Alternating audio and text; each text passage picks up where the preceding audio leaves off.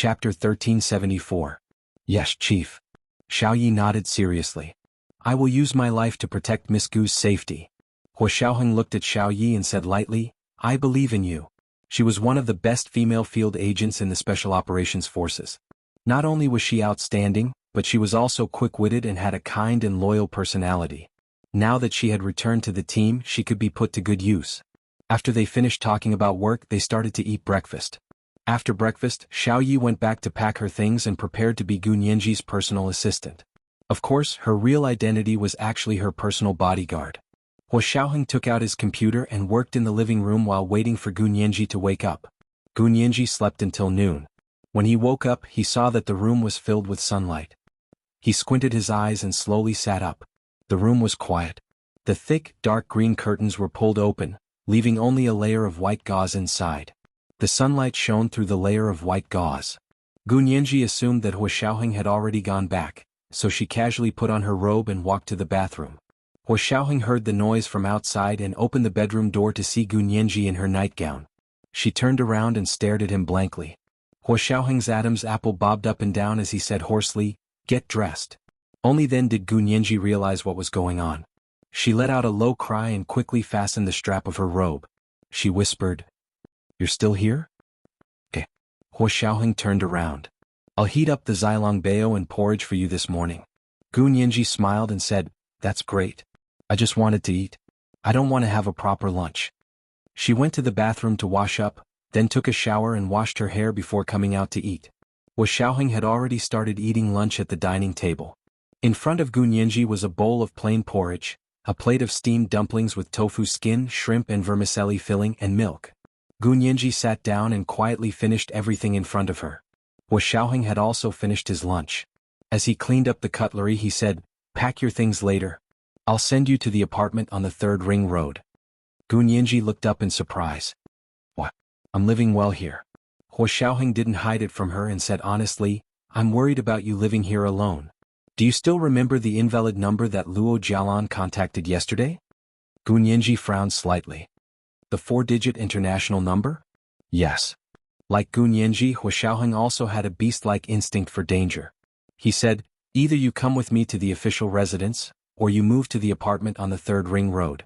You can't live here alone anymore. He couldn't be here with her every day. It was unrealistic. Gu Nianji thought about it and said reluctantly, I'm currently in a lawsuit with Kai Xingnan and Luo Jialan. It's not suitable for me to stay at your official residence for a long time. Then we'll go to the San Juan apartment. Hua Xiaoheng decided for her. I found you a personal assistant. She will stay with you while I am away. Otherwise I won't be at ease. Gu Nianji was even more surprised and amused. Personal assistant? Seriously? Hua Xiao, I just started working. Why would I need a personal assistant? People will gossip about me behind my back. You still care about other people gossiping? Hua Xiaoheng was amused. She's called a personal assistant, but she's actually a personal bodyguard I found for you to protect your safety. Gu Nianji, Hua Xiao, I'm very safe here. Don't you think I need a personal bodyguard? Besides, haven't you given me enough security personnel? Gu Nianji sat on Hua Xiaoheng's lap and acted coquettishly. I already have no personal freedom. Do you still want me to have no personal privacy? Compared to your life, none of that is important. Hua Xiaoheng kissed her lips. Be good.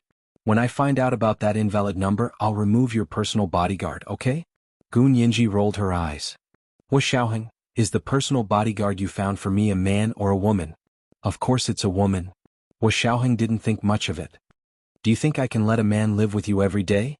But Brother Xiong and Brother Zhe used to live with me.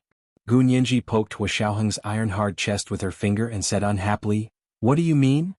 You were still young at that time and I trusted Big Xiong and Little Zhe. Hua Xiaoheng held her messy finger. But now Big Xiong and Little Zhe both have their missions and can't leave. This female bodyguard is no worse than them. Huh? She's that powerful? Gu Nianji's interest was piqued. You mean she's also your subordinate? Yes, you've met her once. Xiao Yi. Do you remember her? Hua Xiaoheng looked at Gu Nianji's expression carefully. Gu Nianji immediately remembered the pretty girl she saw yesterday. No way. It's her? How powerful is she? Is she as powerful as Miss Lena from Russia? Among the people Gu Nianji had met, other than Hua Xiaoheng, she admired the Russian KGB woman the most. Hua Xiaoheng's expression was a little strange. You mean Lena? Yeah, it's such a pity. Why did she die? Gu Nianji rested her head gently on Hua Xiaoheng's chest and wrapped her arms around his waist. It's too dangerous for you guys to do this. Hua Xiaoheng hugged her and gently rested his chin on the top of her head.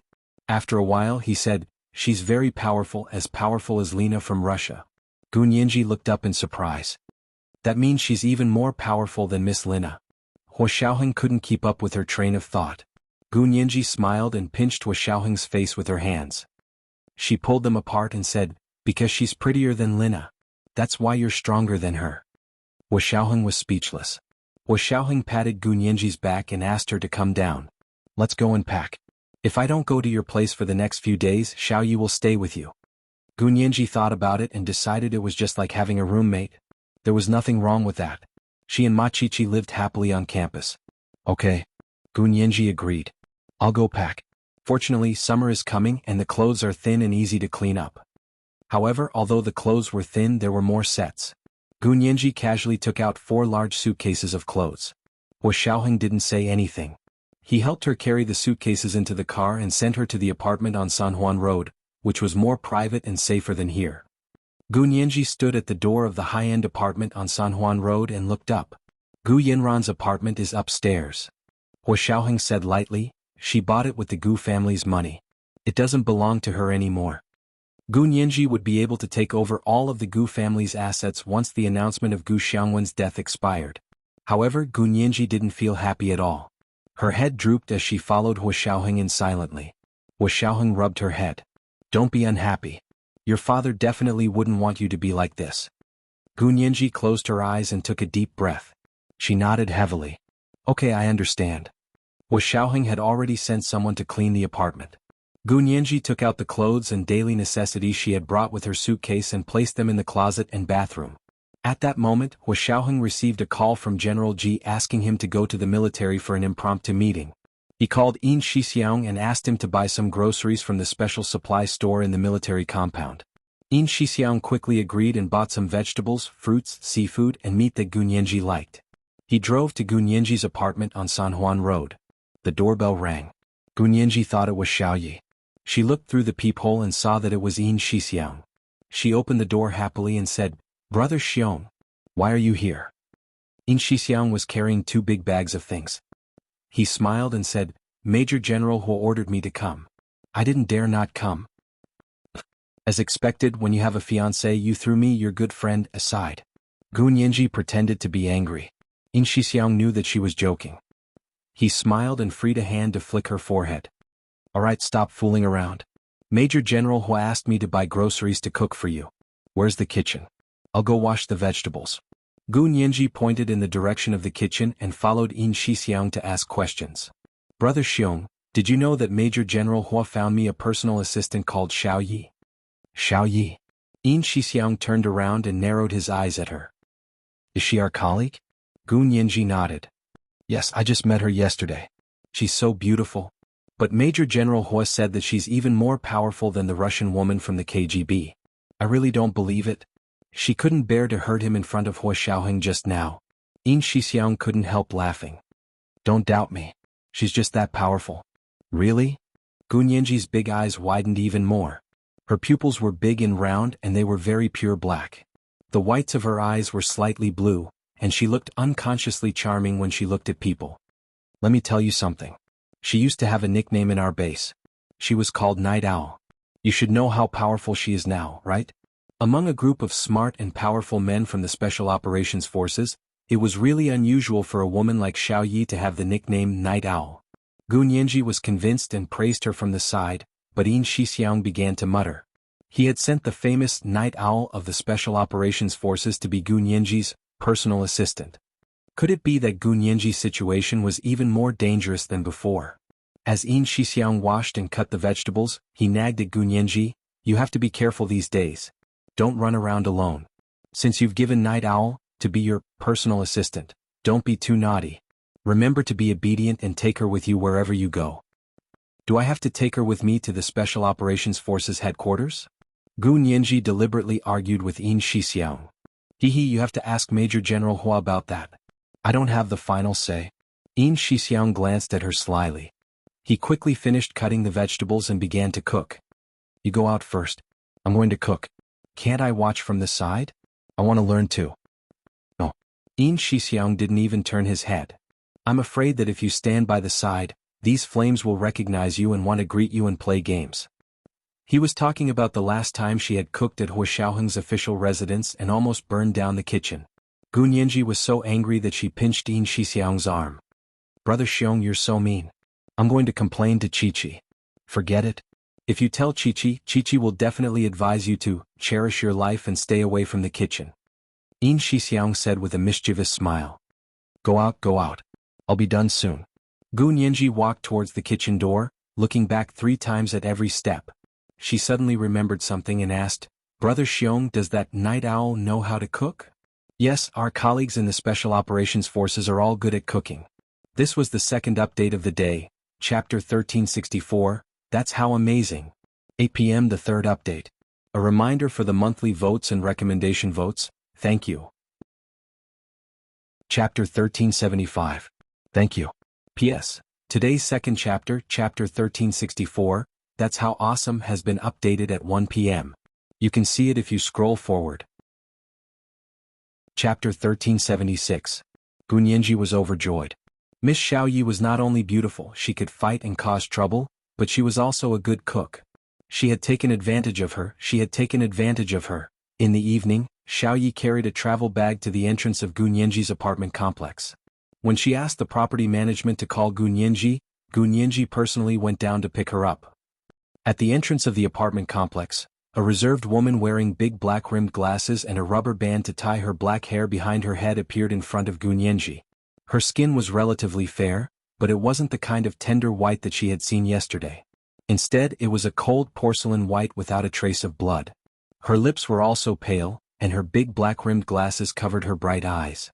Her thick bangs covered her perfectly shaped forehead, and her entire attractiveness was severely reduced.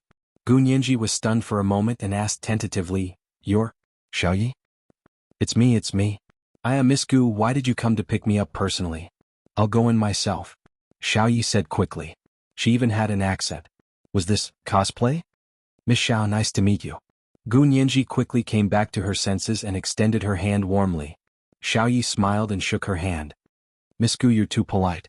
It's my honor to be your personal assistant. She was polite and her smile was even a little flattering. Her body was slightly bent and her legs were bent. She looked a little shorter than Gu Nianji. She looked like a little assistant who was at the mercy of others. Gu Nianji's heart was filled with admiration. She had grown up in the Special Operations Forces base and was very familiar with them. She knew that these Special Operations Forces members were all either best actors or best actresses. Real actors were nothing compared to them. Because actors couldn't act well, at most they wouldn't be popular and wouldn't be able to act. And if they couldn't act well, they would die. Just like Xiaoyi in front of her. When she saw her yesterday, she was still a fashionable woman. When she saw her again a day later, if Hu Xiaoheng hadn't told her in advance, she wouldn't have been able to connect her with the beautiful lady from yesterday. Come with me. Gu Nianji turned around and walked towards her apartment building. When she arrived at her floor, Gu Nianji opened the door and said to Xiaoyi, Make yourself at home. How can I do that? Xiaoyi smiled even more obsequiously. She carried her travel bag and followed Gu Nianji to the guest room to settle down. Yin Shixiang cooked for Gu Nianji and waited for her to finish eating before he chatted with her. When Xiaoyi arrived, he stood up and said with a smile, Yi Xiao, long time no see. Xiaoyi straightened her back and rolled her eyes. Who is this gentleman? I don't know him. Ha ha ha. Of course not. I don't know you either. Where did this village girl come from? Nianji, where did you find this clown? Yin Shixiang winked and picked up his car keys. I'm leaving, you guys have fun. After Yin Shixiang left, only Gu Nianji and Xiaoyi were left in the empty apartment. Gu Nianji was very curious about Xiaoyi, but she knew that she shouldn't ask about things that she shouldn't.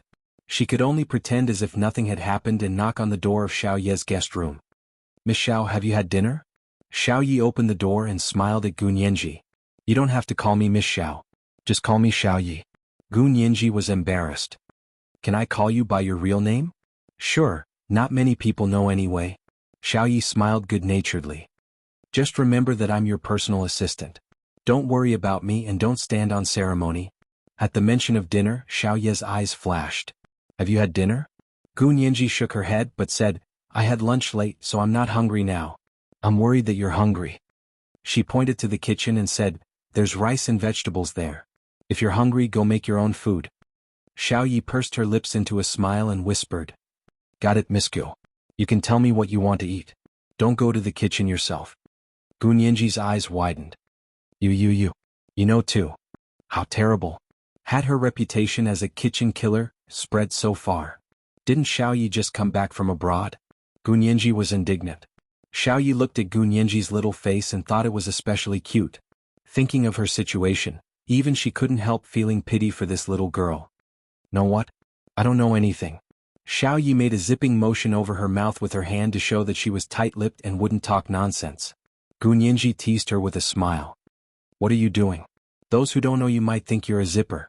As a veteran field agent of the Special Operations Forces, wasn't it a piece of cake for Xiao Yi to deal with a little girl like Gu Nianji?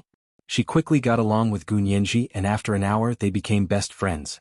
The two of them chatted until their mouths were dry before Gu Nianji went back to her room to drink some water and eat some snacks. Xiao Yi stayed with Gu Nianji just like that. Gu Nianji had nothing to do recently, so she was mainly preparing for Song Jinning's lawsuit against Luo Jialan.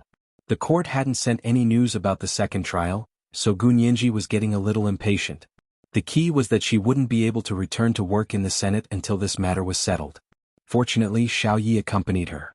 The two of them went out for a run in the morning for morning exercise. After breakfast they either played games together or went shopping. They had a very comfortable time. Playing games with Xiao Yi was the best. Her heaven-defying hand speed helped Gu Nianji win without doing anything. Soon she went from stubborn bronze to the strongest king. That day Gu Nianji finished playing games and rubbed her fingers. She planned to take a shower and go to bed early. She planned to go to the court tomorrow and ask what was going on. It had been almost a week. Had Kai Xingnan submitted their new evidence? She pushed open her door and walked out. She knocked on the door of Xiao Ye's room and said, Xiao Yi, I want to go to bed early today. I won't play games with you anymore. Xiao Yi opened the door and said with a smile, You're sleeping so early today? The two of them had been playing almost until dawn these past few days. Yes, I've been up for a few days. I really can't take it anymore. I have to go to bed early today. Gu Nianji nodded. Xiao Yi, you should go to bed early too. It's been hard on you these past few days. How is this hard? It's like I'm on vacation now. Xiao Yi tilted her head and smiled.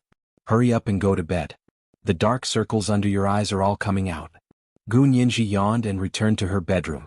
She walked to the bathroom in the bedroom. At that moment her phone rang. Gu Nianji subconsciously looked at her watch. It was only 8 o'clock in the evening. Had she gone to bed too early? She walked over and picked up the phone. Was He Jichu calling? She quickly swiped it open and picked it up. Professor He. Gu Nianji was elated. He Jichu was in a great mood when he heard Gu Nianji's voice. He curled his lips and asked, What are you doing? I was about to take a shower and then go to bed. I didn't expect you to call. Gu Nianji yawned. Are you sleepy? Didn't sleep well? He Jichu was very sharp. Why don't you go to bed? I'm fine. I just wanted to ask how your lawsuit is going. I still have to wait for the next court session. Gu Nianji became unhappy. Kai Xingnan said that they still have evidence, but I've been waiting for almost a week, and there's still no movement from the court. Okay, don't be impatient. Kai Xingnan and Luo Jialan probably don't have any other important evidence. They're just stalling for time. He Jichu comforted Gu Nianji for a while before hanging up. He wanted Gu Nianji to sleep well. But as soon as he hung up, another call came in.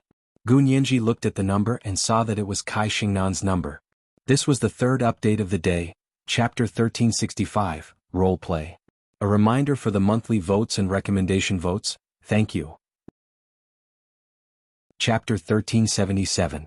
Why was Kai Xingnan looking for her so late at night? Gu Nianji muttered to herself, but she was also curious. She picked up the phone anyway. Hello, who is this? She pretended not to know whose number it was. Kai Xingnan paused and said pleasantly, Lawyer Gu? I'm Kai Xingnan. I represent my client and want to talk to you about pleading guilty. Kai Xingnan immediately said, Plead guilty.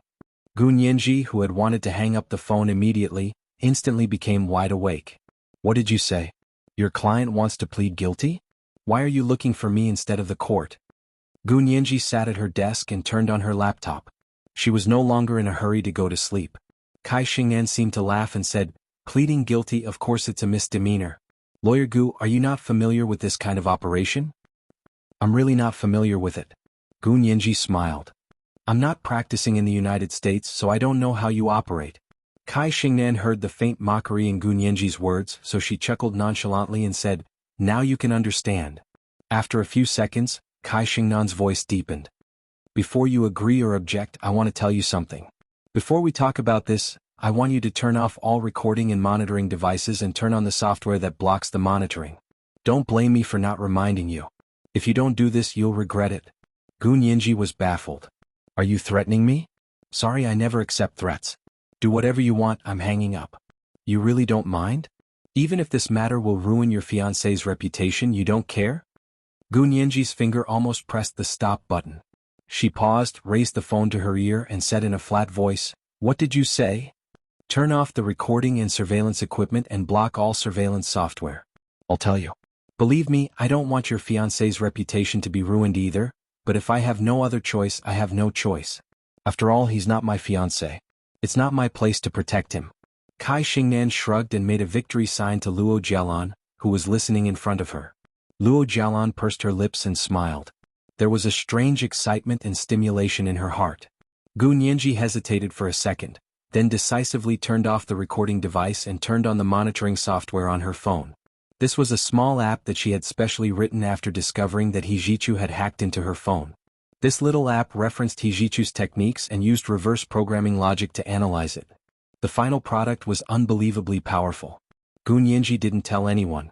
She didn't want to block other people's surveillance. She just wanted to maintain some privacy when she needed it. Just like now. To be on the safe side, she said to Kai Xingnan, send me your location. I want to know if you're lying to me. Kai Xingnan didn't suspect anything and shared her location. Gu Nianji hacked into Kai Xingnan's phone through the back door of the location-sharing app and included her phone in her little app that blocked surveillance. This would ensure that no one on Kai Xingnan's side knew what they had said. This was Kai Xingnan's home. Although there were surveillance cameras around Luo Jialan, it wasn't enough to send them to Kai Xingnan's home. Therefore, as long as Luo Jialan didn't use her phone, the people monitoring the Special Operations Forces wouldn't know about their phone call. Gu Nianji checked repeatedly to make sure that no one else could eavesdrop on their conversation before saying, if it's such an important topic, what about you? Will it be monitored? Kai Xingnan smiled. Of course not. I've checked this place many times. Other than this phone, I don't even have the internet in my room. Gu Nianji nodded. Tell me what's the big deal. Okay. Kai Xingnan glanced at Luo Jialan and saw that her face was flushed with excitement. She looked away in disdain and said to Gu Nianji, my client gave me a new piece of evidence. Before we hand it over to the court, I think I should communicate it with you. What new evidence? Didn't you just say it had something to do with my fiancé? Gu Nianji frowned. Are you lying to me? Of course not. Kai Xingnan stood up, turned off the hands-free and put on her Bluetooth headset. She said to Gu Nianji, my client told me something that happened 12 years ago. Gu Nianji, are you telling a story? Why are you keeping me guessing? Hurry up and make it short. Gu Nianji was getting impatient. My patience is limited. Okay, then I'll make it short. Kai Xingnan walked slowly to the window and looked at the night view outside. The night in the mountains was pitch black, and only the starry sky was extremely bright. She looked up at the night sky and said lightly, 12 years ago, on the eve of your fiancé's enlistment, he was drunk and violated my client. That year my client was only 16 years old. Gu Nianji's mind buzzed as if a nuclear bomb had exploded in her mind. A mushroom cloud filled the sky, blotting out the sun and almost causing her consciousness to go into shock. After a long while, Gu Nianji stood up angrily and gritted her teeth. Kai Xingnan, don't be too despicable. How dare you make up such a rumor? Where's the witness? Where's the physical evidence? Don't think that you can violate me just because you say so. Show me the evidence. My client clearly stated the time, place, people, and the entanglement between the two of them after the incident. Also, Kai Xingnan deliberately paused for a moment like a cat playing with a mouse. She enjoyed Gu Nianji's unspeakable anxiety, hatred, and anger, then said, also, my client still has evidence, physical evidence. It must be fake. Gu Nianji denied the authenticity of the evidence without hesitation. I never had any expectations for Luo Jialan's character, and now I have no expectations for your professional integrity, Lawyer Kai. Aha, Lawyer Gu, you haven't even seen the evidence. How can you deny it immediately? Kai Xingnan crossed her arms and looked down at a tightly sealed dress on the windowsill. Through the translucent plastic seal, she could clearly see that the dress was red with white flowers. It was made of silk, but there were lumps of sticky filth on it that were visible to the naked eye. Really? Then tell me, what kind of evidence did you fake? I don't know if it was fake or not. Kai Xingnan turned around and sat on the windowsill with a smile on her face. I have a silk dress that's been sealed in plastic. There are visible semen spots on it. You don't need me to tell you who it is, do you? Gu Nianji was so angry that she almost laughed. Aha, tell Luo Jialan that she wants to learn from Lewinsky? My fiancé isn't a zipper ton either, so you guys can save it. If you have the ability, hand the evidence over to the court and let the court test the DNA. I don't believe that lousy dress has anything to do with my fiancé. Lawyer Gu, why are you so sure? Kai Xingnan asked curiously. As far as I know, you only met your fiancé 7 years ago, but Luo Jialan has known your fiancé for almost a lifetime. Yes, if Luo Jialan only plans to live until she's 28, then she has indeed known my fiancé for a lifetime.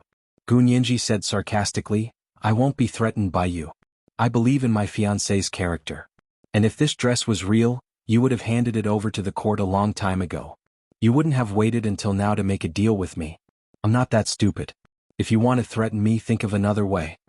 Kai Xingnan secretly praised Gu Nianji's quick-wittedness, but if Gu Nianji really thought so, she was indeed too naive. Kai Xingnan's voice was flat as she said word by word, yes, we will hand it over to the court, but we will also announce it on Weibo at the same time. Gu Nianji's voice suddenly stopped. Her throat felt like it was being strangled by someone, and she couldn't breathe for a long time. Kai Xingnan said meaningfully, Lawyer Gu, do you understand what this means? A high-ranking military official violated a minor 12 years ago, and this minor was his cousin. Lawyer Gu, do you think the netizens will give up on such an explosive and sensational subject matter? Gu Nianji opened her mouth, but found that she couldn't say anything to refute. You and I both know that as long as this matter is announced on the internet, so what if it's fake? Kai Xingnan scoffed. Most people are brainless. There are also many people who want the world to be in chaos and are afraid that this society isn't dark enough. They will only immediately believe such sensational topics and give you more and darker inside stories. Then they will chase after you to prove it yourself. As for what the truth is it important to them? Don't tell me you don't know that every Weibo post that starts a rumor is much more reposted than a Weibo post that refutes the rumor, right? Gu Nianji's hands were trembling, and it wasn't easy for her to control her voice to not tremble. She suppressed her anger and said calmly, but if you fake it, the court won't accept it. I will even countersue you for perjury. What's the point of doing this? First, my client didn't fake it. She personally swore to me that it was true. Second, what's the point of doing this? Of course it's meaningful. If the court doesn't accept it, the netizens definitely won't think that it's because of judicial fairness, but because you have a high status and are deliberately pressuring the court not to accept it. If your DNA test doesn't match, then you've swapped the evidence. Kai Xingnan's aura was on full display at this moment. She crushed Gu Nianji in minutes. She was like a master of the dark side of online public opinion. It could be seen that the Kai family was indeed a family in the media industry. They had rich experience and knowledge of how to manipulate people's hearts. When the time comes, who cares if your fiancé is wrong or not? He will pay for what he did and so will you. His reputation will be completely ruined. I don't think your organization will be willing to let such a person stay in the organization, so his career will be ruined. Gu Nianji, think about it carefully. Do you really want this to happen to your fiancé? I admit that my client did go a little overboard when it came to Song Jining, but she really had no intention of killing her. Moreover, she said that she had always resented your fiancé for violating her, so she vented her anger on his mother. Kai Xingnan spoke very carefully and wasn't afraid that Gu Nianji would record her. She pushed everything onto Luo Jialan and relayed it all from Luo Jialan. She wasn't afraid even if it was announced in court. Gu Nianji came back to her senses and sneered, really? She resents my fiancé for violating her, but why is she racking her brains to marry my fiancé now? Doesn't she hate him? This was the first update of the day, Chapter 1366, Sensational Theme. The second update was around 1 in the afternoon, and the third update was around 8 in the evening. A reminder for the monthly votes and recommendation votes, thank you. Chapter 1378. Yes, but you've also heard of love born from hate and Stockholm Syndrome, right? Kai Xingnan raised her chin proudly. Otherwise, why would she ask me to call you and talk about admitting to a misdemeanor? This is an exchange and everyone can win. If she really hated your fiancé, she would have already gone on Weibo. Gu Nianji's face was as dark as water. She didn't believe a word about the dress. No matter who the dirty thing on the dress belonged to, it had nothing to do with Hua Xiaoheng. That was how she unconditionally believed in the man she loved. But just as Kai Xingnan had said, if they really wanted to splash this basin of dirty water on Weibo, it wouldn't just be a basin of dirty water, but a whole Pacific Ocean of dirty water. Hua Xiaoheng wouldn't be able to clear his name even if he wanted to. It was undeniable that Luo Jialan's rumor did have her unique internal logic. According to the court's information, 75% of cases where minors were violated were committed by acquaintances. They were all their relatives, direct and collateral, friends and neighbors. Therefore, many people would believe Luo Jialan's words without hesitation, because she had indeed poked at many people's sore spots. People who specialized in using other people's sympathy and pain to spread rumors were especially hateful. Because not only were they draining the sympathy of passers-by, but they were also blocking the way for the real victims to seek justice. They were even more hateful than the child in The Boy Who Cried Wolf. Because the child had only harmed himself, but this kind of rumor hurt not only the innocent, but also the real victims as well as the people's confidence in social justice. However, the current law was far from punishing people for spreading rumors, which led to such things happening one after another. Because the cost of spreading rumors was too low, the benefits were huge. This was the reality that made people feel helpless. Gu Nianji took a deep breath and thought about the consequences carefully. She almost shuddered. She heard herself say slowly, "Let me think about it. I can't accept this evidence all of a sudden." I understand. When I first heard it, I was also very shocked. But my client says this is the last thing she can rely on. If even this doesn't work, she doesn't want to live anymore. Kai Xingnan seemed to be very easy to talk to. She pretended to be tolerant and said, "How about this, I'll give you one night. I'll call you at 8 o'clock tomorrow morning after I've thought about it. I won't wait after the expiration date." If Luo Jialan really committed suicide after that, then this hat would properly fall on Hua Xiaoheng's head. Gu Nianji was furious when she heard that. She wanted to slap her in the face. It was such an important matter, but he only gave her one night to think about it. It was like he was doing her a favor. Did he really think that she had 3 heads and 6 arms and was omnipotent? Wasn't it obvious that he wanted her to submit? But Gu Nianji was such a person. She was like a spring. The harder you pressed, the greater the rebound. Therefore, even though Kai Xingnan had only given her one night, Gu Nianji had no intention of surrendering. She pretended to be alarmed and said, "How can one night be enough? Give me at least 3 days." 3 days? Sorry, I said one night. When you were in a hurry to sue my client for intentional homicide, you didn't give us any leeway. Kai Xingnan hung up the phone and blocked Gu Nianji temporarily so that Gu Nianji couldn't harass her at night. Anyway, she could just release Gu Nianji's number at 8 o'clock tomorrow morning and call her. Luo Jialan looked at Kai Xingnan with a smile and gave her a thumbs up. "Lawyer Kai, you really crushed me just now. You're too kind." "I was just doing my job as a lawyer," Kai Xingnan said, pretending to be modest. She looked down at the plastic dress beside her hand and asked curiously, "Is this true?" Luo Jialan giggled. "What do you think? If it's true, you should have taken it out to Grandfather Hua long ago and asked Major General Hua to marry you." Kai Xingnan shook her head. "Although I'm your lawyer, I have to say that this is too risky. What if the other party is blind and insists on going to court? What will you do?"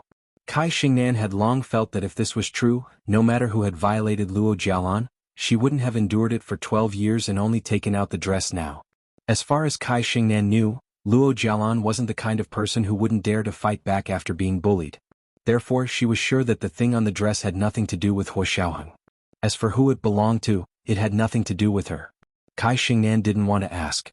She also didn't want to embarrass herself by sending something that was obviously fake to court. It was fine to scare Gu Nianji, but if she really brought something that was obviously fake to court, so what if the public opinion on Weibo won? Luo Jialan would be the one to benefit, but Kai Xingnan wouldn't benefit at all. She might even become the laughingstock of the legal world. Because ordinary people didn't understand this kind of thing, the legal world knew it.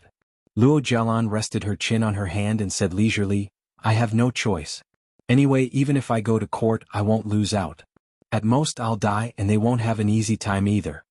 Even Kai Xingnan felt ashamed of her aura of being willing to be cut to pieces and dare to pull the emperor off his horse. Luo Jialan looked down at the cappuccino in front of her and smiled coldly. She wanted to take everything away from her and send her to prison for the rest of her life? Haha, she was really thinking too much. If her ultimate outcome was to be stripped of everything, penniless, and to go to prison for the rest of her life, what was the big deal about slandering Hua Xiaoheng? Hua Xiaoheng had only been scolded a few times, but she would have to pay for it for the rest of her life. What right did Gu Nianji have to sit back and enjoy the fruits of her labor? After hanging up, Gu Nianji called Kai Xingnan a few more times, but found that she couldn't get through. In the end, she had no choice but to follow the little app that she had put in advance to Kai Xingnan's phone. She found that she had indeed blocked her number. She wasn't giving her a way out. She was sure that she would give in at 8 o'clock tomorrow morning. Gu Nianji pursed her lips and frowned slightly. Her hands quickly typed on her laptop. Her heart was filled with anger. You want to play dirty, don't you? Just because I don't play dirty doesn't mean I don't know how. The app that she had installed in Kai Xingnan's phone in advance was actually a Trojan horse program. She used this program to not only control Kai Xingnan's phone, but also followed the address book in her phone and found her father, Kai Sumin's private number. Gu Nianji raised an eyebrow. Kai Xingnan, it's time for you to have a taste of what it feels like to have the person you care about the most threatened. Gu Nianji took control of Kai Xingnan's phone and sent a text message with a Trojan horse to her father, Kai Sumin's private number. It was around 9 o'clock in the morning in the United States on the other side of the ocean. Kai Sumin held a cup of coffee in his hand and entered his office to prepare for the day's work. When he heard his phone ring, he took it out and saw that it was a text message from his daughter, Kai Xingnan. There was nothing in the text message. It only said that she missed him a lot. Kai Sumin laughed and shook his head. His daughter had always been very independent and rarely acted coquettishly like this. He swiped open his phone and also replied with a text message. Daddy misses you too. He then put away his personal phone and picked up his work phone. He began to look at emails, text messages and private messages. As soon as Kai Sumin swiped open his phone and clicked on the text message reply, Gu Nianji's Trojan Horse app entered Kai Sumin's phone and quickly took control of his phone. Kai Sumin happened to not look at his personal phone much during the day at work, so he gave Gu Nianji plenty of time to work. After flipping through Kai Sumin's phone, Gu Nianji's horizons were broadened. She had actually discovered the contact information of Senator Mason. This was the main congressman who had set up a private scholarship at Columbia University in the United States and only given it to the daughter of the prosecutor. The third update was around 8 p.m. A reminder for the monthly votes and recommendation votes, thank you. Chapter 1379. Without another word, Gu Nianji encrypted all of the information and sent it back to her encrypted email. Kai Sumin, on the other hand, was even more cautious. Gu Nianji hacked into his cloud account and found that it was empty. It seemed that Kai Sumin was indeed very careful and didn't believe in these advanced technologies. However, it was useless no matter how careful he was. He had stupid teammates such as the senator named Mason. She couldn't find any evidence on Kai Sumin's watch, but Mason was piling up mountains to fill in the sea. Gu Nianji then returned to Kai Xingnan's phone and erased all traces on her phone, especially the text message Kai Sumin had replied to her. She then logged into her encrypted email and looked through the photos and videos one by one. She quickly found photos of Mason with Kai Sumin and a Caucasian girl, as well as an R-rated video. Mason and the Caucasian girl were the subjects of the photo, while Kai Sumin watched with a smile on his face. He was even filming with his phone. From the analysis of this scene, there should be a fourth person at the scene, and that person must have filmed the entire video. Gu Nianji didn't care who the fourth person was. She was only happy that she had also discovered Kai Sumin's weakness. Wasn't Kai Sumin a famous lawyer in the United States? He had once helped the former president win a tough battle and thwarted the grand jury's efforts. If the American public saw these photos, videos, and their senator's ugly behavior, it would set off a political storm. Gu Nianji's face darkened. After making a copy of the evidence, she first sent it to Kai Xingnan's email. By the time she finished sending the email, it was already 5 in the morning. Gu Nianji almost didn't sleep all night. She was so sleepy that she yawned. She went to the bathroom to wash her face and brush her teeth again before going back to the bed and falling asleep. Kai Xingnan's alarm was set for 7 in the morning. She planned to wake up early and enjoy Gu Nianji's silly appearance of crying and begging in front of her. Sitting up in bed, the first thing Kai Xingnan did was pick up her phone to read the news. She swiped open her phone and found that Gu Nianji had sent her several text messages. Kai Xingnan, didn't she blacklist her? How could she still send her text messages? Kai Xingnan was confused and quickly looked at her blacklist, but she didn't see Gu Nianji's name. So her hand slipped last night and didn't blacklist Gu Nianji? Kai Xingnan had just woken up and was still a little confused. She shook her head and opened Gu Nianji's text message. Pictures started to appear on her phone. Kai Xingnan rolled off the bed in surprise. These photos, how did Gu Nianji get these photos? It can't be true, it can't be. Was it photoshopped? Kai Xingnan was flustered. Her hands and feet were trembling, her entire body was trembling, and her lips were trembling so much that she couldn't speak clearly. She muttered to herself for a while, then dialed her father, Kai Sumin's number. When Kai Xingnan called, it was already 7 o'clock in the morning. It was 7 o'clock at night on the east coast of the United States. Most people would have gotten off work and gone home by now. Kai Sumin often worked overtime. At this time he only made a cup of coffee, then continued to throw himself into work. He heard his personal phone ring again. He picked it up and saw that it was Kai Xingnan calling. He quickly picked it up and said with a smile, "Xingnan, what's wrong? What's the matter?" Kai Xingnan hesitated for a moment, then bit her lip and said, "Daddy, have you ever sat in Lolita Express been to Orgy Island?" Before Kai Sumin answered, he was obviously stunned for a moment before he denied it. Of course not. Why? If it were anyone else they would probably believe Kai Sumin's words. But Kai Xingnan wasn't anyone else. She knew her father very well. The obvious pause before Kai Sumin denied it made Kai Xingnan understand that these photos definitely weren't photoshopped. It was obvious. Why would Gu Nianji use such a despicable method to lie to her? After all, she had just used Hua Xiaoheng to threaten her. Thinking of this, Kai Xingnan suddenly understood. So Gu Nianji was taking revenge on her. "Xingnan, what's the matter?" Kai Sumin saw that Kai Xingnan hadn't spoken for a long time, so he remembered that she had asked about Lolita. He felt a little uncomfortable about the express incident. He had taken that private plane and been to that island, but he had followed Mason to see the world purely out of curiosity. Kai Xingnan came back to her senses and forced herself to say, "It's nothing, Daddy. I just miss you." This matched the text message that Gu Nianji had sent before. Kai Sumin didn't doubt it at all. He smiled and said, "Daddy misses you too. When I'm done here, I'll come back to China to accompany you." Kai Xingnan nodded and chatted for a while before hanging up. She sat alone on the carpet in front of the bed, holding her phone and scrolling through the photos and videos that Gu Nianji had sent her. She despised Gu Nianji very much. It had to be said that this person's methods were too sinister and vicious. She didn't think her father was wrong. This was his privacy, and he had gone to the Caribbean island of Orgy, which was not governed by American law. He hadn't done anything illegal. She only hated the person who used these photos to threaten him. But she also knew that no matter where Gu Nianji had gotten these photos, they were a fatal threat to them. This wasn't like Luo Jialan's false testimony. The things in Gu Nianji's hands were real evidence that could withstand the examination of computer image experts. And these things were definitely real. Her father's attitude just now said everything. Kai Xingnan stood up with a pale face. Her body trembled as she looked ahead blankly. She imagined the outcome of these photos and videos being published online. She was so upset that she was about to vomit blood. She rushed into the bathroom and screamed at the big mirror in the bathroom for a few minutes before she calmed herself down. She had no choice but to admit defeat. She wasn't as vicious or cunning as her. She couldn't beat Gu Nianji. Kai Xingnan had never expected that Gu Nianji would be better at playing dirty than her. Thinking back to how she had created public opinion on Weibo and inexplicably failed, Kai Xingnan finally realized that there was a computer expert in Gu Nianji's team. At this time, she still didn't know that the real computer expert was Gu Nianji herself. She only thought that just like how she had found Hacker Mike to help her, Gu Nianji must have her own hacker helper. At this point, the only thing Kai Xingnan wanted to protect was her father's reputation. Luo Jialan was no longer in Kai Xingnan's consideration. If these photos were to be leaked, not only would her father's reputation be ruined, but his lawyer's license might also be revoked. That would be a big joke. Her father definitely wouldn't be able to take such a blow.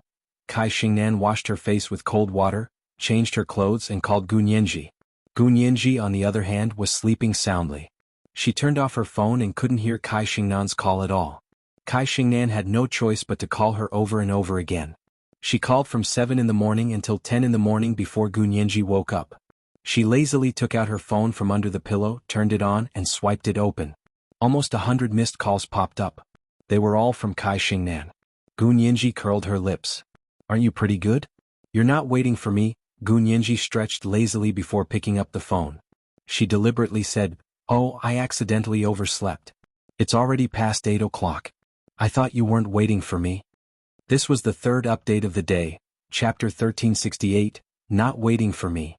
A reminder for the monthly votes and recommendation votes, thank you. Chapter 1380. This was a return of Kai Xingnan's earlier taunting of Gu Nianji. Kai Xingnan's mouth was filled with bitterness as if she was chewing on a piece of Chinese gold thread. However, she didn't dare to show any dissatisfaction with the photos on her phone flashing in front of her eyes. "Miss Gu, what exactly do you want?" Kai Xingnan held her phone in one hand and rubbed her forehead with the other. "I admit defeat. I quit. I won't be Luo Jialan's defense lawyer anymore. Can you let me go now?" "I'll let you go?" Gu Nianji sat up from the bed and chuckled. "That's not what you said yesterday." Kai Xingnan's face was burning. It didn't feel good to be threatened, especially by someone she had once looked down on. It was 100 times worse. But what could she do? She could only lower her head and admit defeat when someone had something on her. "Miss Gu, I apologize. I was wrong yesterday. I already said I quit." "That won't do. Can you solve this matter just by quitting?" Gu Nianji scoffed. "How can it be so easy? Kai Xingnan, you really disappoint me. Then what do you want me to do?" Kai Xingnan stopped in front of the window and looked at the clear sky outside. She actually felt that the sunlight was too dazzling, so she used the back of her hand to block her eyes. "Do you still need me to teach you that?" Gu Nianji's voice turned cold. "I don't want to pursue the matter of whether Luo Jialan came up with this move herself or whether someone suggested it. I just want this matter to be resolved satisfactorily. If even the slightest bit of my people gets involved, I won't hold back." Kai Xingnan could tell from Gu Nianji's words that He Xiaoheng was completely stripped of everything. She wasn't even allowed to mention his name. She knew how important He Xiaoheng was in Gu Nianji's heart. In order to protect her fiancé, Gu Nianji was willing to take the risk and do dirty work. Kai Xingnan said expressionlessly, "Then what guarantee do I have? I'll help you settle this matter. What if you don't keep your promise?" Gu Nianji smiled. "I sent you photos and videos using my own account. If I don't keep my promise, you can just sue me with this. I'm also a person who cares about my reputation. I won't be so stupid as to take out something that I obtained through dishonest means to kill 1,000 enemies and injure 800 of my own men." Kai Xingnan looked at her phone and came back to her senses. Gu Nianji didn't hide the origins of these things at all. This was probably the condition of the exchange. Kai Xingnan didn't believe in swearing, but she believed in this kind of evidence that could be used as evidence in court. Gu Nianji used her phone to send these photos that she had obtained through improper means to threaten Kai Xingnan. If Kai Xingnan wanted to sue, she would do so. Of course, Kai Xingnan wouldn't be so stupid as to actually sue Gu Nianji in court. As long as Gu Nianji didn't make these photos and videos public, Kai Xingnan didn't have to perish together with her. Therefore, the two of them reached a compromise and balance on this matter. No one was afraid that the other party would really spill the beans. Because that would be the outcome of a life-and-death struggle. This was not what they wanted. Kai Xingnan was relieved. She thought for a moment and said, "The thing on that dress wasn't Major General Hua's. Luo Jialan admitted it herself. If you want to go for a DNA test, it will be accurate." "You don't need to tell me that." Gu Nianji flicked her fingernails and made a pff sound. She said casually, "Don't avoid the important and dwell on the trivial. I don't need to teach you what to do." Kai Xingnan had been hoping for a fluke before, but now it was completely gone. She nodded. "I understand. After this case is over, I'll go back to the United States and never come back. There were too many capable people in the Wuxia Empire. She'd better go back to the United States and spend her time there. I don't care what you do, but Luo Jialan's matter must be put to an end at the root." Gu Nianji restrained her expression. "I don't want to see any more innocent people involved in this matter." "I'll think of a way," Kai Xingnan said meaningfully. "Luo Jialan's hero pool is very deep. I can't find out which man the thing on that dress belongs to for the time being." Luo Jialan's hero pool was very deep? Gu Nianji was stunned for a moment, then she understood, and her face instantly turned red. Kai Xingnan was indeed a famous lawyer from the United States. She had a unique style of dirty talk. After ending the call with Gu Nianji, Kai Xingnan was alone in the study, thinking about how to solve this matter. Luo Jialan had gone berserk, and had almost caused her to fail miserably. The anger that Kai Xingnan had accumulated over Gu Nianji was all vented on Luo Jialan. As Luo Jialan's lawyer, it was too easy for Kai Xingnan to mess with her. She first called Luo Jialan and asked her to come to her villa in Yushan to talk about the new evidence that was to be submitted to the court today. Luo Jialan drove over happily. When she arrived at Kai Xingnan's study, she saw Kai Xingnan sitting behind the desk with a serious expression. She sat down in front of her with a smile and said, "Lawyer Kai, why do you look like that? Who owes you money?" Kai Xingnan didn't smile. She placed the plastic half-length skirt that was used as evidence on the desk and said, "Miss Luo, let me ask you again. Does the thing on this skirt really belong to Gu Nianji's fiancé, the prosecution's lawyer?" Luo Jialan raised her eyebrows in surprise. "What's wrong? What happened?" "The evidence submitted to the court can't just be about your accusations, but also logical proof. For example, if you say that the semen stain on this skirt belongs to Gu Nianji's fiancé, then you have to produce DNA proof. Otherwise the court won't accept it." Why did these words sound different from yesterday? Luo Jialan muttered to herself and frowned. "Aren't we going to build momentum on Weibo? Why do we need to test the DNA? But if you don't hand it over to the court, how will the court start another trial?" Kai Xingnan tapped her finger on the desk. "If there's no new evidence, the court won't try it again, and the verdict will be based on the results of the last trial. Do you really want to go to jail?" "Of course not." Luo Jialan quickly shook her head and said anxiously, "Lawyer Kai, you have to help me. Yesterday you said, I was negotiating with the prosecution's lawyer yesterday, so of course I had to make it sound real, but if it really got to the court level, it wouldn't be enough." Kai Xingnan scared Luo Jialan with half-truths. In fact, she could directly hand over the skirt as evidence, and then the prosecution's lawyer could prove that the skirt had nothing to do with Hua Xiaoheng. Unfortunately, if she did that, Hua Xiaoheng would be pushed into the teeth of the storm, which was exactly what Gu Nianji didn't want to see. She would definitely fall out with her, and Kai Xingnan's father's reputation and career would be in jeopardy. Therefore, Kai Xingnan had already changed her mind. "Tell me the truth. Whose did the thing on this skirt belong to?" Kai Xingnan pretended to be very interested and confided in Luo Jialan. Luo Jialan stammered for a long time and said, "Can't we really hand it over to the court directly? Why don't we report it on Weibo with our real names first?" Kai Xingnan's eyebrows twitched uncontrollably. This move was really vicious. Many people would immediately believe it when they saw the real name report. Real name report? How are you going to report it?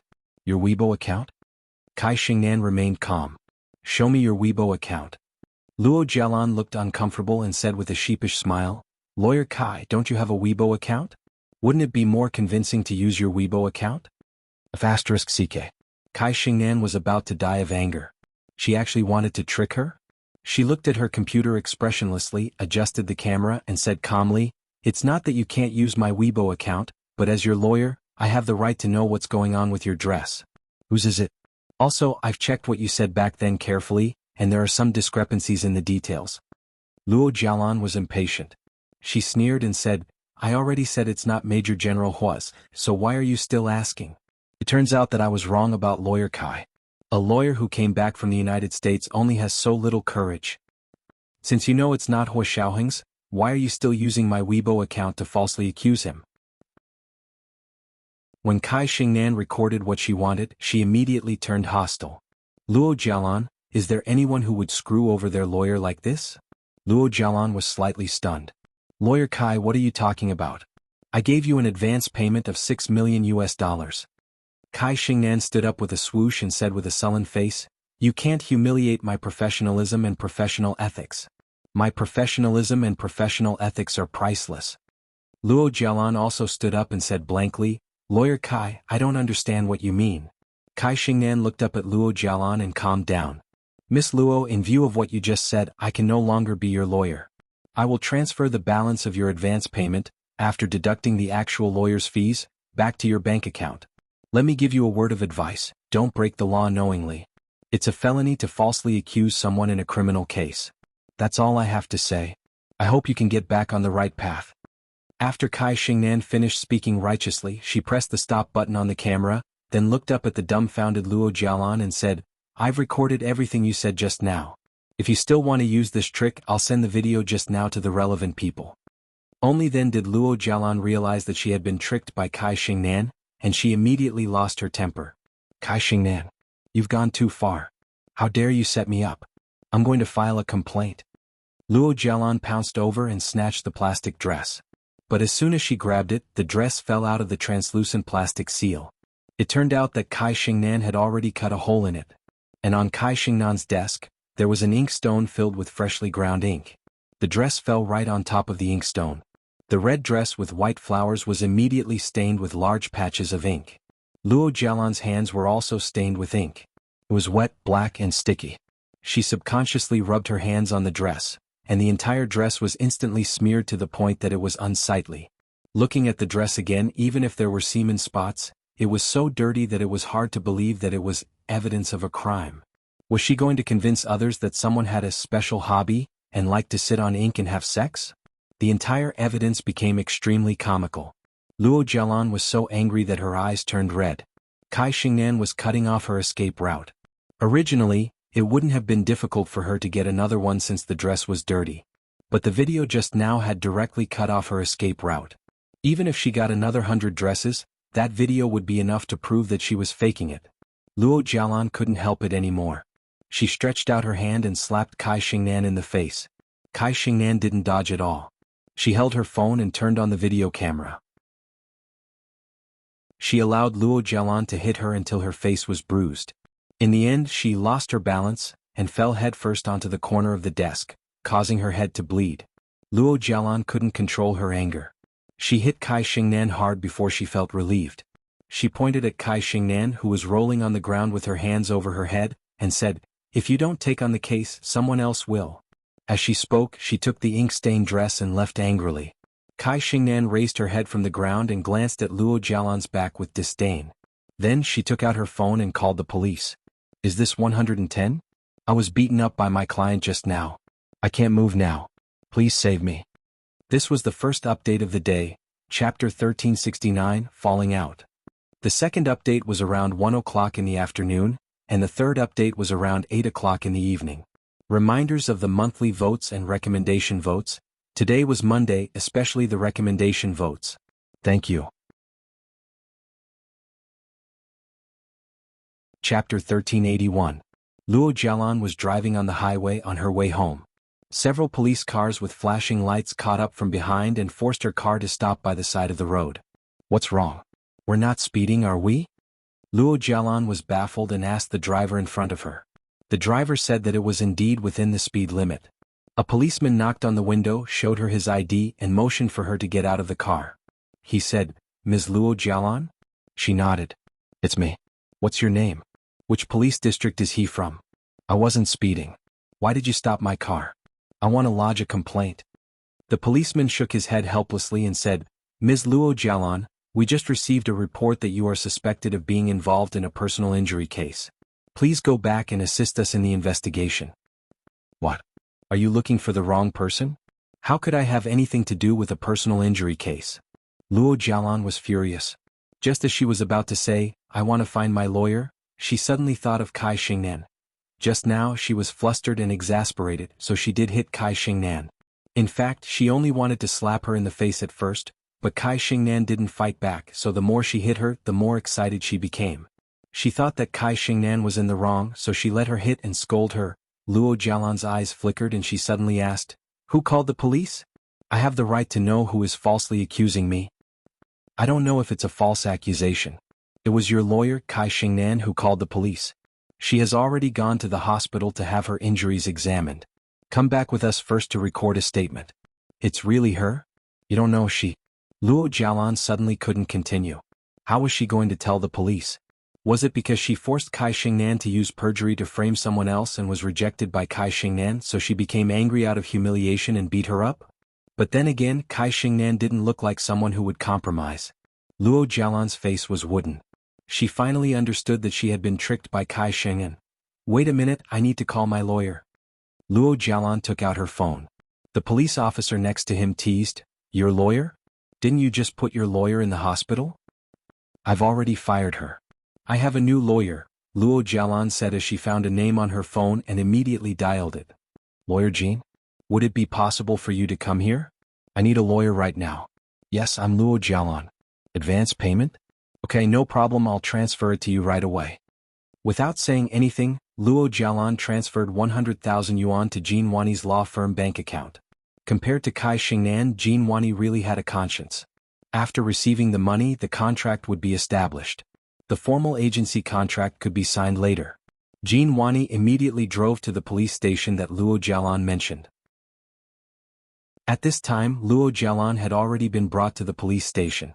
She refused to speak until her lawyer arrived. When Jean Wani came in, she saw Luo Jialan curled up on a hardwood chair in the corner with a pale face. Jean Wani had met Luo Jialan once before. She knew that her name was Hu Jialan, but she didn't know why she suddenly changed her name to Luo Jialan. Miss Luo, what can I do for you? Jean Wani smiled and sat next to Luo Jialan. Luo Jialan told her the whole story and emphasized with a bitter face, I was just angry. She suddenly let go and didn't want to be my lawyer anymore. I was so angry, so I patted her twice, but she actually called the police. Jean Wani was very familiar with the name Kai Xingnan. When she found out that Luo Jialan had actually hit Kai Xingnan, Jean Wani's expression immediately changed. It wasn't that she couldn't defend Luo Jialan, but that Luo Jialan had hit a lawyer, which had offended almost all the lawyers. Also, Kai Xingnan had a good reputation and she was especially good at socializing. She was quite popular among the major law firms in the capital. Her father was also an important figure in the American legal world. With such an identity, status and profession, Luo Jialan still dared to hit her. Not only did she dare to hit her, but she also didn't care after hitting her. This was too much. Jean Wani's heart skipped a beat and she said, Miss Luo, don't get agitated. I'll call Lawyer Kai and ask him what's going on. Jean Wani was now a big lawyer and she was no longer the little lawyer who had a sense of justice that she used to be. She had learned to be cautious, to compromise, and to see through the appearance to see the essence.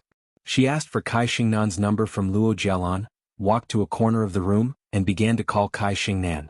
The phone rang several times before Kai Xingnan picked it up. It was an unfamiliar number.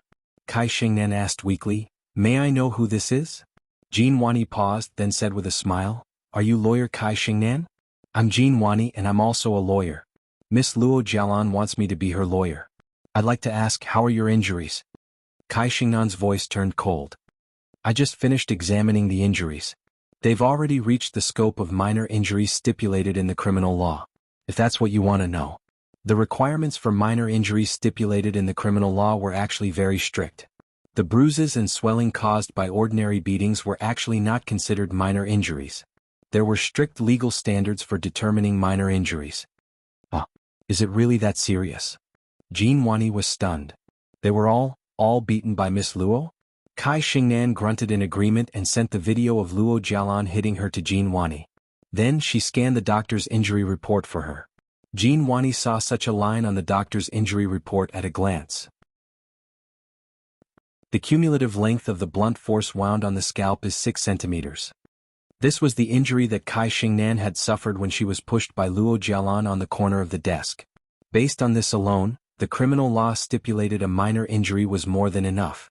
The video of the beating, the doctor's injury report, and Kai Xingnan and her father Kai Sumin's status in the legal world determined that Luo Jialan wouldn't be able to find a decent person to represent her.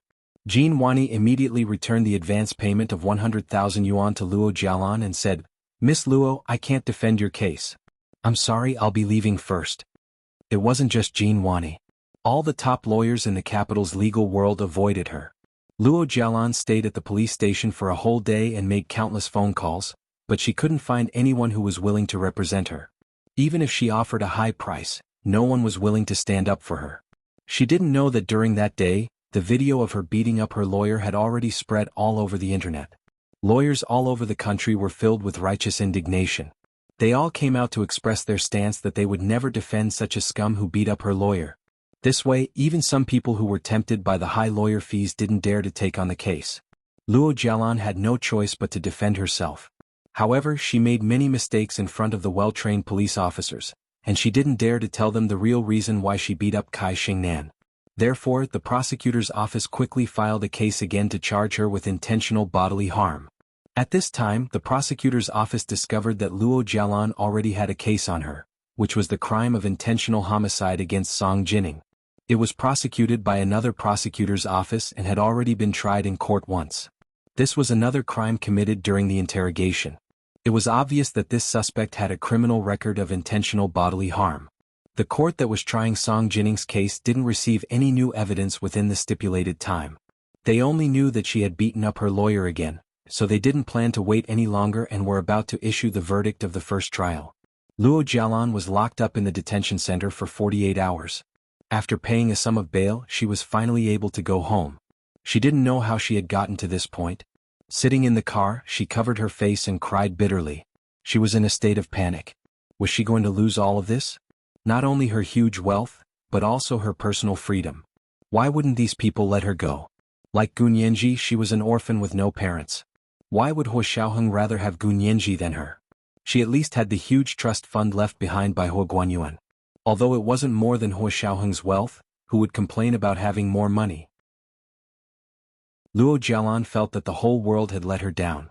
In despair, she picked up her phone and desperately called the strange number that Yamaguchi Aiko had left behind. She sent a text message to tell her what had happened to her.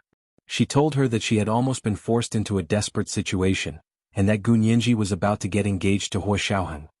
Luo Jialan actually treated this number as a tree hole. All the things that she couldn't say in front of others were all poured into that number. After her hysterical outburst, she finally felt better. When she arrived at the West Mountain Villa, she got out of the car with a straight face and returned to her home. The first thing she did when she got home was to take a shower and change her clothes. Coming out of the bathroom, Luo Jialan habitually picked up her phone and glanced at it. Suddenly her breathing stopped. The 4-digit number that she had been unable to get through had actually replied to her text message. She quickly swiped open her phone and entered the text message to read it carefully. As expected, Yamaguchi Aiko hadn't left her in the lurch. The first text message: Gun Yanji has been looking for the whereabouts of her father, Gu Xiangwen. The second text message: I'll tell you where Gu Xiangwen is. You can use this information to exchange for personal freedom from prosecution with her. The third text message: only then will they see clearly that Gun Yanji is using her public office for personal gain. This was today's second update, Chapter 1370, Using Public Office for Personal Gain. The third update was around 8 o'clock in the evening. A reminder for the monthly votes and recommendation votes. Today was Monday, especially the recommendation votes. Thank you.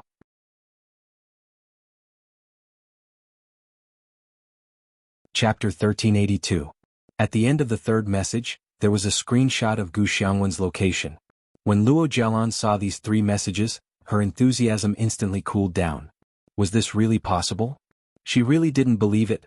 Putting herself in their shoes, if someone else told her that they knew the whereabouts of her biological father and that the condition was for her to give up her inheritance, she would definitely slap the other party a few times and tell them to scram as far as they could. For the same reason Gun Yanji hated her so much. Would she give up the chance to get rid of her greatest love rival just to find out the whereabouts of her father, whom she had never met? Luo Jialan thought for a long time and finally replied to the number. Is this really okay? However, there was no reply from the other party. Luo Jialan waited until night. She had no other choice but to try dialing Gun Yanji's number. Gun Yanji looked at Luo Jialan's number on her phone. She didn't want to answer it, so she hung up and put her number on the blacklist. Luo Jialan dialed Gun Yanji's number again, but it was always busy. She realized that Gun Yanji had blocked her number. Although she didn't think that she could use the whereabouts of Gun Yanji's father to exchange for her freedom, she couldn't even find a lawyer at this time, so she had no choice but to try her best. What if Gun Yanji was an idiot and agreed? She had nothing to lose. Luo Jialan walked out of her room and borrowed her phone from her servant. She called Gun Yanji again. Gun Yanji saw that it was an unfamiliar number, so she swiped it open and picked it up. It was still Luo Jialan.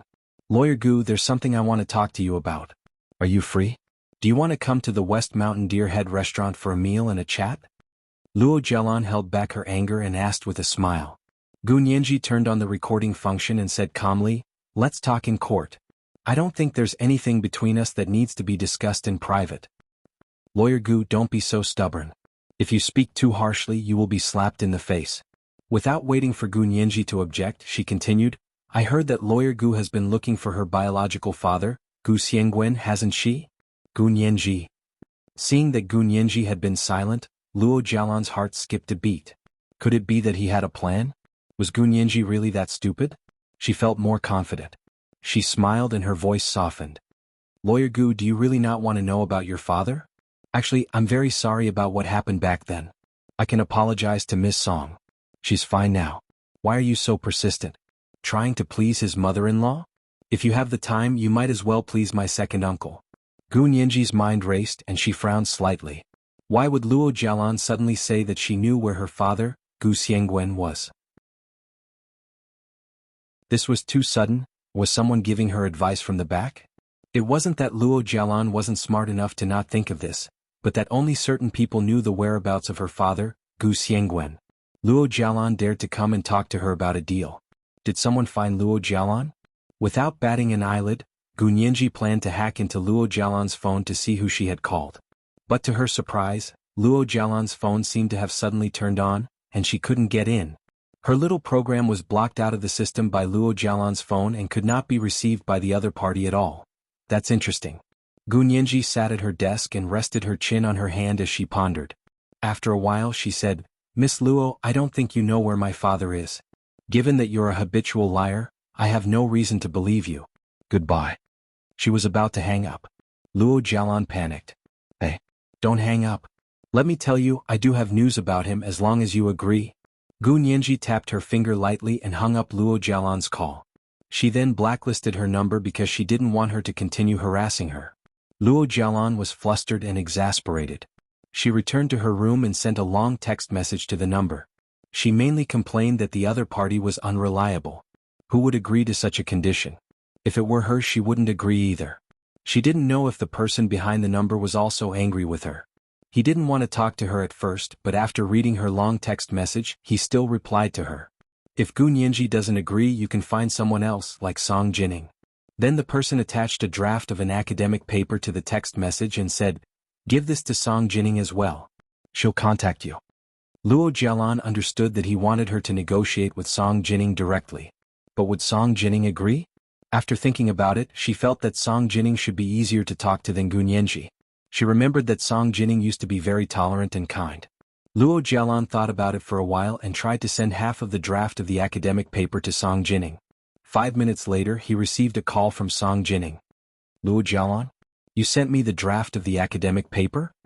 Song Jining asked suspiciously over the phone. Where did you get this paper? What do you mean? It was a set of data, in the same category as the experiment Song Jining was demonstrating on the computer. Although it wasn't exactly the same, it had a strong reference value. However, Song Jining disdained plagiarizing other people's data.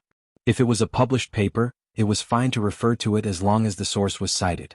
But this was obviously a draft, not a published one. So as soon as she saw the draft of the paper, Song Jining immediately called to ask about it. Luo Jialan laughed. Second aunt, do you think it's useful? Song Jining frowned impatiently.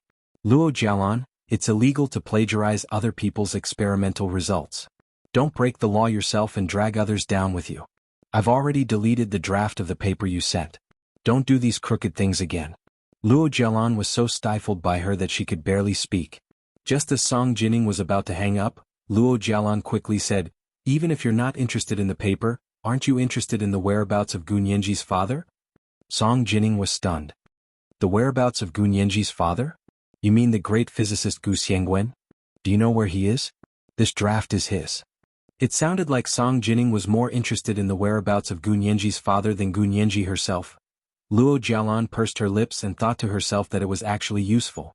She calmed down and said calmly, of course I know.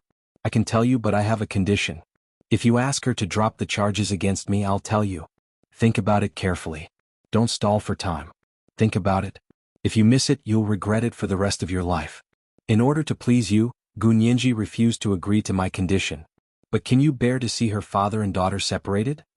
Luo Jialan actually knew nothing about Gu Xiangwen's situation.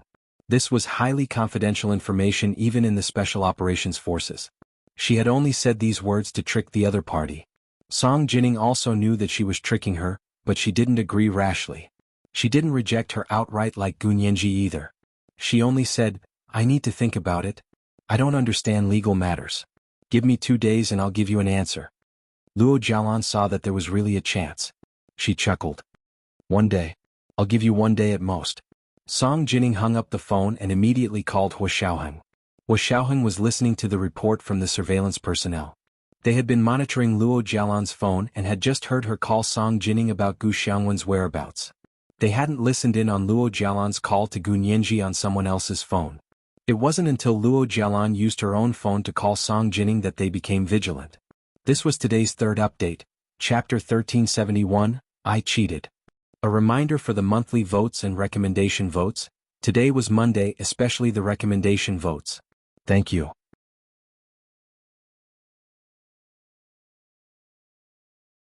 Chapter 1383. Hua Xiaoheng looked at the name on the phone and saw that it was his mother.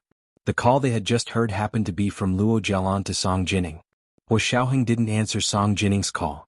Instead, he listened to the monitor's report and texted Song Jining to ask her what was the matter. Song Jining understood that Hua Xiaoheng must be busy at this time, so she quickly texted him to call her after he was done. Hua Xiaoheng agreed and turned his attention back to the monitor's report. Chief, that's what happened. Luo Jialan claimed that she knew Gu Xiangwen's whereabouts and wanted to use this as a condition to exchange with Miss Song and withdraw the charges against her. Hua Xiaoheng's face was expressionless as he nodded lightly. Got it? Continue monitoring. After the eavesdroppers left, Hua Xiaoheng called Song Jining back. Song Jining's phone was busy. Song Jining couldn't help but call Gu Nianji again while waiting for Hua Xiaoheng's call. Nianji, Luo Jialan called me just now and said. Gu Nianji quickly said, Luo Jialan?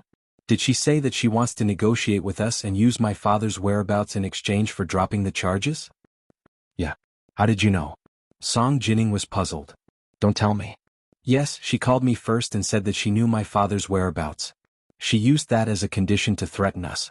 Of course I objected wholeheartedly. People like her don't know what she's talking about. Who knows if she's telling the truth or not? I don't have the time to argue with her. Gu Nianji indicated that she had rejected Luo Jialan's suggestion. Song Jining was touched and sad at the same time. She whispered, Nianji, actually it's not impossible. Miss Song, don't say that. It really has nothing to do with you. Whether or not she knows where my father is doesn't affect our charges. I said I want her to go to jail, so I want her to go to jail. However, Song Jining was a scientist. She was used to imagining all kinds of possibilities and verifying them step by step.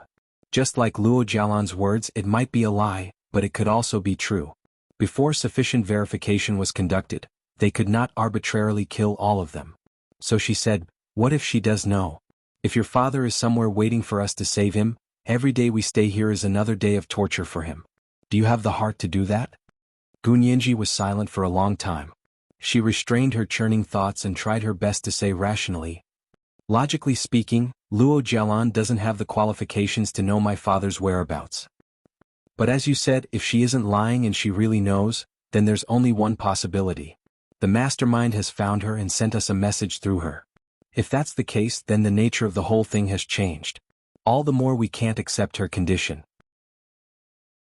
Because that means that if we agree to her conditions, we will fall into the trap of the mastermind behind the scenes. When she said this, Song Jining could hear that Gu Nianji's voice was slightly choked up. This girl's heart was really bitter. Song Jining could tell that Gu Nianji yearned for family, and she was willing to fulfill her wish. Nianji, you're right. We need to plan this out. But as long as there's a sliver of a chance, we can't give up. Song Jining comforted her and saw another call on her phone. She quickly said to Gu Nianji, I still have something to do. I'll ask Xiaoheng to come out later and we can discuss it together. Gu Nianji nodded. Okay, Miss Song. Go ahead. She hung up the phone and continued to work on cracking the plug-in on Luo Jialan's phone. She didn't believe that she couldn't crack the security system on Luo Jialan's phone on her own. Song Jining answered Hua Xiaoheng's call and said, Xiaoheng, let me tell you, Luo Jialan called me just now and said a lot of strange things. By the way, she also sent me half a draft of an academic paper. It's very similar to the experiment we're doing right now. It can be said to be in the same category. But I've already deleted the paper because it's not a published paper. Hua Xiaoheng rubbed his temples and said helplessly, You don't have to read it yourself, but you can forward it to me. Why did you delete it? These were all clues. How could she delete it just like that? Song Jining said righteously, the data wasn't published publicly, so how could others see it? What if someone plagiarized it and published it in a magazine in advance? What do you want the original author to do?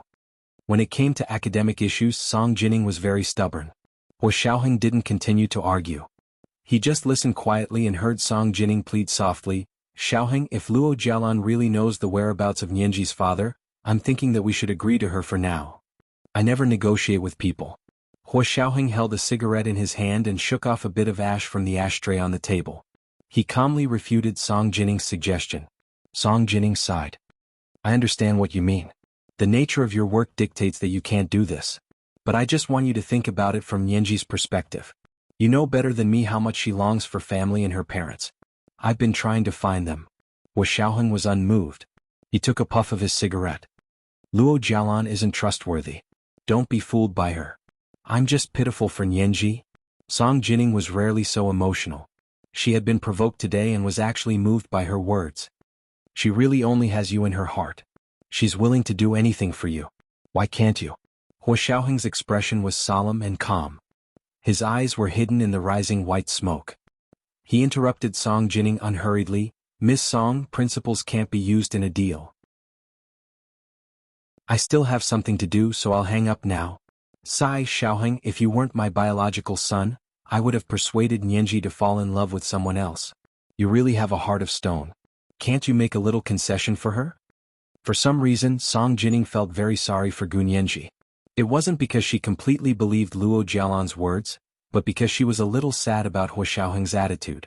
There was clearly a great clue in front of her, but Hua Xiaoheng refused to compromise. As the person involved, Song Jining was thinking that if Luo Jialan really knew the whereabouts of Gu Nianji's father, Gu Xiangwen, then she would be willing to drop the charges. Of course, the premise was that Luo Jialan wasn't lying. She really knew Gu Xiangwen's whereabouts no matter how she found out. However, Hua Xiaoheng wasn't even willing to feign civility and quietly verify it. He directly said, "I don't negotiate with anyone," and completely blocked this path. Hua Xiaoheng pursed his lips and said, "This matter is very complicated. Don't tell Nianji." "Do you need me to tell you?" Song Jining was furious. Nianji already knew. Before Luo Jialan called me, she called Nianji first. I talked to Nianji for a while just now and the little girl was about to cry. She even said that she couldn't compromise. Seriously, look, even if you don't feel sorry for her, I feel sorry for her. Hua Xiaoheng was slightly taken aback. Nianji already knew? Luo Jialan called Nianji before she called you? Yes, I advise you to be careful with your words. Don't reject her in front of Nianji. Don't hurt her heart. She didn't agree to show her attitude. If you don't care about her father's whereabouts, the little girl will be sad. Song Jining nagged for a while, but when she saw that the run program on the computer was about to end, she didn't say anything else. I still have something to do here, so I'll hang up first. Nianji isn't such a narrow-minded person. Hua Xiaoheng retorted unhappily, but found that Song Jining had already hung up. He got up and went straight to the monitoring room. He asked the staff on duty, "Show me today's monitoring log." The staff on duty quickly printed out the monitoring log and handed it to Hua Xiaoheng. Hua Xiaoheng quickly flipped through it and found that Luo Jialan had indeed called Gu Nianji many times, but none of them had gone through. It seemed that Gu Nianji had blocked Luo Jialan's phone. Then Luo Jialan had used someone else's phone to call Gu Nianji. So they hadn't been monitoring everything. This was a reasonable loophole in the monitoring work. Because they couldn't monitor all the citizens' phones unconditionally. Every wiretap had strict procedures and regulations. It could only be carried out after approval was reported to the higher-ups. Otherwise, it would be like the Snowden incident in the United States and cause an international scandal. Hua Xiaoheng left the monitoring room and returned to the central control room on the 6th floor of the building. He asked the staff there, "Can you still crack Luo Jialan's phone?" They had installed a Trojan horse program on Luo Jialan's phone before. In theory, they could check the condition of her phone at any time. But after Hua Xiaoheng's questioning this time, they realized that Luo Jialan's phone had used some kind of security program, and their Trojan horse had all been deleted. "Chief, we're cracking it." A staff member turned around awkwardly. Luo Jialan deleted the Trojan horse. That's impressive. Hua Xiaoheng raised an eyebrow and crossed his arms. Then you guys take your time cracking it. I'll wait for your news. The staff in the central control room blushed at his taunts. They turned around and vented their anger on the keyboard, slamming it loudly. After coming up from the underground central control room, Hua Xiaoheng smoked another cigarette outside by himself before calling Fan Jian and asking him to send him to Gu Nianji's apartment on the 3rd Ring Road. On the way, Hua Xiaoheng called Xiao Yi first. "Major General Hua, what can I do for you?" Xiao Ye's voice came from the phone. It was clear and melodious, and she was very apologetic. Hua Xiaoheng's brows relaxed slightly. He asked calmly, "Where's Nianji? Is she at home?" Xiao Yi looked at Gu Nianji's bedroom and walked out the door with her phone in her hand. She closed the door and whispered, "Major General Hua, I think something's wrong with Miss Gu these 2 days." "What's wrong?" "She's been locking herself in her bedroom and rarely even comes out to eat. A few days ago she had nothing to do and played games with me every day. She hasn't even logged on to the game for the past 2 days." Hua Xiaoheng frowned. It seemed that Gu Nianji was hiding something from him. Did she want to carry this matter on her own? "I'll be there soon." "Wait a moment." Hua Xiaoheng hung up the phone. His brows were misty and there was a sense of urgency. This was the first update of the day, chapter 1372, "If your heart doesn't ache, my heart does." The second update was around 1 in the afternoon, and the third update was around 8 in the evening. Did he need to remind his relatives of their monthly votes and recommendation votes every day? Thank you. Chapter 1384. Half an hour later, Fan Jian's car arrived at the San Juan apartment where Gu Nianji lived. Hua Xiaoheng got out of the car. His expression was normal as he slowly walked into the elevator. When he arrived at Gu Nianji's floor, Xiao Yi was standing guard at the door waiting for him. Hua Xiaoheng raised his hand. "You can go down." "Yes, Chief." Xiao Yi quickly nodded and walked quickly to the elevator. When the elevator door closed, she saw Hua Xiaoheng push open the door and enter. Gu Nianji sat at her desk, her hands flying across the keyboard of her laptop. Her fingers were slender and slender. Her knuckles were round and soft as if they were boneless. But when she typed, she was very powerful. Just like herself, just from her appearance, she looked like a delicate little girl, the kind that needed to be pampered. But in reality she was tough and tenacious, not weak at all. Hua Xiaoheng gently pushed open the bedroom door and saw Gu Nianji sitting in front of the computer with her back straight. She was unexpectedly thin. It hadn't even been a week since they last parted, right? How did she become so thin? Hua Xiaoheng stared at her silently and walked over steadily. Gu Nianji was too focused. She was in the middle of the intense calculations of cracking the program. The numbers jumped on her fingertips. Every step she took made her as excited as if she had solved a world problem. She didn't realize that someone had walked in at all. It wasn't until Hua Xiaoheng leaned over from behind her, placed one hand on her chair, and the other forward to hold her mouse that she realized that someone had come. As soon as she turned around, Hua Xiaoheng kissed her on the lips. Hua Xiaoheng retracted his hand and held Gu Nianji's head. He moved his lips around her. The long kiss made Gu Nianji feel suffocated. Her breath was filled with his scent. He was strong and gentle, controlling her body and mind but still giving her freedom. Gu Nianji retracted her hand and wrapped it around Hua Xiaoheng's neck. She pulled him into her world, gentle and affectionate. Hua Xiaoheng's heart was indeed as cold and hard as Song Jining had said. He gave Gu Nianji the only softness he had. After the kiss, their heads touched and neither of them spoke. Hua Xiaoheng took the opportunity to sit down and put her back to him on his lap. He held her mouse with one hand and looked at her computer. "What are you doing?" His magnetic and deep voice had a captivating charm like a bell. Gu Nianji's ears were burning. She tried her best to be nonchalant and said, "I'm programming." Hua Xiaoheng dragged the mouse and looked at the lines of code thoughtfully. "Are you cracking Luo Jialan's phone security program?" "Eh? How did you know?" Gu Nianji turned to look at him, unable to hide the surprise in her eyes.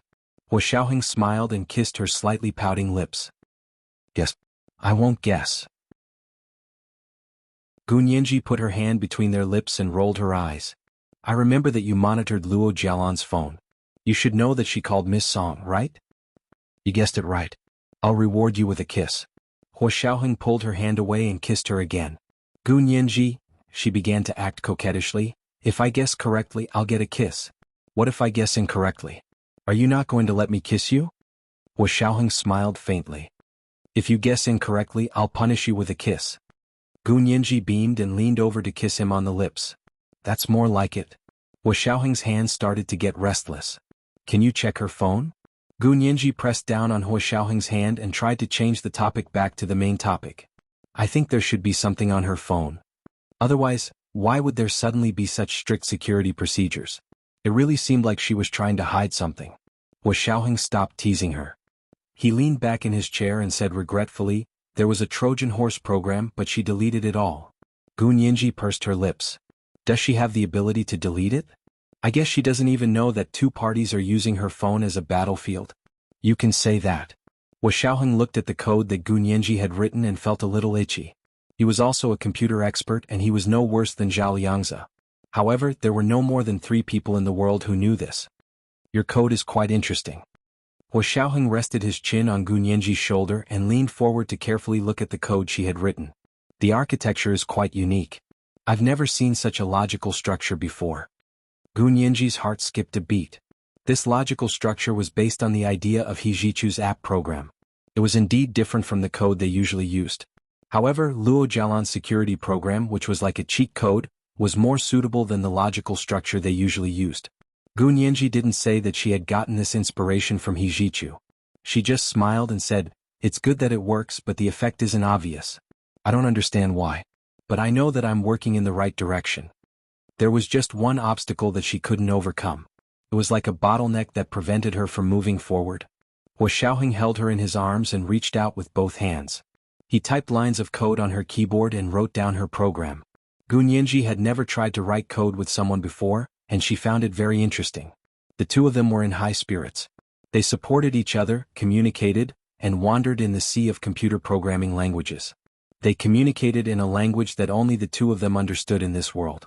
It was like falling in love in another language. Because it was unique, it was irreplaceable. The efficiency of their cooperation was surprisingly high, and they both performed exceptionally well. There were a few very difficult areas that the two of them easily solved after a few minutes of discussion. From noon to 6 o'clock the next morning, the two of them didn't eat anything other than drinking some water. They didn't sleep either. They worked like this for a whole 18 hours. Fan Jian and Xiao Yi sat in the car and waited for 18 hours. This wasn't much to them. When they were out in the field, it was common for them to lie in ambush for a few days and nights. Moreover, the two of them had gone to eat 2 separate meals. They listened to music, chatted, and slept in the car. It was much more comfortable than going out in the field. Sitting in the underground parking lot, they couldn't see the rising sun, but from the cars that drove out one by one, they knew that it was dawn and people had woken up to go to work. Xiao Yi hesitated and asked Fan Jian, "Should we call the chief to confirm if they're safe?" Fan Jian crossed his arms and leaned against the driver's seat with his eyes closed. He said calmly, "No need. Major General Hua is working. He'll call us when he's done." Hua Xiaoheng ran through the code they had written again. After confirming that there were no bugs, he sent it to Luo Jialan's phone. Gu Nianji also stared nervously at the computer screen, watching as the program cracked the security system of Luo Jialan's phone. They had never tried to deal with such a complicated and advanced security program before. It could be said that if it weren't for He Zhichu's little app, Gu Nianji would never have thought that the code could be written like this. 5 minutes later, a soft beep came from the headset. It was the signal that the code they had set had been successfully cracked. Hua Xiaoheng's slightly furrowed brows relaxed. He smiled and pressed the last button. All the contents of Luo Jialan's phone had been backed up by them and sent to the Special Operations Force's work email. These emails were all specially encrypted and deeply hidden. Gu Nianji's big eyes curved as she smiled and said, "Leave this program in Luo Jialan's phone. I believe that the experts on the other side won't be able to recognize and delete our little program." This was because their program wasn't a Trojan horse program with the characteristics of a virus, but a proper application program. Just like cancer cells that disguise themselves as normal cells, targeted drugs that specifically killed cancer cells wouldn't be able to recognize and kill this kind of normal cancer cells. After a night of hard work, they finally bore fruit. Hua Xiaoheng carried Gu Nianji to the bed in the bedroom and put her down. "Go to sleep. You haven't slept all night and you can't even open your eyes." Gu Nianji was indeed extremely sleepy. It wasn't just one night that she hadn't slept. She hadn't slept for several nights. But she didn't want Hua Xiaoheng to leave, so she held his hand reluctantly. Hua Xiaoheng patted her head. "Go to sleep, be good.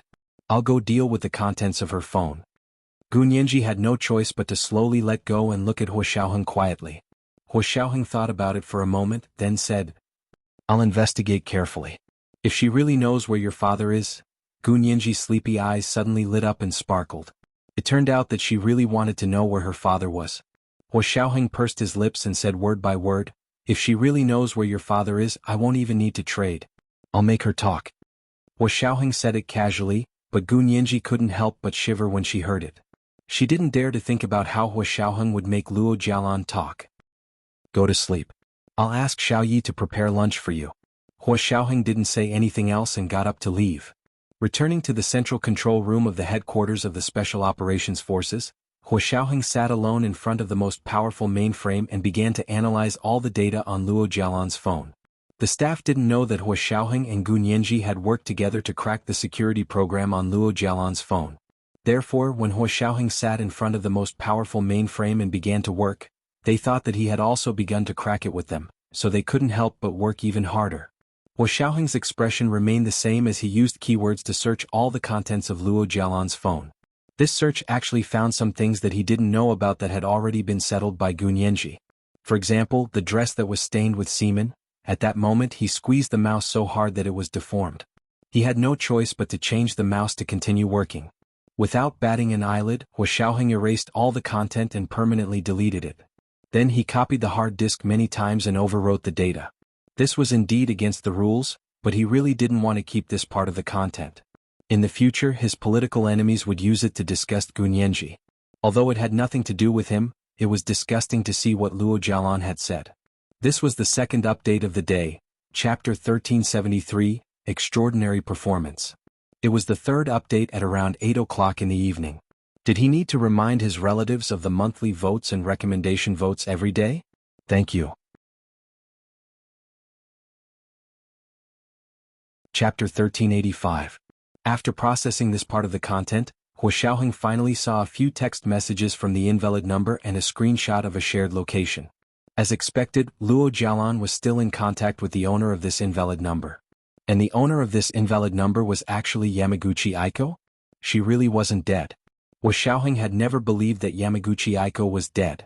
Whether she died in the Caribbean Sea or in Europe, he didn't believe it.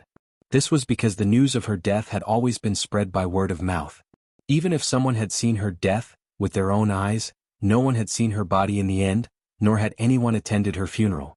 And Hua Xiaoheng was in this line of work. He knew how many ways to use death, to escape and escape from death.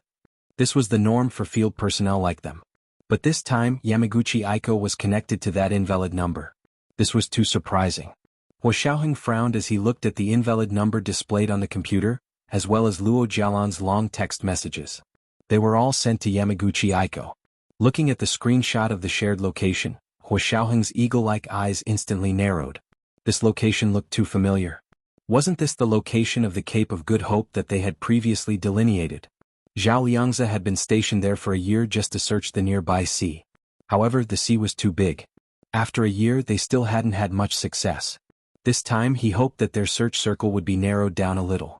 Hua Xiaoheng sent the latitude and longitude shown on the screenshot of the shared location to Zhao Liangzi. At the same time he ordered him, search this area immediately. If you find anything, report it immediately. He immediately ordered the staff of the Special Operations Forces. Now there is evidence that Yamaguchi Aiko is not dead. Luo Jialan is involved with Yamaguchi Aiko. Yamaguchi Aiko is a foreign spy wanted by our country. She once gathered intelligence in our country, bribed officials, and cooperated with the former Prime Minister Do Yongxing to interfere in our election.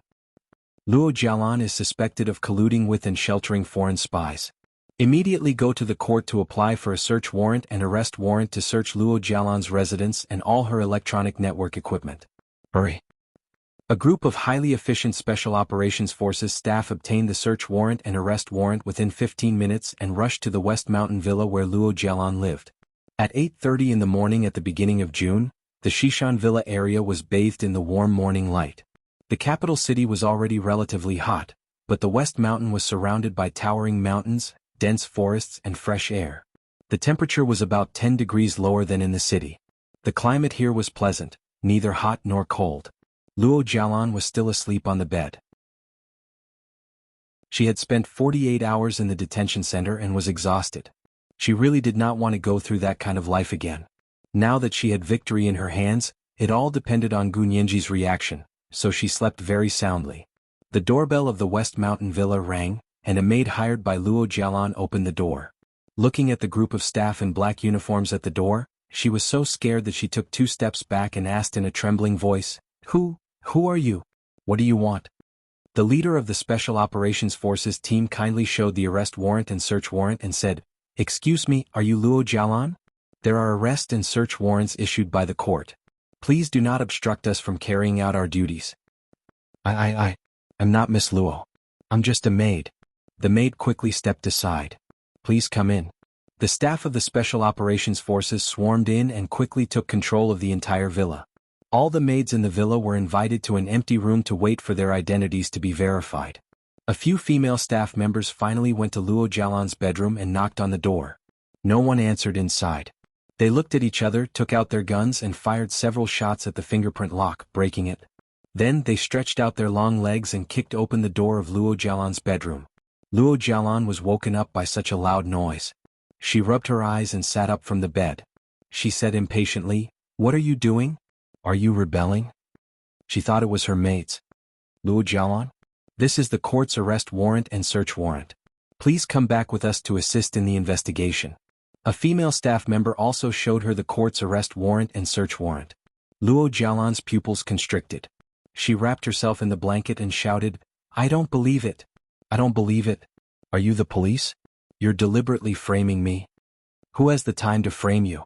Do you think you're the President of the United States?" A female staff member sneered coldly, "Don't think too highly of yourself. You're just a small fry who's been pushed to the front desk. Take her away." A few female staff members rushed up and dragged Luo Jialan out of the blanket in no time. They took off her pajamas, changed her clothes for her, and brought her downstairs with her hair disheveled. Luo Jialan watched in horror as her home was already under control. She glared at the staff members of the Special Operations Forces and was so angry that the roots of her teeth itched. The team leader of the Special Operations Forces team smiled like a Maitreya Buddha and said slowly, "Ms. Luo Jialan, you can stay silent now. You can hire a lawyer. This time you're suspected of colluding with foreign spies. The rule that you must be released after 48 hours of detention is not suitable for you this time." Luo Jialan said angrily, "Don't frame me. When did I collude with foreign spies?" Yamaguchi Aiko, the team leader, simply said a name. Luo Jialan's face quickly turned pale and she stammered, "Shan? Yamaguchi Aiko? I don't know. I don't know what you're talking about." "Team leader, this is her phone. Let her unlock it." A female staff member handed over the phone found on Luo Jialan's bed. The team leader took it and placed it in front of Luo Jialan. "Unlock it. If you don't unlock it, our staff will unlock it themselves. When that happens, you'll be obstructing official business, and your crime will be even more severe." Luo Jialan gritted her teeth and turned her head. She sneered and said, "If you have the ability, you can unlock it yourself. I won't unlock it for you." Xiaoheng walked in at this moment and stood behind the group with his hands behind his back. He said lightly, "Use her fingers to unlock it. Do you still need me to teach you?" When Luo Jialan heard Xiaoheng's voice, she suddenly looked up, and her face immediately became aggrieved. "Cousin? Don't call me cousin. My surname is Hua, and your surname is Luo." Xiaoheng walked forward. "You're not my uncle's daughter, so you don't have to pretend." Xiaoheng's expression was as usual and he was calm. But it was this expressionless look that made Luo Jialan even angrier. Did he really not care about her at all? How dare he? She had loved him for so many years.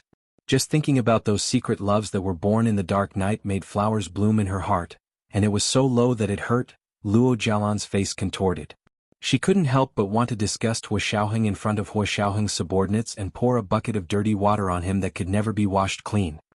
"Xiaoheng, don't forget 12 years ago?" Xiaoheng interrupted her and said calmly, "Don't try to slander me. 12 years ago your mother Luo Xinxue was still alive. The summer I joined the army, your mother took you out on a trip and wasn't at home at all. With your IQ you still want to frame others? You're really stupid." The undisguised contempt and humiliation in his tone was like a long whip, lashing her to pieces. She howled in a low voice and her mind buzzed. She glared at Xiaoheng, her lips closed, and the blood vessels in her brain expanded rapidly. Her brain was short of blood supply for a moment, and her vision went black. She fell to the ground with a thud. She fainted from anger at Xiaoheng's words. This was today's third update, Chapter 1374, Stupid. Do you need to remind your relatives of the monthly votes and recommendation votes every day? Thank you.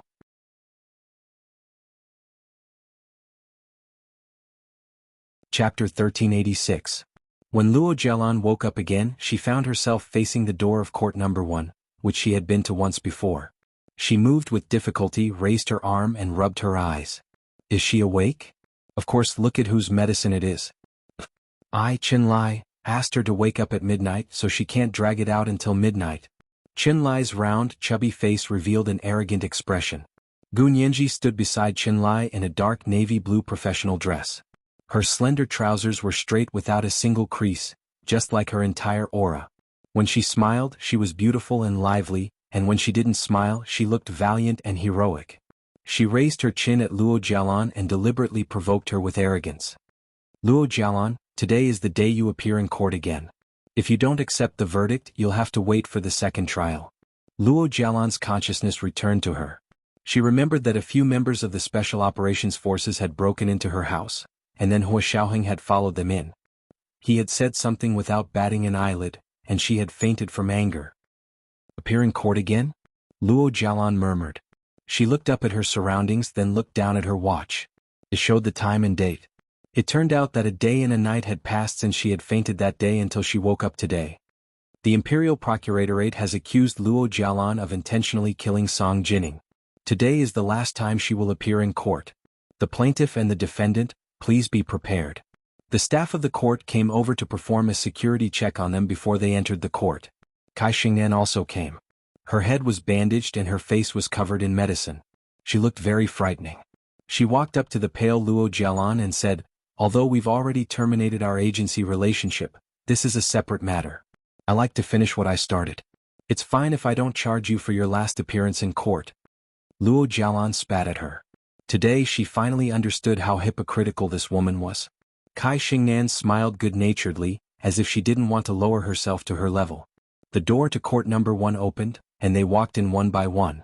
Gu Nianji was the last to enter. She looked back several times in the direction of the corridor, but there was no one there. When Chinlai saw this, he tugged at her arm and whispered, "Don't worry, Major General Huo will definitely arrive in time." "Didn't he come back last night?" "Yes, but there's important news from Little Zhe. He has to take command. When the matter is settled, he will bring his men over."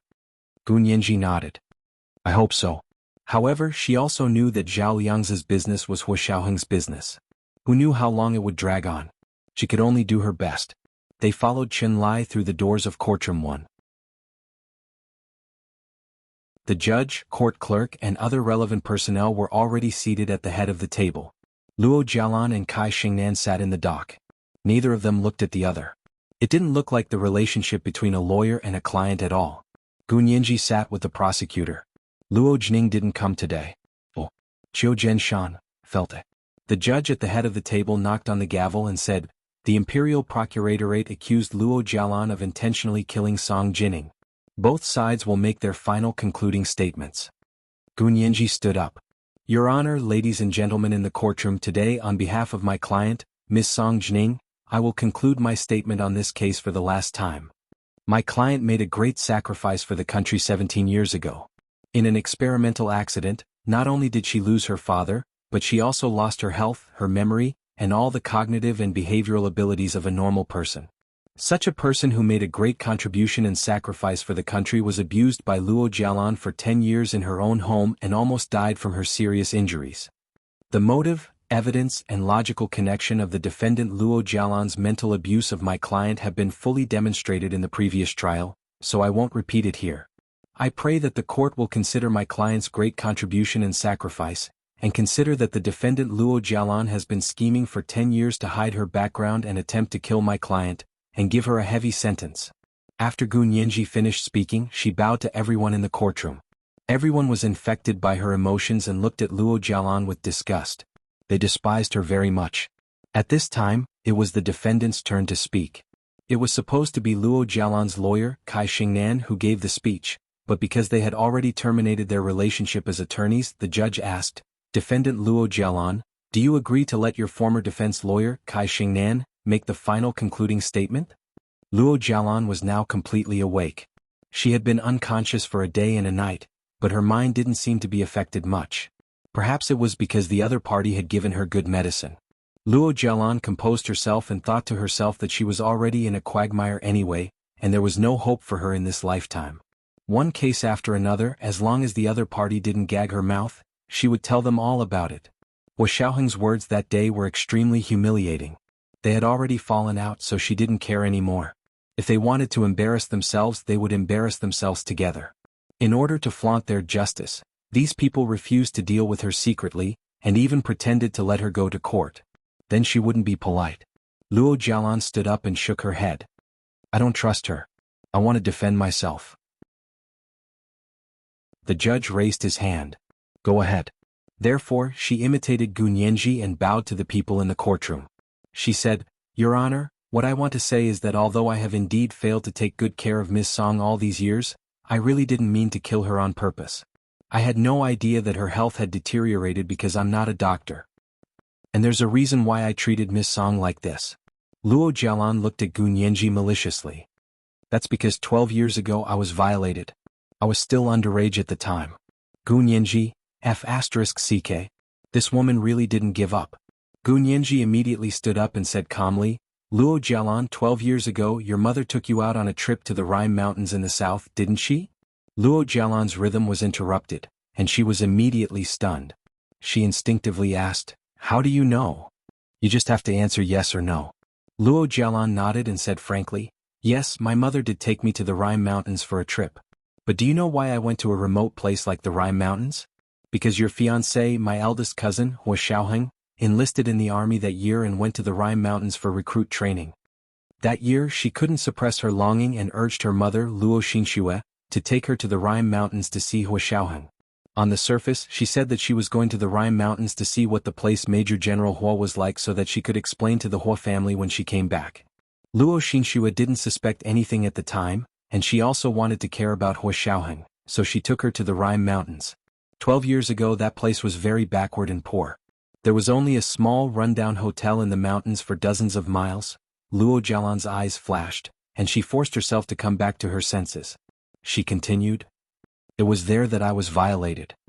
Gu Nianji narrowed her eyes. She didn't expect Luo Jialan to be so good at misleading. She first said that she had gone to the Rhine Mountains, then said that Hua Xiaoheng had gone to the Rhine Mountains for recruit training, and finally said that she had been violated in the Rhine Mountains. If it had been someone with a bad brain, they would have directly made such a logical connection in their mind. Luo Jialan was in the Rhine Mountains plus Hua Xiaoheng was in the Rhine Mountains plus Luo Jialan was violated in the Rhine Mountains equals Luo Jialan was violated by Hua Xiaoheng in the Rhine Mountains. In this way Luo Jialan didn't say a word about being violated by Hua Xiaoheng, but it left such an impression. It could only be said that it was fortunate that they were in court. The people here weren't so simple-minded, and they weren't easily led by Luo Jialan. Gu Nianji coughed lightly and said, Because you were violated in the Rhine Mountains, you have a reason to deliberately abuse and kill Miss Song Jining? I don't understand this logic either. Haha, you're deliberately not understanding, aren't you? Luo Jialan sneered. Anyway, I'm already in your hands. You can judge me however you want. Why are you pretending? Gu Nianji walked up to her and said with a cold face, Luo Jialan, you can't leave the training camp during recruit training. What do you mean? Not to mention that the Rhine Mountains are so big. Don't deliberately hint at this and that. No one is more stupid than you. You'll insinuate that it's an innocent person. Haha, could it be that I imagined that I was violated in the Rhine Mountains? Luo Jialan was also angry. After so many years of forbearance, she really couldn't accept this outcome. Yes, let's assume that you were violated in the Rhine Mountains. It wasn't your imagination. Then let me ask you, why didn't you call the police 12 years ago? Why did you keep the evidence and wait until today to take it out? Gu Nianji actually took out Luo Jialan's dress as evidence. Luo Jialan, take a look. Is it this dress? The semen spots on it were left behind by the person who violated you? Luo Jialan looked at the silk dress that was a mess of red and white flowers stained with ink. It really seemed to be her dress, but she was still worried. She reached out and said, Let me see. Gu Nianji handed the dress in the plastic bag to Luo Jialan. Luo Jialan pulled out the dress from the bag and shook it open to take a quick look. It was indeed her dress.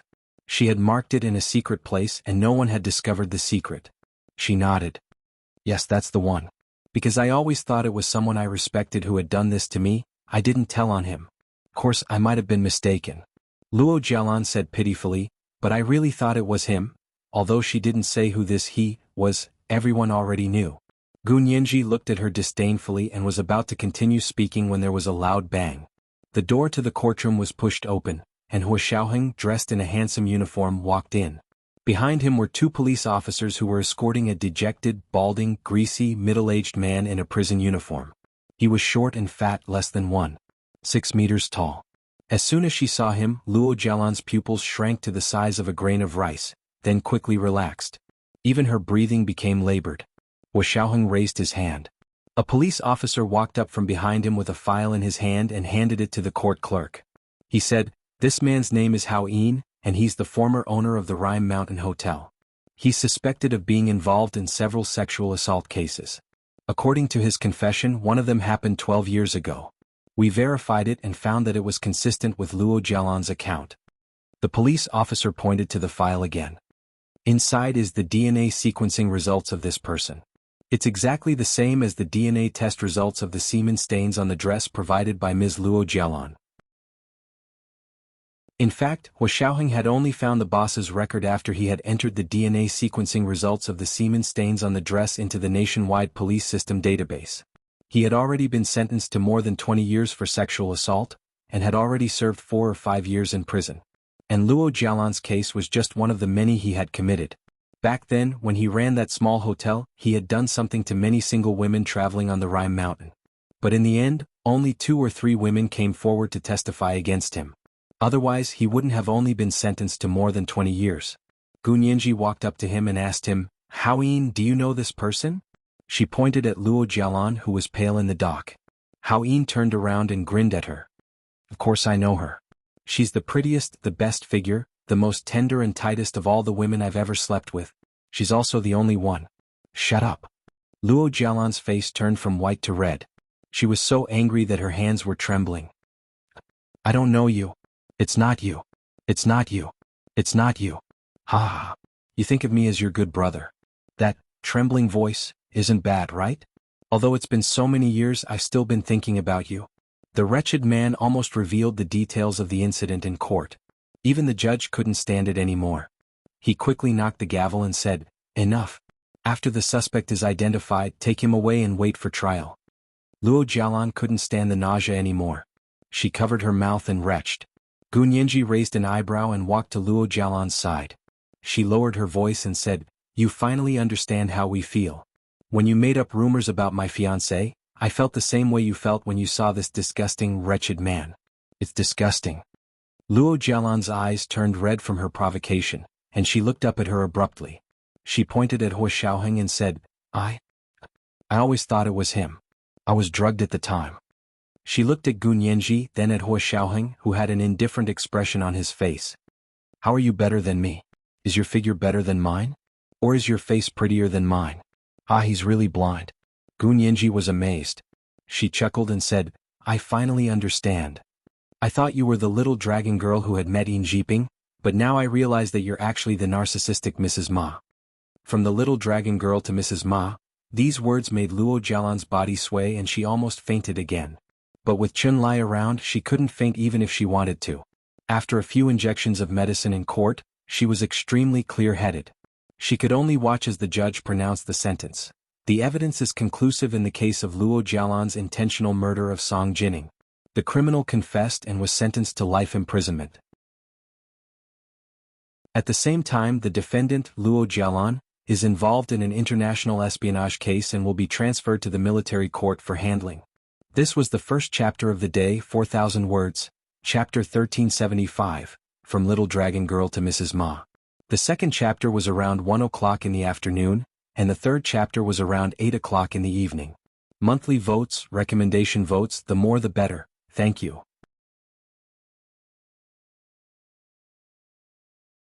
Chapter 1387.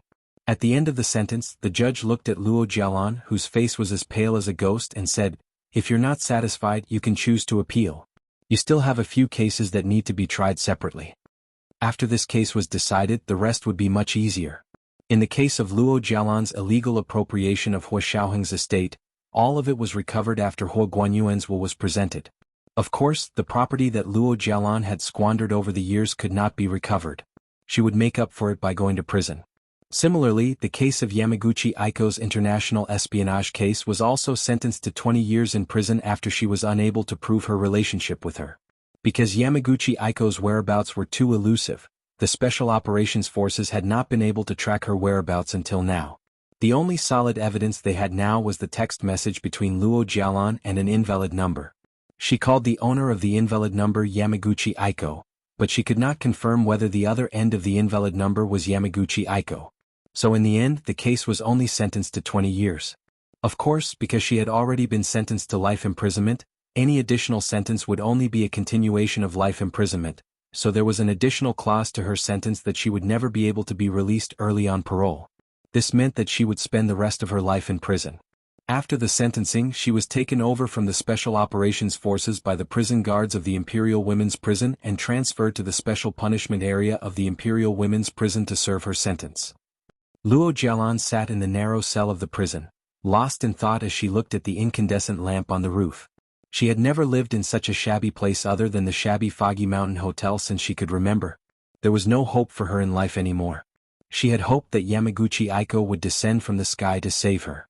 However, when she found out that there was no news of her again, she did not have much hope for Yamaguchi Aiko. She also proposed to tell her about Gu Xiangwen's whereabouts, hoping to atone for her crimes, but she was also rejected. Because this information did not belong to her at all, she had no right to use it to atone for her crimes. She hugged her legs and sat on the hard wooden bed, feeling sorry for herself. At this moment, the prison door was silently pushed open. Luo Jialan's eyes turned mechanically. A man walked in. "Are you Luo Jialan?" He seemed to be holding a photo and looking at her. Luo Jialan blinked and said expressionlessly, "If I wasn't Luo Jialan, would I be locked up here?" The man sneered and clapped his hands. The lights in the room went out. The next day, Gu Nianji received a call. Lawyer Gu, prisoner Luo Jialan committed suicide in her cell last night in the Imperial Women's Prison. Please come and confirm it. Gu Nianji froze. What did you say? Prisoner Luo Jialan committed suicide in prison last night. Suicide? She's not in the special wing? How did she commit suicide? Gu Nianji was very confused. She used a transparent plastic bag to cover her head and suffocated herself to death. The people in the prison were silent for a while before telling the truth. Gu Nianji, what a creative way to commit suicide. Gu Nianji asked a few more questions but didn't get the gist of it. She could only say, "I'll be right there. Are you guys ready to send her to the medical examiner for an autopsy?" The other party quickly said, "We've already contacted the medical examiner. We'll send it over when you come over to confirm it." Gu Nianji agreed and hung up the phone. She immediately called Hua Xiaoheng. Major General Hua Luo Jialan committed suicide in prison last night. Hua Xiaoheng. She had just been transferred from the Special Operations Forces, and she had already committed suicide? The prison security was really bad. How did she die? Hua Xiaoheng asked calmly with his Bluetooth headset on. He played with the lighter Gu Nianji had given him in one hand and held a cigarette in the other. He didn't light it. Gu Nianji whispered, "I heard she suffocated herself with a plastic bag." Hua Xiaoheng, "I'm going to the prison to confirm it right away." Gu Nianji had already started packing her things. "Are you going?" Hua Xiaoheng shook his head. "Let Xiao Yi accompany you. I still have something to do here." He didn't care about the cause of Luo Jialan's death at all. To him, sentencing Luo Jialan for all her crimes was already the end of the matter. As for whether she continued to serve her sentence, committed suicide, or was killed, he didn't care at all. He actually wasn't such a cold person, but Luo Jialan's actions, whether it was the abuse of his mother, Song Jining, or the humiliation of his character, had already crossed his bottom line, so he didn't want to devote any more energy or time to her. Gu Nianji also didn't want Hua Xiaoheng to continue paying attention to Luo Jialan's case. In her opinion, Luo Jialan had really gone too far. It wasn't illegal to like a person, but it was really unacceptable to like a person to the point that if she couldn't get that person, she would destroy them by slandering them. Xiao Yi drove Gu Nianji to the Imperial Women's Prison to confirm the news of Luo Jialan's death. On the way, Gu Nianji propped her head up with her hand and said tiredly, "This Luo Jialan is really too much. She was adopted by Uncle Hua and became the Hua family's daughter.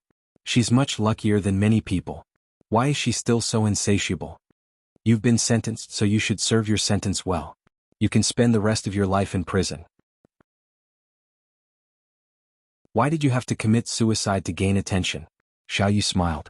Of course a person's heart isn't enough. When she has nothing, just give her a bowl of porridge and she'll be grateful to you for the rest of her life. However, when you bring her home and share your wealth with her, she will ask for more. She will think, why don't you give her all your wealth?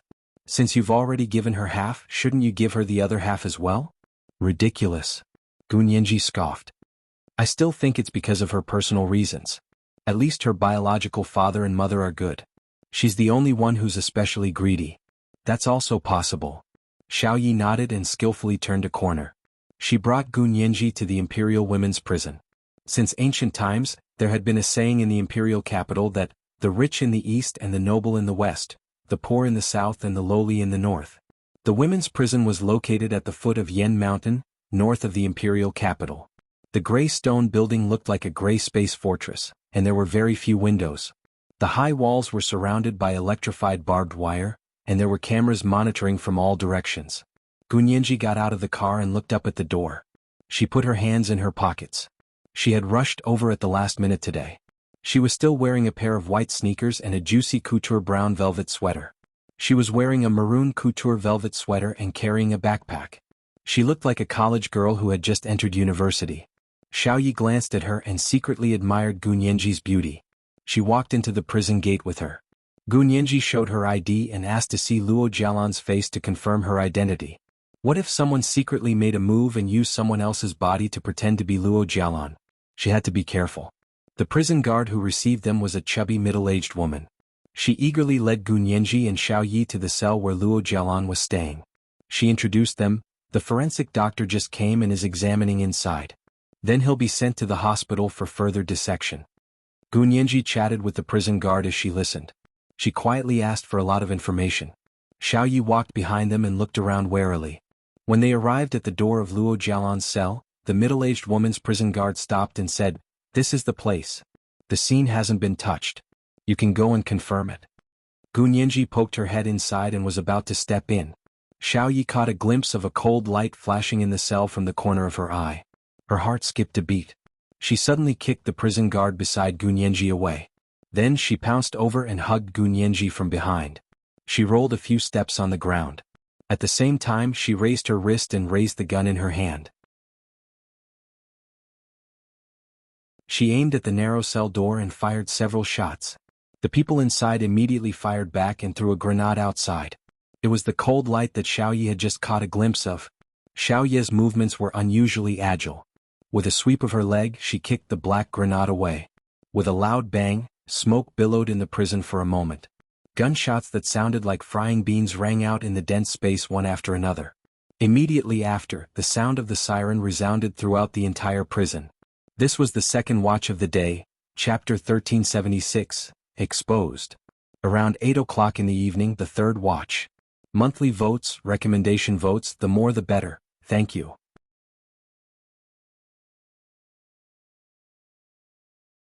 Chapter 1388. What the prison was most afraid of was not external threats, but a riot by their own prisoners. Fortunately, the Imperial Women's Prison was filled with female prisoners, so the biggest threat was temporarily gone. However, most of the prison guards' power still had to be used among the female prisoners in the prison to prevent them from taking advantage of the situation.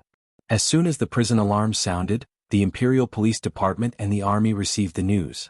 The riot police quickly gathered and rushed to the women's prison at the foot of Mount Yen in the north of the imperial capital. The troops were on standby just in case. Although the special operations forces that Hua Xiaoheng and the others were in were part of the army, they had always been in charge of overseas affairs. If there was anything domestic, they would almost never look for them unless it involved overseas affairs. However, because of Xiaoyi and Gunyanji's involvement, the special operations forces quickly received the news. Major General Hua, the Imperial Women's Prison just sounded a level 1 alarm. Something seems to have happened to Xiaoyi and the others.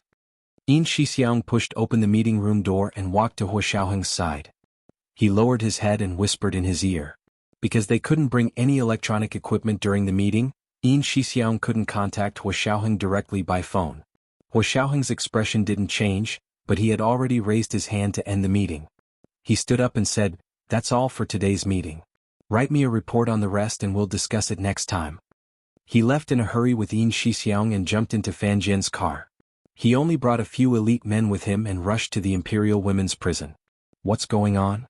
In the car, Hua Xiaoheng finally had the time to ask Yin Shixiang about the situation.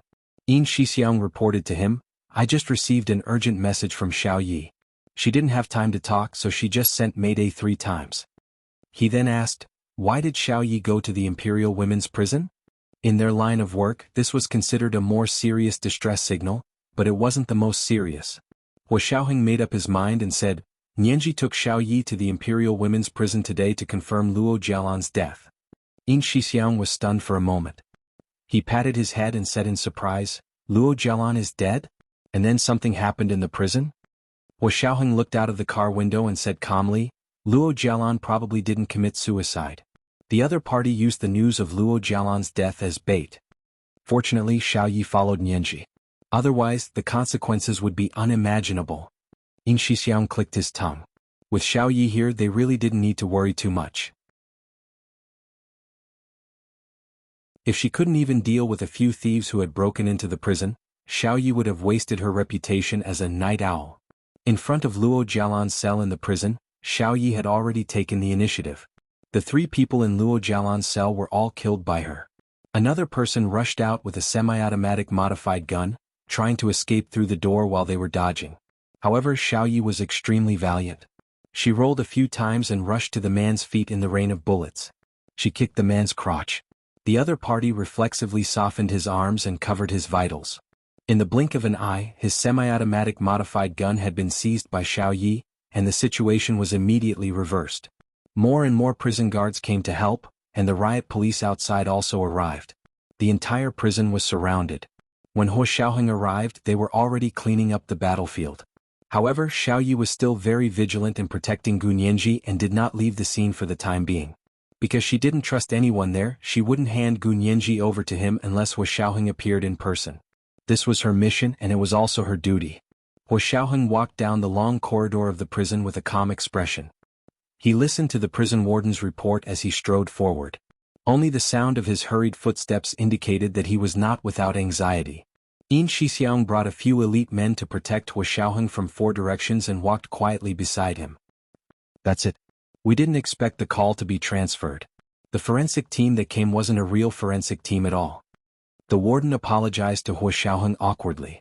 It's all our fault. We didn't find out their identities in time and let them in. Hua Xiaoheng didn't blame him. Naturally, the relevant departments would hold him accountable for such a thing. He didn't have to be nosy. He just asked calmly, how's the situation over there? How many casualties? 4 or 5 of our people were injured. They were all minor injuries but no deaths. The 4 of them were all killed by Lawyer Gu's female bodyguard. The smile on Hua Xiaoheng's face disappeared in a flash. He had handed Gu Nianji over to Xiao Yi. There was indeed no mistake. However, even though he was mentally prepared, Hua Xiaoheng's heart still clenched when he arrived in front of Luo Jialan's cell and saw the mess in front of him.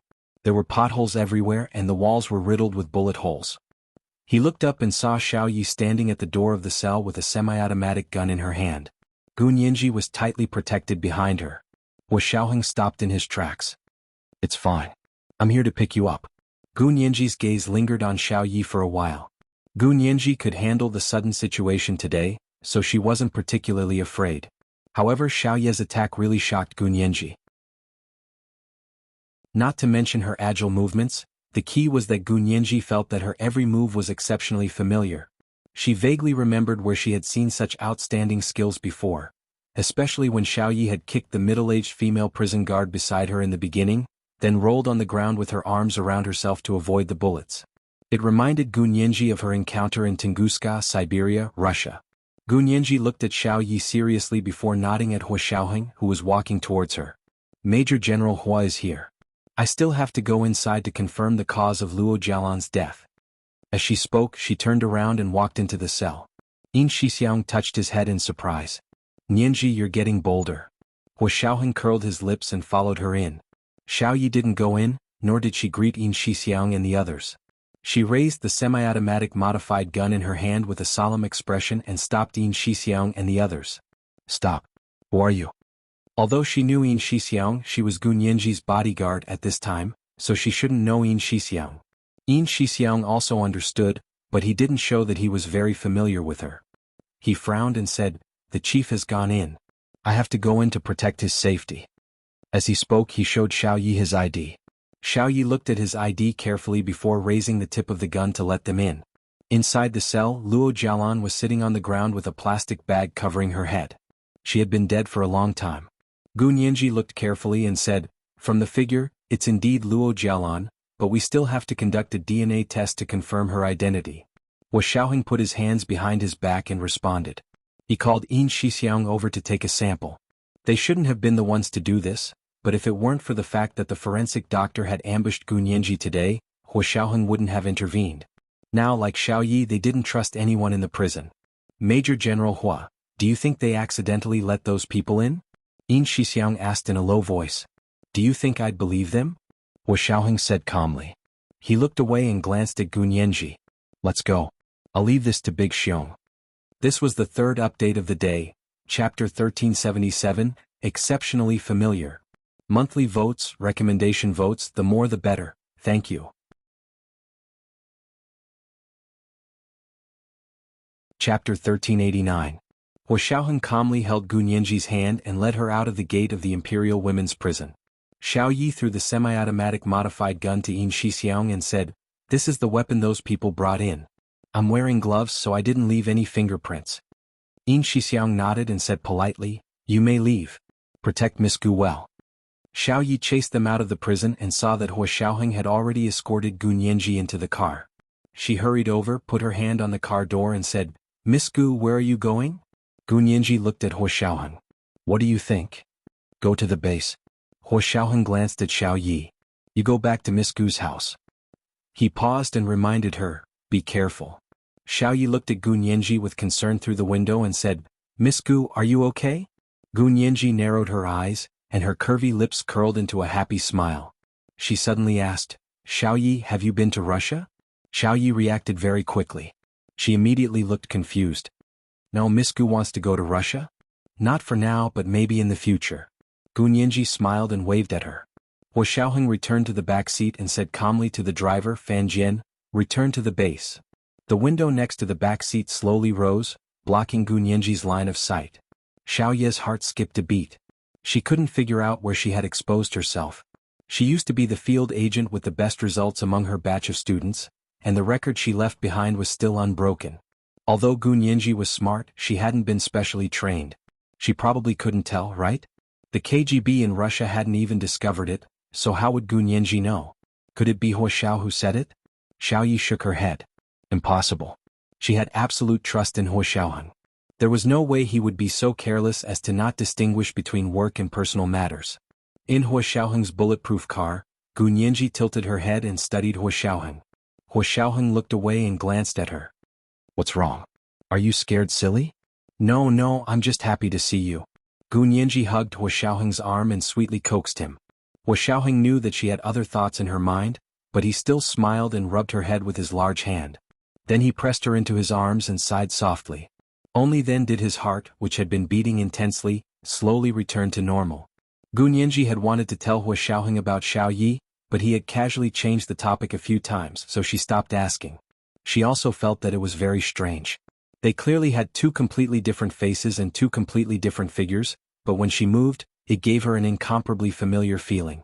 Looks and figures could be deceiving, but movements could not. Especially in an emergency situation where one subconsciously displayed their movements in order to survive, they could not be faked at all. Gu Nianji couldn't help but say, "Hua Xiao, my place is in danger right now, right? Why don't you let Xiao Yi go to the base with us? She's your personal assistant. She can't go to the base." He raised his hand to pick up the newspaper next to his seat and unfolded it to read.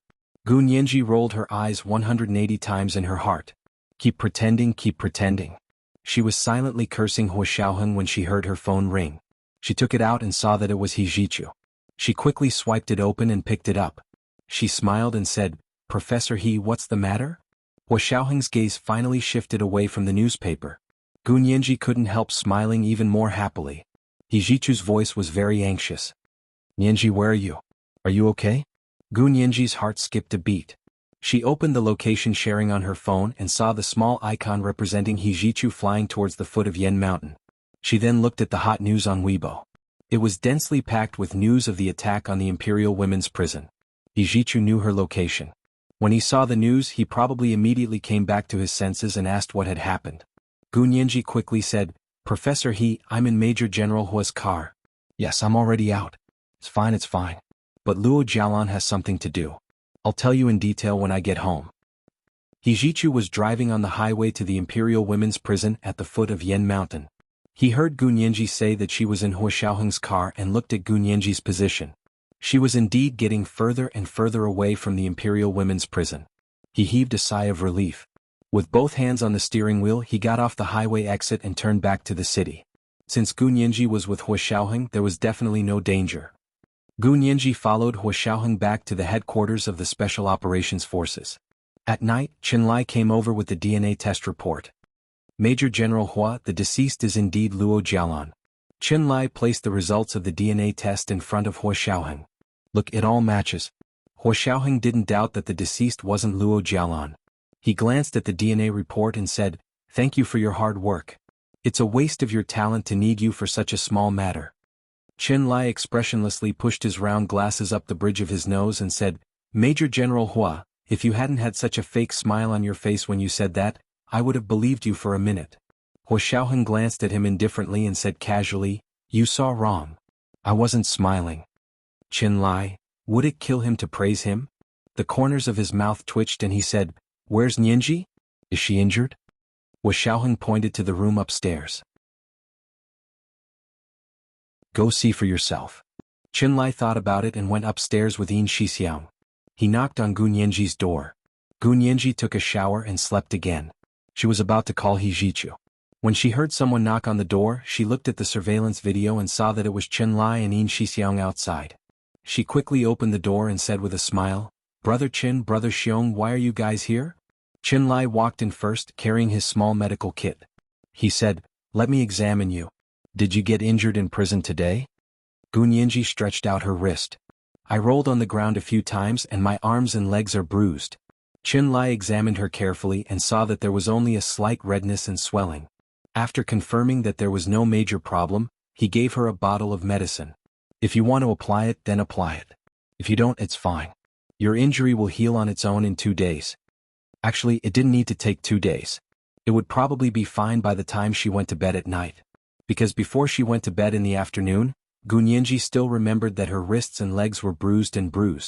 They looked quite serious. After she woke up from her sleep, there was only a small area of redness and swelling. The bruises were no longer visible.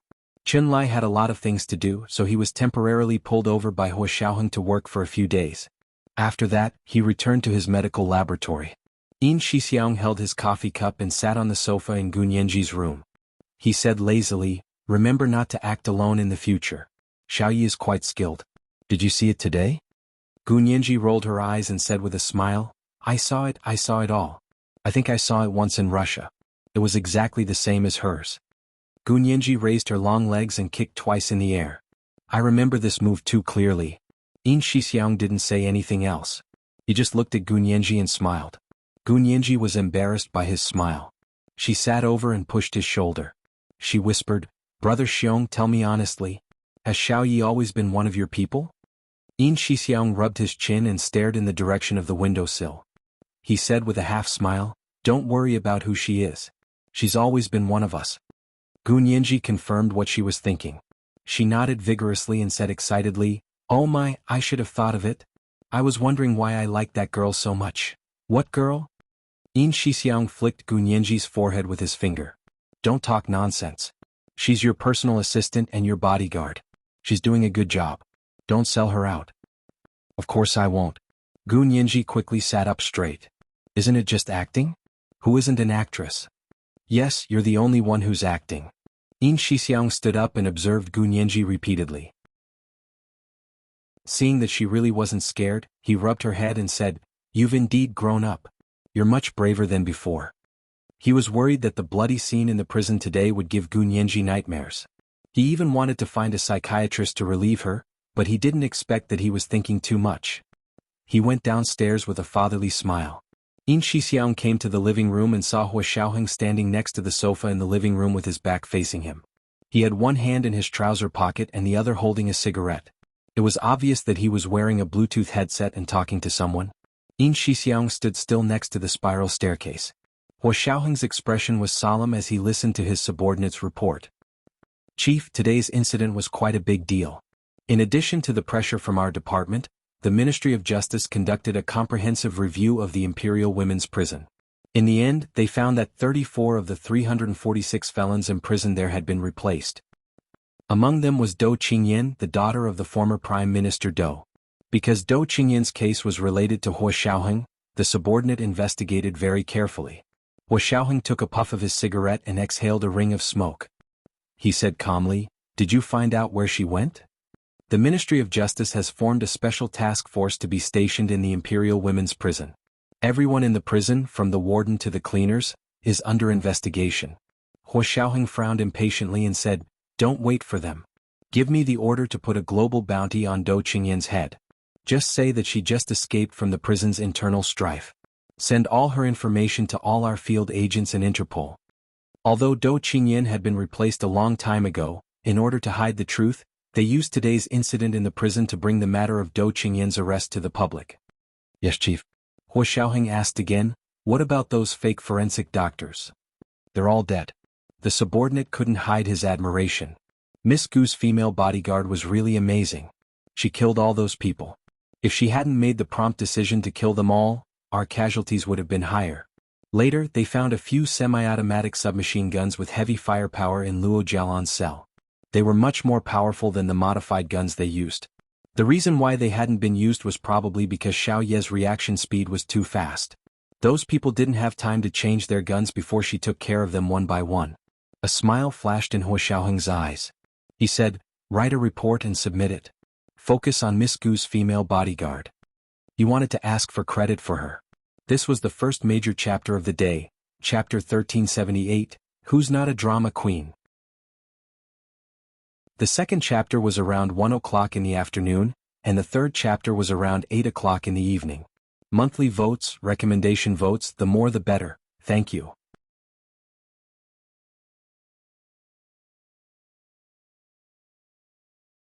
Chapter 1390. After Yin Shixiang left, Gu Nianji returned to her bedroom and sat on the bed to call He Jichu. "Professor He, are you free now?" He Jichu had been waiting for Gu Nianji to call. If he hadn't seen Gu Nianji at the headquarters of the Special Operations Forces the entire afternoon, he wouldn't have been able to resist calling her. When he finally saw Gu Nianji's call, he quickly answered, but his tone was indifferent. "I'm fine. What's up?" Gu Nianji pursed her lips and whispered. Luo Jialan had just been sent to the Imperial Women's Prison yesterday, and she suffocated herself with a plastic bag in the prison. He Jichu, is that why you went to prison today? And then you were ambushed? As expected, they're coming for you. Why are you meddling in the affairs of the Hua family? Ijichu was a little angry. He looked at today's news coldly. It was all about the gunfight, grenades, and smoke in the Imperial Women's Prison. Gu Nianji laughed and said mischievously, "But the devil is 10 times stronger than the righteous. I have powerful bodyguards by my side. Not only did they not gain any advantage, but they were also completely defeated by my bodyguards. They were completely wiped out." Hijichu turned off the TV in front of him and said coldly, "That's because your bodyguard is powerful. Why are you so smug?"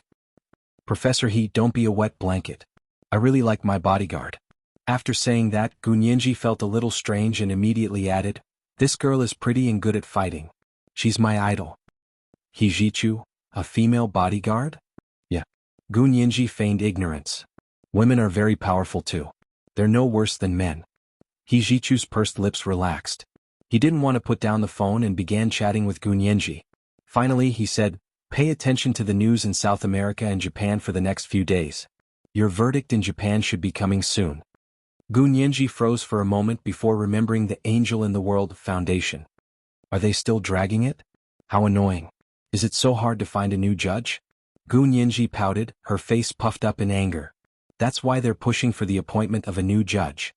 Hijichu sneered. I'd like to see how much they can pay for this foundation. Gu Nianji didn't understand what Hijichu meant at the time, but she understood the next day. News related to this suddenly popped up on Weibo like mushrooms after the rain.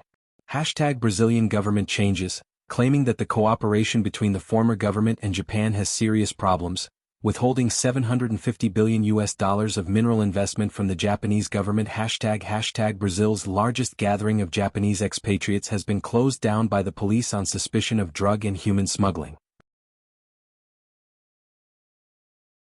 Hashtag Japan's biggest ambush in Peru. The president of Yamaguchi Corporation was killed on the spot. Hashtag Brazil's richest man, real, breaks off investment talks with a Japanese consortium, claiming that Japan is not a country friendly to foreign businessmen. Hashtag news like this took up a lot of space.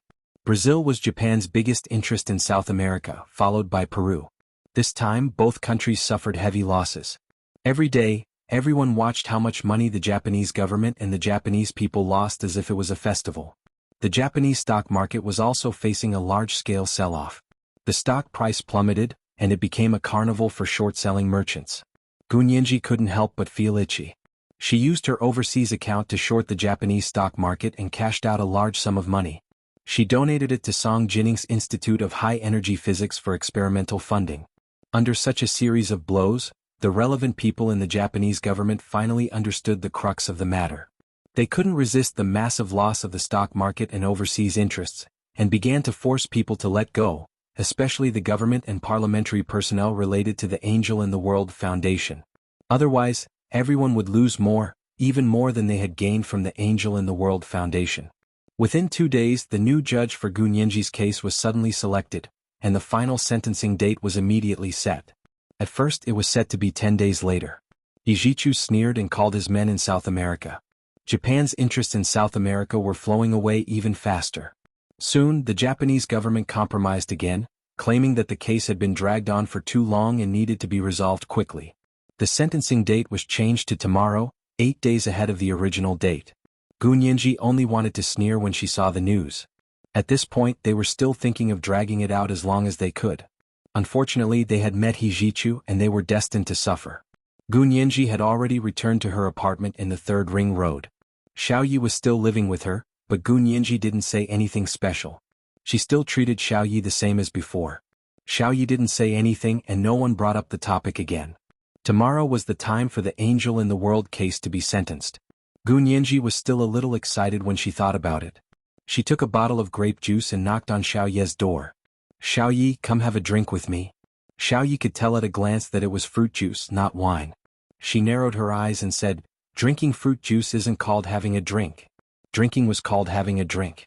Gunyenji smiled and said, "I've prepared red wine for you. I'll drink grape juice with you." Xiaoyi smiled and followed her to the dining room to sit down. She said, "Nyenji, you're already 19, right?" "Yes, I'll be 20 in a few months." Gunyenji looked forward to it. "I'll be able to drink when I'm 22. "Xiaoyi," she asked in confusion, "why 22? As far as I know, you can buy alcohol at 21 in bars abroad." Gunyenji shrugged. "I'm not sure either, but since Major General Hua and Professor He said so, I can only listen to them." Xiaoyi smiled slightly and poured herself a glass of red wine. She raised the glass and swirled it. "Come, I wish you more and more beautiful, and everything you want will come true." Gunyenji smiled happily. "Xiaoyi, you didn't even ask me why I'm so happy." "There's no need to ask. If you want to tell me, you'll tell me." Xiaoyi looked at her with a smile. Under the lotus lamp in the dining room, her face was so beautiful that Gunyenji's heart skipped a beat. This young lady was too perfect. If she were a man, she would probably be moved by her. Gunyenji took a sip of grape juice and said, "Actually, it's nothing much. It's just a lawsuit abroad. It's been going on for a long time, and the verdict is finally going to be pronounced tomorrow." Xiaoyi raised an eyebrow and said politely, "Congratulations." "You're welcome." Gunyenji was in high spirits. "By the way, where did you learn Kung Fu? Can you teach me when you have time?" The two of them chatted for a while before Hua Xiaoheng walked in. Xiaoyi quickly stood up and said, "Major General Hua is here. I'll be going back today." Every time Hua Xiaoheng came to visit Gunyenji, Xiaoyi would avoid him. Firstly, with Hua Xiaoheng around, Xiaoyi didn't have to worry about Gunyenji's safety. Secondly, they were engaged, so how could she have the nerve to stand there and be a third wheel? Hua Xiaoheng raised his hand to stop her and said, "You've been performing very well recently. I've already requested for you to be commended. The organization just approved it. I came here today to tell you." Gunyenji's eyes lit up. She held Xiaoyi's hand and said, "Congratulations. You've been promoted." Hua Xiaoheng nodded with a very gentle expression. "You're already a colonel now. Keep working hard." Xiaoyi was in a great mood, but because Hua Xiaoheng was there, she tried her best to suppress her joy. She said steadily, "Thank you, Chief. This is what I should do. I need to call my parents." "Excuse me." With that she went back to her room. Gunyanji looked at Xiao Ye's disappearing figure and said with a smile, Xiao Ye also has parents? What do you mean by that? It's not like she jumped out of a rock. How could she not have parents? Hua Xiaoheng pinched Gunyanji's nose in amusement. Colonel Zhao's father is General Xiao of the General Assembly, and her mother is the principal of the military university. They are both dedicated to their country. These words made Gunyanji sad. She buried her head in Hua Xiaoheng's arms and muttered, I feel like I jumped out of a rock. Hua Xiaoheng was speechless. He had planned to leave after telling her the news, but now he had no choice but to hug Gunyanji and comfort her. The two of them returned to Gunyanji's bedroom and lingered for a while. Hua Xiaoheng watched her go to the bathroom to wash up when he heard a phone call. Major General Hua, the Japanese field office has important news to report. Put it through. Hua Xiaoheng put on his Bluetooth headset and walked to the window to make a call. What's the situation? Mr. Hua, we've just received news that we've located Do Qingyan. The Japanese field agents seem to be in a spacious area outside, and their voices traveled quite far. Where? Kyoto's Shimizu Temple. The Japanese field agent said nervously, she lives with a middle-aged woman. This person looks similar to Yamaguchi Aiko and Yamaguchi Yuko. This is the second chapter for today, chapter 1379, Jumping Out of the Rock. Around 8 o'clock in the evening, the third watch. Monthly votes, recommendation votes, the more the merrier, thank you.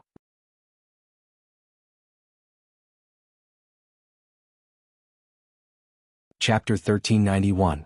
Hua Xiaoheng's expression froze when he heard about Yamaguchi Aiko's whereabouts. Are you sure? Do you have a photo? Yes. The other side quickly sent a photo. The photo was taken in the morning. The early morning sun automatically added a layer of soft light to the photo. The photo was of a wooden tank-style 3-story building. The wooden window on the third floor was slanted open with a thin bamboo stick. A few cherry blossoms bloomed vigorously outside the window. Two women in kimonos sat opposite each other and drank tea under the flowers. A beautiful long-haired woman sat on the left side of the window with her hands supporting her chin as she looked at the person opposite her. The woman opposite her wore black-rimmed glasses and looked to be in her 40s.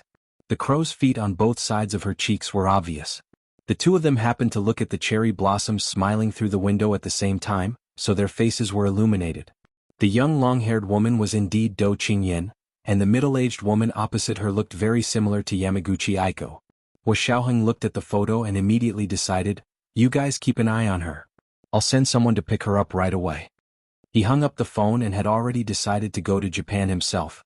If he guessed correctly, Do Qingyan had been with Yamaguchi Aiko ever since she was released from prison.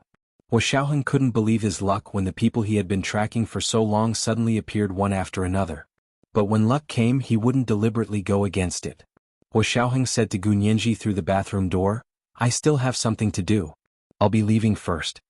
By the time Gunyanji came out, he was already on his way to the airport. When Gunyanji called him, she heard the wind outside and asked in confusion, Major General Hua, where are you? Hua Xiaoheng said calmly, I suddenly received a notice to go to the grassroots level. You should sleep early. Gunyanji also understood the nature of Hua Xiaoheng's work, so she quickly said, then be careful and don't stay up late. She paused and whispered, call me tomorrow. Tomorrow was the day of the Angel in the World Foundation's verdict. Gunyanji really wanted to share this joy with Hua Xiaoheng. Okay, be good. I'm hanging up. Hua Xiaoheng walked out of the car.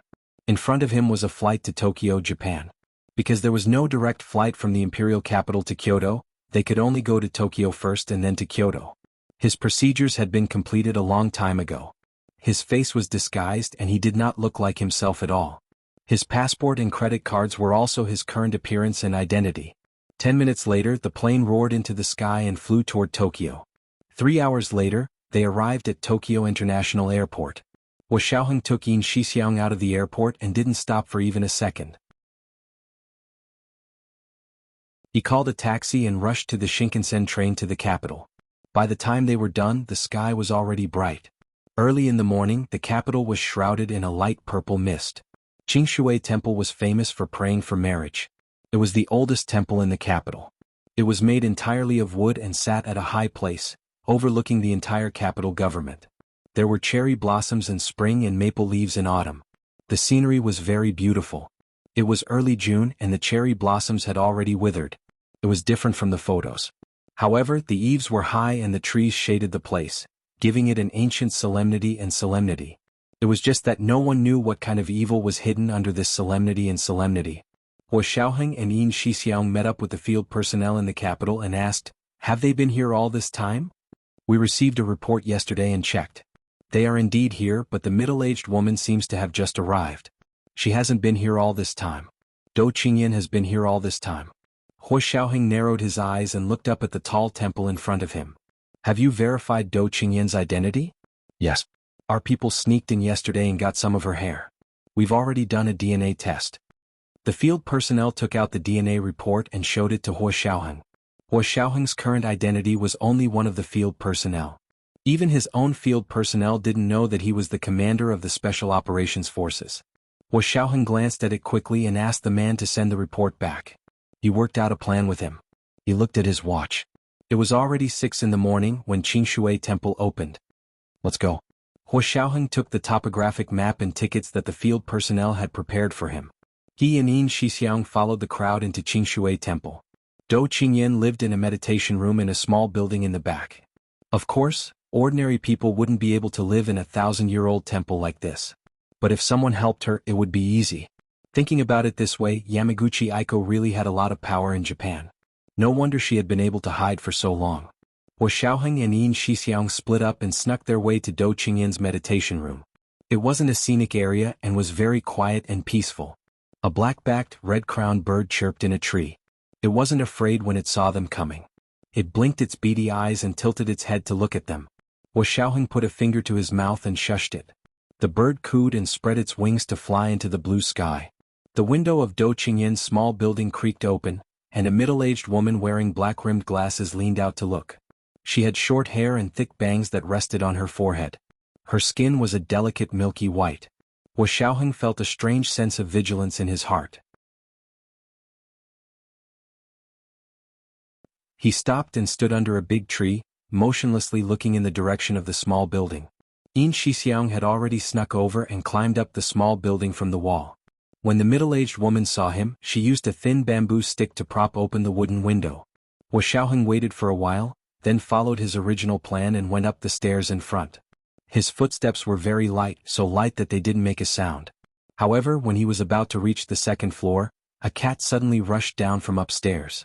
Caught off guard, it saw Hua Xiaoheng meowed and scurried past him. The door not far from the stairs opened and a voice came out. "Is that Mimi? She's up so early?"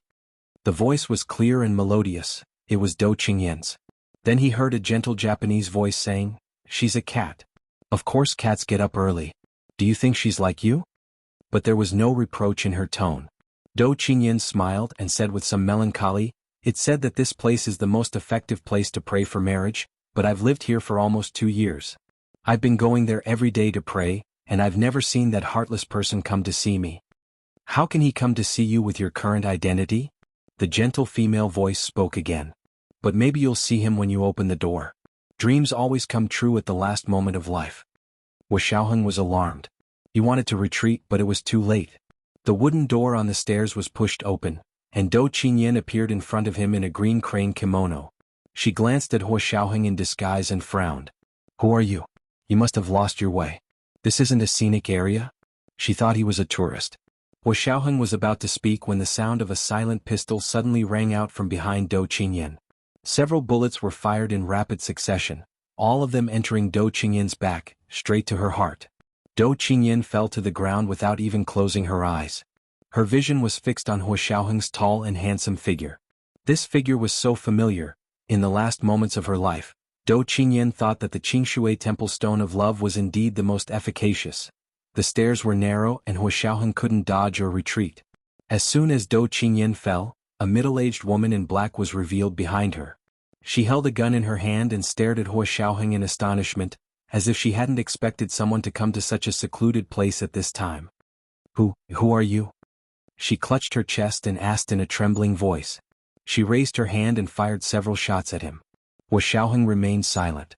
He twisted his body and fired a shot with his wrist against the staircase railing. There was a muffled bang and the bullet hit the woman's wrist. The gun in her hand fell to the ground. She clutched her wounded wrist with her other hand and knelt on the ground in pain. Hua Xiaoheng looked up and saw Yin Shixiang climb in through the window behind her, nimble as a monkey. This was the third chapter of the day, chapter 1380, The Stone of Love to Pray for a Good Fate. Are you guys not going to vote for me because I'm always at the third chapter? Or do you want to keep your monthly votes and vote at double the amount at the end of the month? Thank you.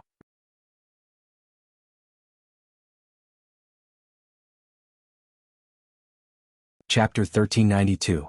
Hua Xiaoheng took a step forward and placed his hand in front of Dou Qingyin's face. He found that she was no longer breathing. Even an immortal wouldn't be able to escape being shot in the back by the middle-aged woman. As soon as Yin Shixiang jumped into the room, he immediately rushed behind the middle-aged woman. He reached out and grabbed her left and right shoulders. With a tug and pull, both of her arms were dislocated. Hua Xiaoheng followed suit. He reached out with his transparent plastic glove, grabbed her chin and pulled it down, dislocating her chin as well. At the same time, Yin Shixiang took out an instrument and carefully scanned the middle-aged woman's face. A holographic image of the woman's facial bones quickly appeared on their phone screens. Very good. There were no signs of surgery on the bones of her face, and there was nothing hidden in her teeth. Hua Xiaoheng raised his hand and put the middle-aged woman's chin back in place. The dragging and pulling, dislocating and putting back were all excruciating pain. The middle-aged woman was in so much pain that large beads of sweat broke out on her forehead. Her face was pale. She was already pale to begin with, and now her face was even paler than before. She was like a female ghost in the night, eerie and chilling. What should we do? Yin Shixiang communicated silently with Hua Xiaoheng in sign language. He also saw Dou Qingyan lying in a pool of blood, and then looked at the middle-aged woman with the gun. He knew that their previous plan was useless. Hua Xiaoheng frowned and looked somewhere. The surroundings were very quiet. There had been a few birds chirping just now, but now there wasn't even a trace of the wind. After a while, Hua Xiaoheng raised his hand and made a gesture to Yin Shixiang. Yin Shixiang understood and pulled up the middle-aged woman, who was lying on the ground in pain. She knelt in front of him and patted her face with the gun. He lowered his voice and said, "Are you Yamaguchi Aiko? Why did you kill Dou Qingyan?" The middle-aged woman opened her eyes and spat out a string of gibberish in Japanese. Yin Shixiang sneered and punched her shoulder where it had been dislocated. He said, "Don't play tricks on me. I know you can speak Chinese." The pain seeped into her bones, and the middle-aged woman almost fainted from the pain. When Yin Shixiang raised his hand again, the woman said weakly in Chinese, "No, I'm not Yamaguchi Aiko." "You're not." Yin Shixiang took out a few photos. "Look at this yourself. Don't you look exactly like this person?" They both had thick bangs, big black-rimmed glasses, round faces and small mouths. Of course, there were slight differences, but those were minor differences in their expressions and had nothing to do with their appearance. Ordinary people couldn't make every selfie look exactly the same, let alone photos downloaded from the surveillance system. The middle-aged woman averted her eyes and refused to look at the photo in Yin Shixiang's hand. She stammered for a long time before saying, "The person looks similar, I don't know this person." "You don't know him? If you don't know her, why are you with Dou Qingyan?" Yin Shixiang squatted down and looked at the kneeling middle-aged woman. He raised the photo in front of her eyes. "Open your little mung-bean eyes and look carefully. How dare you deny it? Should I call you Yamaguchi Aiko or Yamaguchi Yuko?" The middle-aged woman's body shrank and she knelt down on the ground. She turned her head and said fearfully, "No, it really isn't me." The more she tried to quibble, the more Yin Shixiang felt that she was pretending. He was furious and slapped her. "I'll give you a minute to think about it.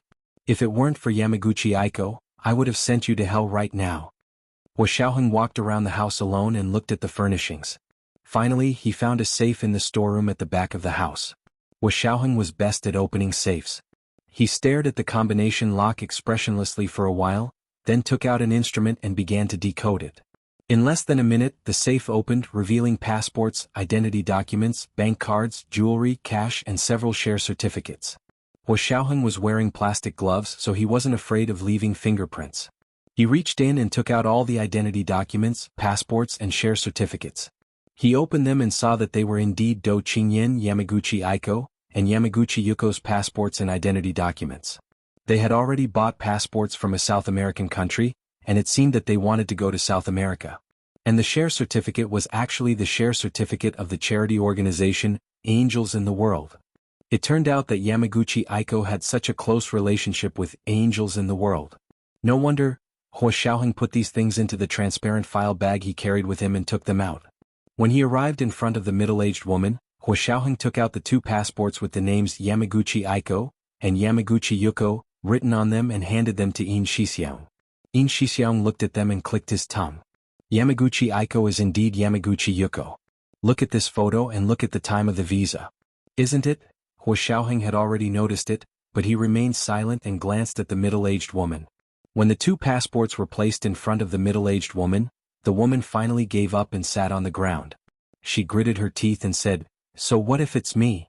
I just hate them. The Gu people think that they can be superior just because they left the great Japanese empire? Stop dreaming. Are they worthy of being bastards who were bred like animals?"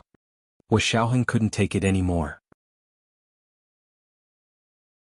He struck out like the wind and almost broke the woman's neck with a crisp slap. Her head was slapped to the side and half of her teeth fell out. Her eyes rolled back and she fainted again from the intense pain. Yin Shixiang stared at Hua Xiaoheng in shock. He couldn't help but gesture, "Major General Hua, take it easy. If you kill her with one slap, you won't be able to ask questions." Hua Xiaoheng clenched his fists and slowly loosened them. The sneakers on his feet were already covered, so they wouldn't leave any footprints on the ground. Hua Xiaoheng stretched out his long leg and kicked the middle-aged woman, waking her up again. Yin Shixiang continued to scold her, "Don't pretend to be so King noble. Wasn't the Gu family's matter caused by animals like you? Do you have any shame? You call others animals, but animals really don't know how to speak human language. Look at you. You're worse than a beast. I don't know how your parents made it to give birth to an animal like you." When it came to scolding people, Yin Shixiang was also one of the best. The middle-aged woman's face turned purple from his scolding, and the blood vessels on her forehead were about to pop out. "Alright, since you admit that you did all these things, what about Gu Xiangwen? Where is he?" Hua Xiaoheng and the others had basically confirmed that Gu Xiangwen's disappearance was related to these people. The Angel in the World Charity Foundation was an organization on the surface, but there were also some people, such as Yamaguchi Aiko and Gu Yanran, who worked for this organization in secret. Their target was very clear. It was Gu Xiangwen and his daughter, Gu Nianji. The middle-aged woman was quite tight-lipped. No matter how hard Yin Shixiang tortured her, she gritted her teeth and didn't say anything. In the end, her hair was disheveled and she suddenly laughed like a lunatic. "Ah! Who asked you to be so anxious? It's best if you're anxious to death. If you're anxious to death, you can go see Gu Xiangwen. Ah! If he can't be used by me, what else do I need him for? If you want to find him, go to the Cape of Good Hope and collect his corpse. Remember to kneel 3 times and kowtow 9 times. Her voice was mournful and long. It had a strong penetrating power as if she was sending a signal. Hua Xiaoheng felt a chill on the back of his neck for no reason. He suddenly leaped diagonally and shouted at the same time, "Get down!" Yin Shixiang, who was standing diagonally opposite him with his back to the window, reflexively fell to the ground. A sniper bullet brushed past his scalp and hit the middle-aged woman in the middle of her back. If Hua Xiaoheng hadn't reacted quickly, the bullet would have hit Yin Shixiang in the back. "There's an ambush. Let's go." Hua Xiaoheng suddenly pushed open the door and left in a hurry with Yin Shixiang. Not long after they left, an ear-piercing alarm sounded in the capital's Shimizu temple. The 2 of them blended into the crowd of tourists and were evacuated from Shimizu temple by the police. The people around them panicked and 4 or 5 people snatched taxis together. The 2 of them found their own people and left in a private car. The 2 of them didn't stop anywhere. They took the Shinkansen back to Tokyo and bought tickets from Tokyo International Airport. It was only noon the next day when they returned to the Huaxia Empire's Imperial Capital International Airport. Fan Jian picked them up in front of the terminal. Sitting in the car, Hua Xiaoheng asked Yin Shixiang, "Have you collected their blood samples?" "I've collected them. I'll test Chen Lai's DNA later." Yin Shixiang scratched his head as he spoke. "But there's no comparison for Yamaguchi Aiko. The news of their death should have spread by now. Yamaguchi Aiko's identity should be confirmed. Send a message to the field personnel in Japan and ask them to sample Yamaguchi Aiko based on the news confirmed by the police. They should be able to compare it." Hua Xiaoheng really didn't believe that Yamaguchi Aiko had also jumped out of a rock. They had a record of Do Qingyan's DNA here, so they would know if it was her or not. As for Yamaguchi Aiko, they would have to wait for their field personnel in Japan to provide Yamaguchi Aiko's identity verified by the police before they could get a DNA sample for comparison. Yin Shixiang understood and nodded. Then I'll wait first. They didn't speak again on the way back to the headquarters of the Special Operations Forces. Both of them didn't feel very good. They had chased all the way to Japan, thinking that they could get to the bottom of Yamaguchi Aiko's matter. In the end, the mantis stalked the cicada, unaware of the oriole behind. They had almost been buried in a trap. Fortunately, the other party didn't know that He Xiaoheng had gone personally. If they had known, they probably wouldn't have only sent a sniper to clean up the aftermath. If they had known that He Xiaoheng had gone personally, they would have done everything they could to make sure he didn't leave Japan alive. After breakfast that day, Gu Nianji went to the B University professor's building and went to He Jichu's professor's suite to wait for the verdict of the case with him. She had wanted to experience this important moment with He Xiaoheng. However, He Xiaoheng had to go down to the grassroots level at the last minute, so there was nothing she could do. However, she wasn't angry. She only felt a little regretful. However, this regret disappeared without a trace after seeing He Jichu. At least she had Professor He, who was like family, to wait for the verdict with her. Because He Jichu had been guiding their legal team behind the scenes with this case, He Jichu paid more attention to it, even more so than Gu Nianji herself. He took out the snacks that he had specially prepared for Gu Nianji. These are blueberries from my organic farm. I baked a few blueberry snacks. Try them. Of course he hadn't baked them, but the raw materials were from his family. Rounding things up, they could be considered as snacks that he had personally made. Gu Nianji ate a blueberry muffin. It was fragrant in the mouth and had a sweet aftertaste. There was also a faint milky fragrance. It was delicious. Gu Nianji licked her fingers exaggeratedly and said, "Professor He, your blueberry muffin is amazing. I almost swallowed my finger." He Jichu pursed his lips and chuckled. "You can't eat too much even if you like it. This thing has too much sugar. It hurts your teeth." Gu Nianji nodded with a smile and took a sip of milk. The two of them chatted for a while. At 9 o'clock, the court finally opened and officially announced the verdict. Gu Nianji's lawyer played it for them on his phone. After the lawyers from both sides arrived, the new judge pretended to go through the motions and said a series of polite words before he began to announce the verdict. The Angel in the World Foundation accepted unknown donations. Established. The Angel in the World accounts were unclear. Established. The Angel in the World concealed the use of funds. Established. The verdict is that the Angel in the World Foundation will return $20 billion to Gu Xiangwen and Gu Nianji. Of this, the Angel in the World Foundation only has $3 billion left. The remaining $17 billion have already been squandered and cannot be repaid. The foundation is ordered to go bankrupt and liquidate. The person in charge of the Angel in the World Foundation said that they would not be able to repay it even if they went bankrupt. The court could only sentence them to jail. Gu Nianji didn't have any expression when she heard the result because it was completely within her expectations. If she had known earlier, the $20 billion that Gu Yanran had donated to the Angel in the World Foundation would have been squandered in the past 7 years. She said calmly, "They can go to jail, but all the projects supported by Angel in the World will be transferred to me. I'll send someone to lead their bankruptcy and liquidation." He Jichu nodded. "That should be the case." He turned to look at Gu Nianji and sighed. "Nianji, you've really grown up." She was much more thoughtful than before, and she didn't cry and make a scene whenever she was unhappy. Gu Nianji cupped her face with both hands and sighed. "Professor He, I've aged a lot. I'll be 20 in a few months. How can I not grow up?" He Jichu, who was about to turn 30, silently touched his chest. This stab was so painful. It was already noon by the time he finished listening to the verdict. "Shall we go to lunch to celebrate the closure of the case?" He Jichu stood up and looked at his phone. "I have class in the afternoon. How about we go to a restaurant near the school?" "Sure.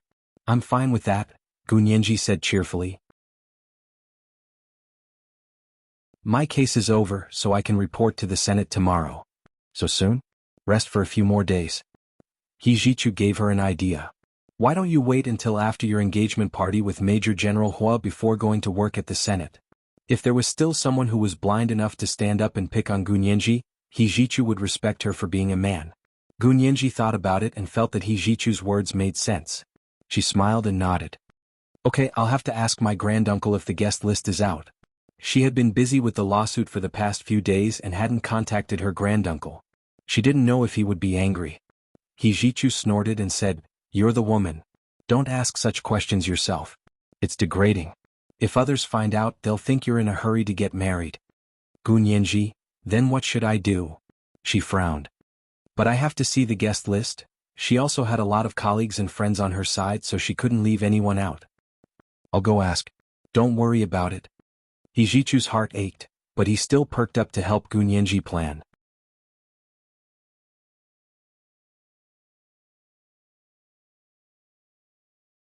Chapter 1393. After lunch with He Jichu, Gu Nianji drove back to the Special Operations Forces headquarters. After entering Hua Xiaoheng's official residence, Gu Nianji saw Hua Xiaoheng's orderly, Fan Jian, coming out of the kitchen. She asked casually, "Brother Fan, you didn't go to the grassroots level with Major General Hua?" She knew that Fan Jian usually drove when Hua Xiaoheng went to the grassroots level. Fan Jian. He scratched his head and helped Hua Xiaoheng with a smile. Major General Hua just came back from the grassroots level. Gu Nianji was delighted. He's back? So soon? He hadn't called her. Is he upstairs? Gu Nianji wanted to see Hua Xiaoheng immediately and tell him about the Angel in the World case. After dragging it out for so long, there was finally a result. She was also very emotional. Fan Jian shook his head with a smile. How could he be at home in the middle of the day? He went to the office building. Oh. Gu Nianji instantly became listless. Then I'll go up. She couldn't disturb Hua Xiaoheng's work. In the office building of the Special Operations Forces headquarters, Hua Xiaoheng was holding a team meeting to review the recent work. Yin Shixiang and Zhou Qiyuan were sitting in the meeting room. Zhao Liangzi, who was far away on the small island in the Cape of Good Hope, was also participating in the meeting remotely via online video. The other members of the meeting included their teams from the past few operations, as well as Xiao Yi, who had just returned to the team. Yin Shixiang first reported the situation of their trip to Japan. He said with a pained expression, "We were too impatient this time. We thought we could catch them all in one fell swoop, but we were almost caught in one fell swoop." Zhou Qiyuan frowned.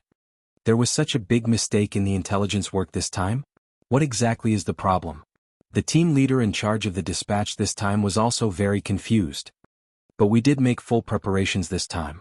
All the clues in Japan were cross-confirmed, and neither Do Qingyan nor Yamaguchi Aiko were fake. How could there be such a big problem? They couldn't understand why Yamaguchi Aiko wanted to kill Do Qingyan at this time, nor did they understand the meaning of the sniper who appeared at the end.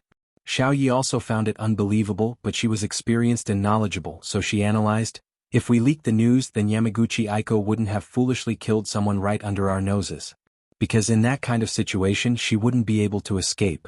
She would simply be throwing her life away. And that last shot almost seemed tailor-made for her. Maybe the sniper wasn't targeting Big Xiong, but Yamaguchi Aiko. Xiao Yi did not know that Hua Xiaoheng had personally gone to Japan this time. Even within the system, they all thought that Yin Shixiang was the one leading the team, so there was almost no possibility of any leaks. Moreover, from the looks of it, the sniper's target was indeed not Yin Shixiang, because after shooting Yamaguchi Aiko, the person did not make another move. Otherwise, if they had continued to ambush Yin Shixiang and Hua Xiaoheng, they wouldn't have been able to slip away so easily. Hua Xiaoheng's emotions were extremely complicated. If the owner of the invalid number was Yamaguchi Aiko, then how many secrets had been buried with her death? What was the other party's goal? Yamaguchi Aiko, who had been on the run for so long, had suddenly appeared to kill Do Qingyan. She had done it just as they arrived, and there was no leak in their system. Her methods were truly unimaginable. Yin Shixiang would not say that Hua Xiaoheng had personally gone. He only looked thoughtfully at Zhao Liangzi on the big screen, who was a darker shade than before, and asked, "Little Zhe, what do you think?" After experiencing Bai Shuang's death, Zhao Liangzi had not only become much darker, but also much rougher. He had grown a beard on his face. The handsome young man of the past had now become a tough man who had been tempered by life. Zhao Liangzi was expressionless. He looked at Hua Xiaoheng, who was even more expressionless, and gave an irrelevant answer. "It's not going well on your side, but it's going quite well on my side." Hua Xiaoheng looked up in his direction and nodded calmly. "Speak." Zhao Liangzi's profile picture quickly disappeared from the video, and was replaced by a comparison of two magnificent sea maps. His voice sounded like a narrator from the stereo Bluetooth speakers installed in the four corners of the roof of the conference room. "The map on the left is the sea area I've searched this year, and the map on the right is the sea area I've recently searched according to the range given by Major General Hua." Then the two maps began to overlap and merge. The sea map on the left swallowed the sea map on the right. In other words, the sea map on the right became a small circular area in the middle of the sea map on the left. It was like a small circle within a large circle. A small red dot appeared in the small circle in the middle. It was the specific coordinates given by Hua Xiaoheng, which was also the range shown in the screenshot of the shared location they had obtained from Luo Jialan's phone. I just discovered that there's a different sound wave at the bottom of the sea in the core area on the right. They searched the sea area mainly relying on sonar and the underwater drone, the Flood Dragon, to cooperate with the detection. However, the sea was so big that it wouldn't be possible to search it in a short period of time with just the people stationed on the island. Hua Xiaoheng had originally estimated that it would take 5 years. In other words, Zhao Liang's team would have to stay on this small island for a full 5 years before they could completely search this area. In the end, with the help of the shared location on Luo Jialan's phone, they actually made new discoveries in less than 10 days. They recalled that before Yamaguchi Aiko was killed by the sniper, she had also called for them to go to the Cape of Good Hope. Could it be that the location that Yamaguchi Aiko had shared with Luo Jialan was really related to Gu Xiangwen's whereabouts? What did you find? Tell me. Yin Shixiang couldn't wait any longer and anxiously slammed the table. The image on the big screen changed again, and this time, a color image of the underwater sonar appeared.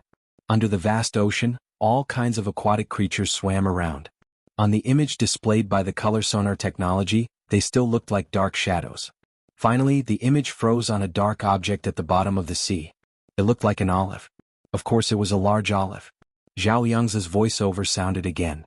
After sonar detection and imaging processing, we found that this is a small submarine. It's about 4 meters in diameter, about 40 meters in length, and 5 meters in width at its widest point. It can be said to be a mini submarine.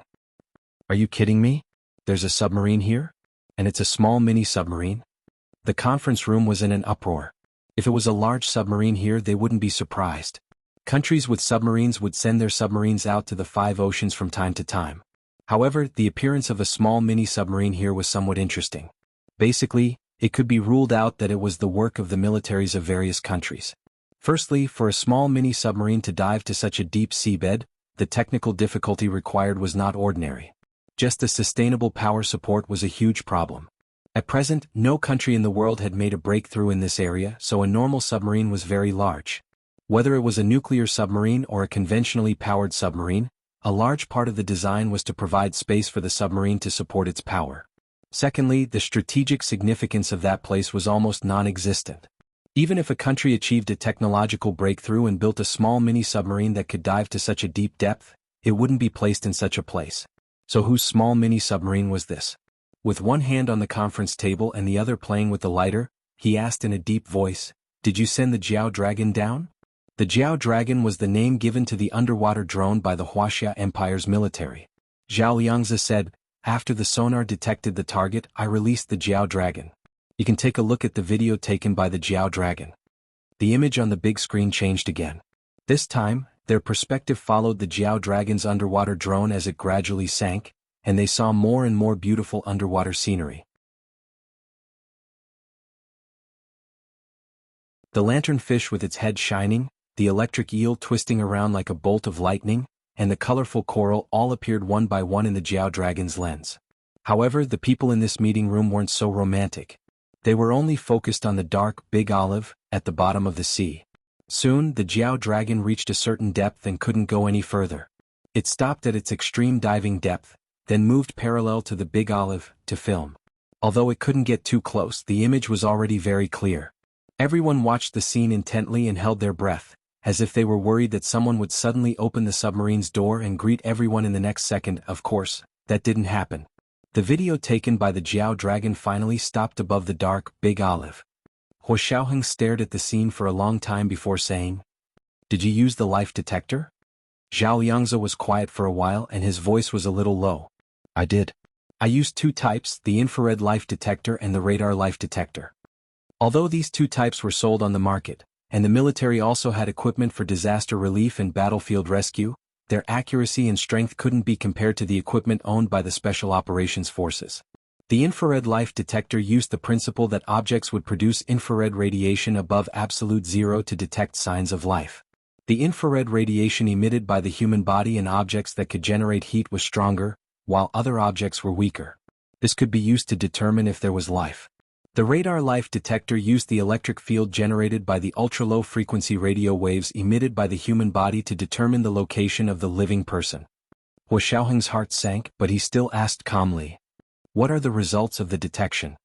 The sound of Zhao Liangzi taking a deep breath could be heard clearly from the stereo Bluetooth speaker. Everyone's heart sank. No signs of life were found. Hua Xiaoheng closed his eyes and fell silent for a long time. Yin Shixiang sensed that something was wrong and immediately said, "Maybe it's too far away and this is a submarine. Maybe the materials and coatings used are too powerful and completely block the infrared radiation and electric field, so it's possible that it can't be detected." Zhao Liangzi said, "That's not impossible. So in the end, we still have to fish this submarine out of the seabed and carefully examine it." "Fish it out? Could it be that this submarine is broken?" A member of the operation team asked in surprise. "Then what should we do?" The normal operation of a wrecked submarine was to quickly float to the surface, unless it was so broken that it couldn't float anymore. Everyone knew that if the wrecked submarine stayed at the bottom of the sea, the people inside would only have one way to go, and that was death. The sonar detection shows that this submarine has no signs of power, so it's inclined to have sunk to the bottom of the sea. Based on the analysis of the submarine's condition at the bottom of the sea, it has been at least 6 or 7 years. Zhao Liangzi finished speaking and turned off the video playback. His head appeared on the big screen again. This was the first update of the day, Chapter 1382, Signs of Life. At around 1 o'clock in the afternoon, there was an additional update for the first full moon of the Little Princess, Qian Mo. At 8 o'clock in the evening, the third update.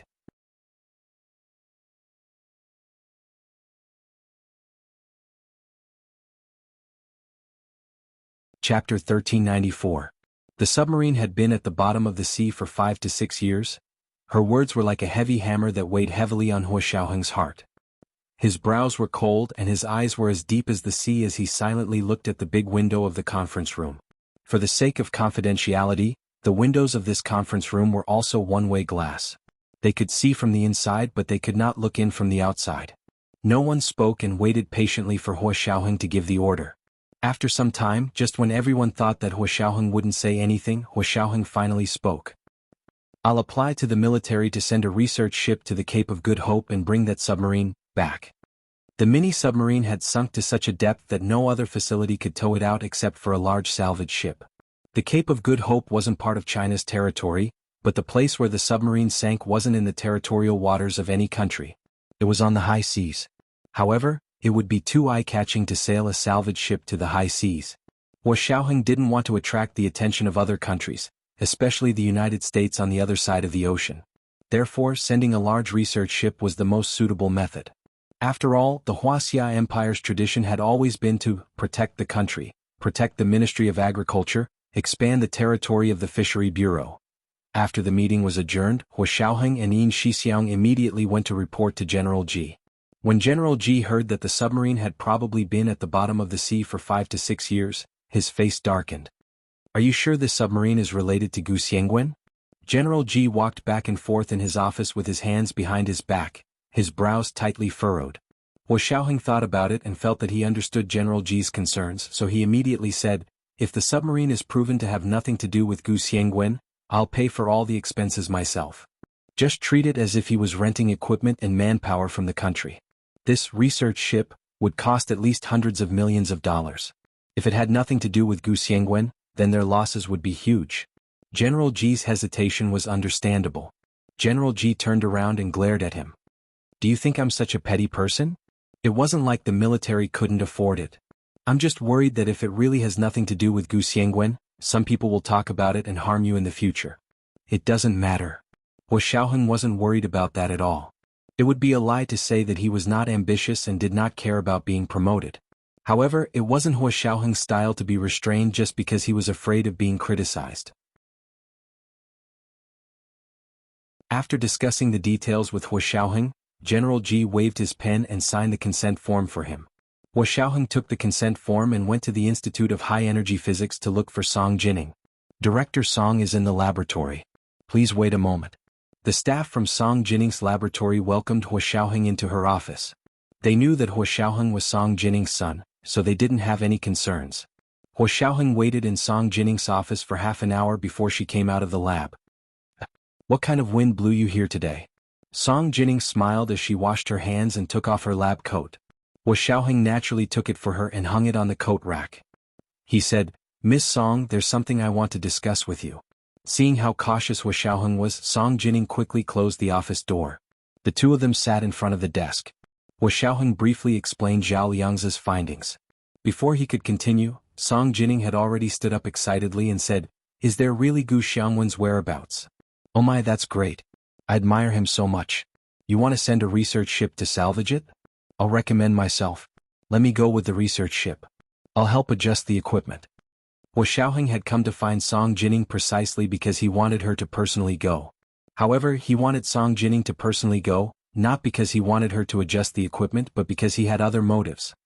Miss Song, if that submarine really has something to do with Gu Xiangwen, I'm worried that there might be something else inside, so I need you to check it out. Among the scientists in our country, I only trust you when it comes to high-tech technology. Hua Xiaoheng was very reserved. Song Jinning didn't quite understand at first, but she smiled and said, You can't say that. The scientists who have the most knowledge about submarines are all in your military? Hua Xiaoheng looked at her with a faint smile. Song Jinning suddenly came back to her senses. Are you worried that those people will be tempted by Gu Xiangwen's technology? We have to be on guard. After all, Yi Zitan's mistake was there for all to see. Song Jinning nodded and said thoughtfully, You can rest assured in this regard. I will never take other people's research results for myself. I know, so I hope you can go. Hua Xiaoheng showed Song Jinning the consent form signed by General Ji. I'll give you a special letter of appointment. That way you can go as a representative of the military. Hua Xiaoheng acted very quickly. He reported to the military at noon, then watched the big shots sign and personally went to transfer the research ship.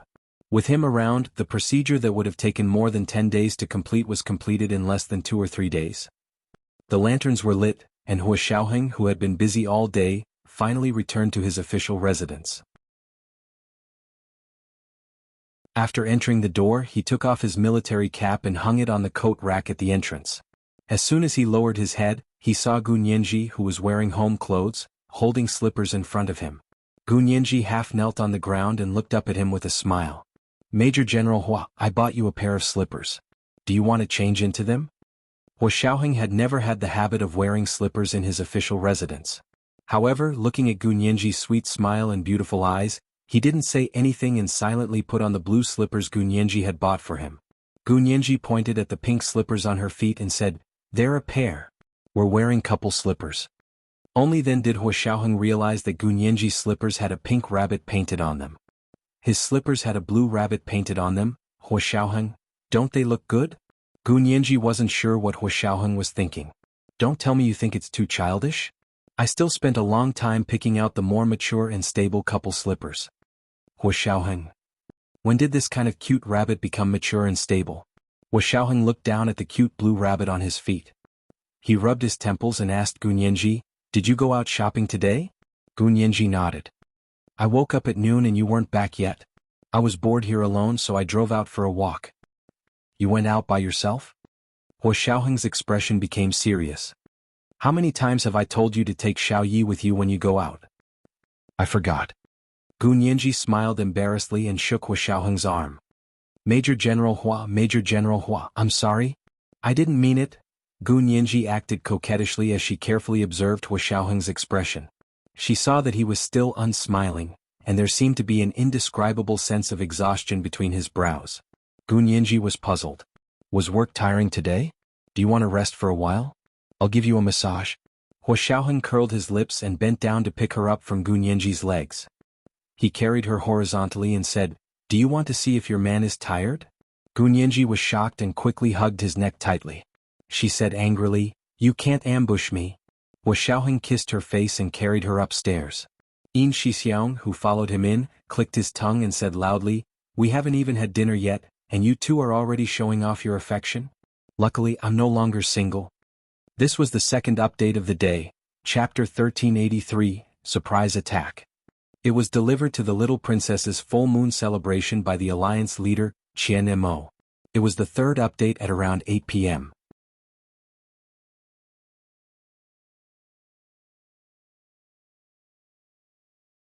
Chapter 1395.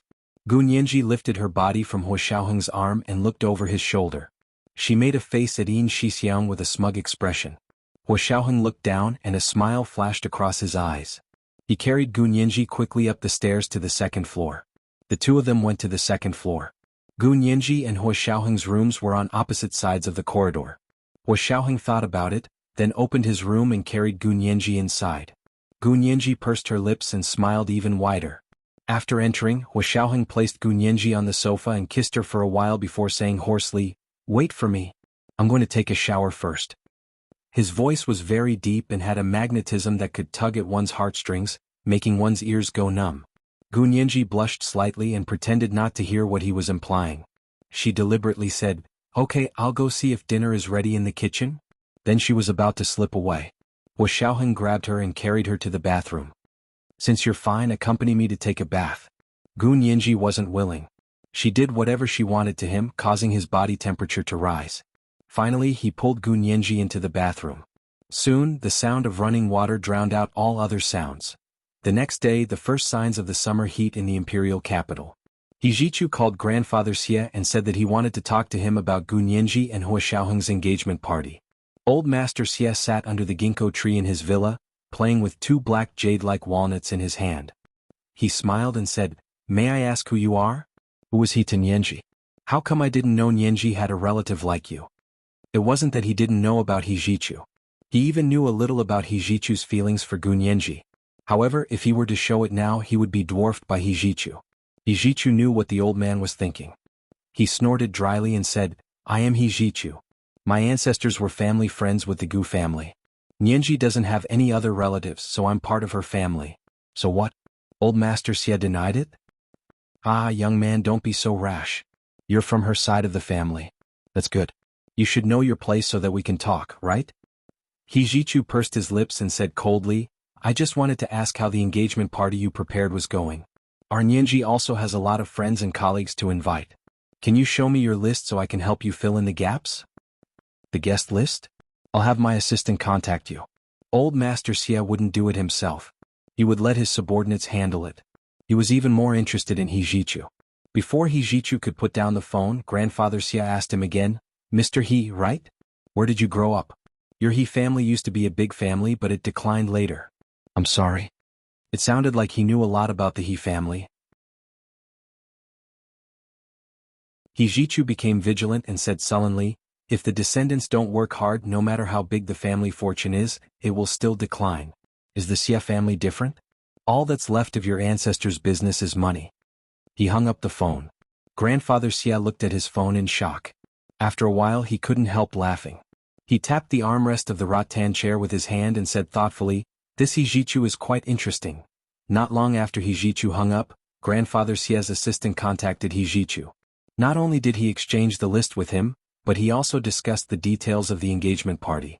This was a great respect for the woman. A family like the Xie family was indeed impeccable in etiquette. Hijichu's mood improved a little, so he didn't care about the sharpness in Grandfather Xie's words. After finalizing the details of the engagement party, Hijichu took Gu Nianji to Japan to take over the remaining assets of Angel in the world. Hua Xiaoheng sent Xiao Yi to follow them and also sent several field personnel to secretly protect them. However, with Hijichu around, Hua Xiaoheng's arrangements were a little redundant. They had a smooth journey in Japan and didn't encounter any problems. Even when crossing the road, there were Japanese police motorcycles clearing the way. It was like a visit from the head of state. Gu Nianji was secretly surprised, but she didn't show it on her face. They went straight to the headquarters of the Angel in the World Foundation and watched Hijichu's staff go in and out to move the information. One of the people in charge of the foundation was escorted by the police. He personally handed Gu Nianji the key and password to a safe and said in Japanese, "This is our foundation's most precious asset and Mr. Gu's masterpiece. Please be sure to check it." He made it sound like he was a courier. They were clearly taking over someone else's property and research results, but now they looked like they were returning it to its rightful owner. It was really amazing how thick-skinned they were. Gu Nianji took the key and said with a half-smile, "You've illegally taken over my father's research results for so many years. What exactly have you researched?" The person bowed even deeper and kept saying, "We're researching biology." "Mr. Gu didn't have much results? Haha, why do I sound like you're very regretful?" Gu Nianji looked away and looked at a safe welded in the wall of the room. Fortunately, there weren't many results. Otherwise, you guys would really be in heaven. Gu Nianji held the key and looked at it for a while. She walked to the safe and inserted the key, then entered the password. After a series of complicated procedures, she opened the safe. There was nothing special in the safe, only a heavy cylindrical object. Gu Nianji put on insulated gloves and reached out to touch the cylinder. It was very hard, like it was made of some kind of alloy. She opened her fingers and took out the cylindrical object. The upper part of the cylindrical object was designed like a telephone dial microphone. When the keys were pressed one by one, a beep could be heard. What is this? Gu Nianji was surprised. What can it do? It's so heavy. The man's eyes flashed with excitement and he said repeatedly, "This is a quantum communicator. As long as I know your phone model, I can call you at any time without relying on the phone network." Ijichu's face instantly turned livid. He snatched the quantum communicator from Gu Nianji's hand, but as soon as he held it in his hand, he knew he was overthinking. Gu Nianji was shocked by Ijichu's action and quickly said, "Professor He, what's wrong?" Ijichu nonchalantly placed the quantum communicator in Gu Nianji's hand and said, "I'm worried that there's something wrong with this thing. I'll help you check it." "Is there a problem?" "No." Ijichu smiled and shook his head. The charity foundation Angels in the World had been operating for so many years. Although it was now bankrupt and liquidated, a starving camel was still bigger than a horse. There were still quite a few things. Ijichu and Gu Nianji only stayed in Japan for 2 days. They sealed up the things in the foundation's headquarters and took them away. Ijichu entrusted his legal team members to continue receiving the assets of the other branches. He took Gu Nianji back to the Wuxia Empire. Gu Nianji took the quantum communicator to Song Jining. "This is the quantum communicator?" Song Jining held the cylindrical object and couldn't bear to put it down. "I'll go check it out. Sai, I've never seen a real quantum communicator before." She used all kinds of instruments in the laboratory for a day and night before she came up with the results. Xiaoheng also attached great importance to this thing, so he came with Gu Nianji to listen to Song Jining's lecture. Song Jining said excitedly, "This quantum communicator is indeed a genius invention. It's a genius application of quantum theory. Only someone like Gu Xiangwen can think of it and put it into practice." "Is that amazing?" Gu Nianji raised her long eyebrows. "I heard from the Japanese that as long as you know the phone model, you can make calls without relying on the phone network." Song Jining and Hua Xiaoheng both thought of the invalid number that the mobile company couldn't find at the same time. However, the invalid number that Song Jining saw was on Hua Guanyuan's phone. Hua Xiaoheng had found out about the invalid number from Hong Kongquan, Tan Dongbang and Luo Jialan's phones. Song Jining said thoughtfully, "This quantum communicator can disguise a normal number as an invalid number.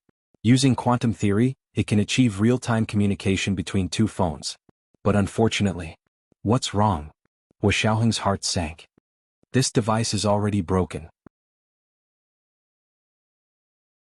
Can't test the effects you mentioned," Song Jining said regretfully as she handed the quantum communicator back to Gu Nianji. "And its technology is too advanced. I don't know how to repair it. Let's wait for your father to find it and let him repair it himself." Gu Nianji stared blankly at the cylindrical object in front of her. She rubbed it with her hand and hugged it tightly in her arms. This was the third thing she had from her father other than the doll and the pink diamond crown, right? This thing was extraordinary. It was even more precious than the doll and the pink diamond crown. This was because her father had personally made it. This was his invention and creation. It was a technological achievement that was decades or even hundreds of years ahead of the world. Hua Xiaoheng glanced at the quantum communicator in Gu Nianji's arms. He still had doubts in his heart, but he thought that as long as the submarine was salvaged immediately, these doubts should be solved. After Hijichu brought Gu Nianji back from Japan, he threw himself into the preparations for Gu Nianji and Hua Xiaoheng's engagement banquet. He had just discussed the details with the Xie family, but Hua Xiaoheng was up to no good. That night, he received a call from grandfather Xie's assistant saying that Hua Xiaoheng had something urgent to attend to and had to postpone the engagement banquet for a month. In addition, grandfather Xie's son, Xie Beichen, was entangled in an acquisition in Europe and couldn't get away for the time being. He also agreed to postpone it for a month. Hijichu's expression turned cold. What was so great about Hua Xiaoheng that even the engagement banquet had to be postponed? This is today's third update, Chapter 1384, from the Father. Today's third update, I'm asking for a wave of monthly votes and recommendation votes. P.S. Has everyone seen the new cover?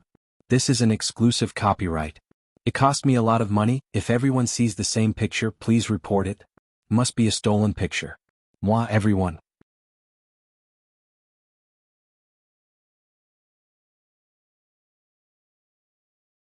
Chapter 1396.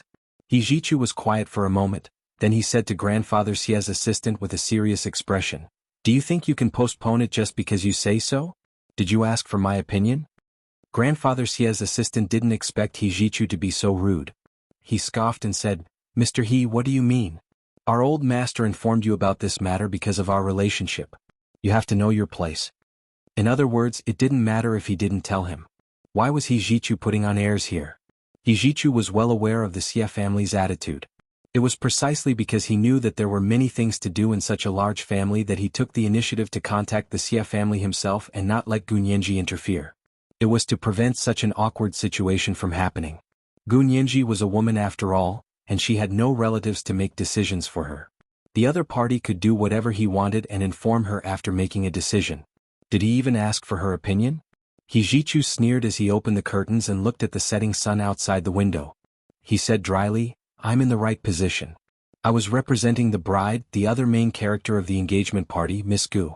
Have you communicated with Miss Gu about the decision to postpone the engagement party? If there's no communication, what right do you have to postpone it?" The other party froze for a moment before saying, "But this is Huashao's decision. Miss Gu will definitely not object." More importantly, there was nothing he could do about it. Hijichu was furious. He was certain that Nyenji had no family, so he could do whatever he wanted to her, right? She definitely won't object, but you'll have to ask her first. Since you're not sincere, then there's no need to hold the engagement party in a month.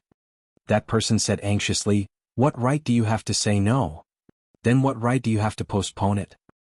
Hijichu hung up abruptly and stood in front of the window with a stern expression before calling Gunyenji again.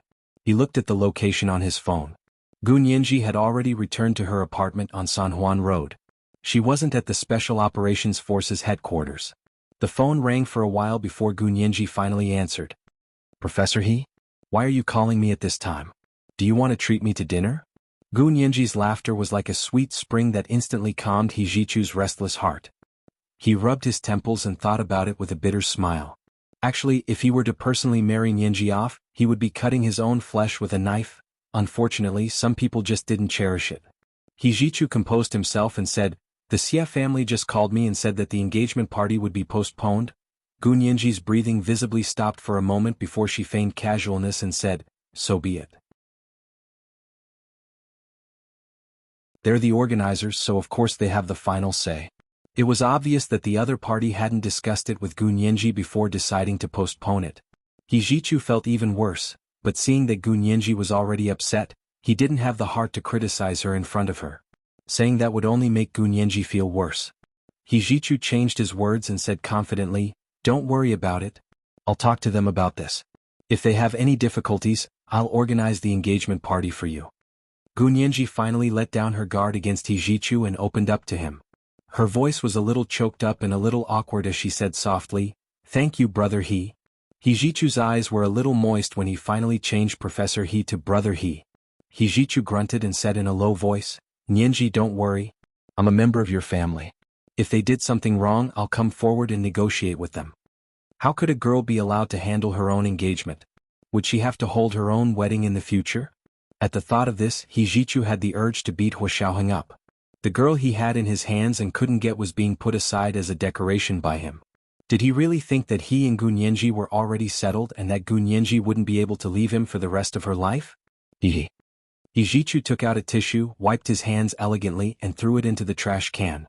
Gunyenji spoke a little more to Hijichu before hanging up and calling Huashaoheng. Hijichu was also calling Huashaoheng at the same time. But no one could get through. Because Huashaoheng was in a meeting. He was forming a team for the research ship. This research ship was called a scientific research ship, but in fact the only real scientist on board was Song Jining. From the captain, chief officer, to the sailors, soldiers, and the equipment experts from the military's general armament department, they all had to be carefully selected. In addition to the research ship, they also had to be equipped with cruisers, destroyers, submarines and anti-submarine patrol ships for protection. The cruisers were the personal bodyguards of the research ship, providing it with air defense, anti-ship and anti-submarine protection. The destroyers provided protection for the cruisers and expanded the scale of air defense, anti-ship and anti-submarine protection. There was no need to mention the submarines. When such a large research ship was dispatched, the safety of the seabed depended on the powerful nuclear submarines. The anti-submarine patrol ships were used to deal with the opponent's submarines. To put it bluntly, the battle at sea was still a matter of using one's spear to attack one's shield. It was to see whose spear was sharper and whose shield was harder.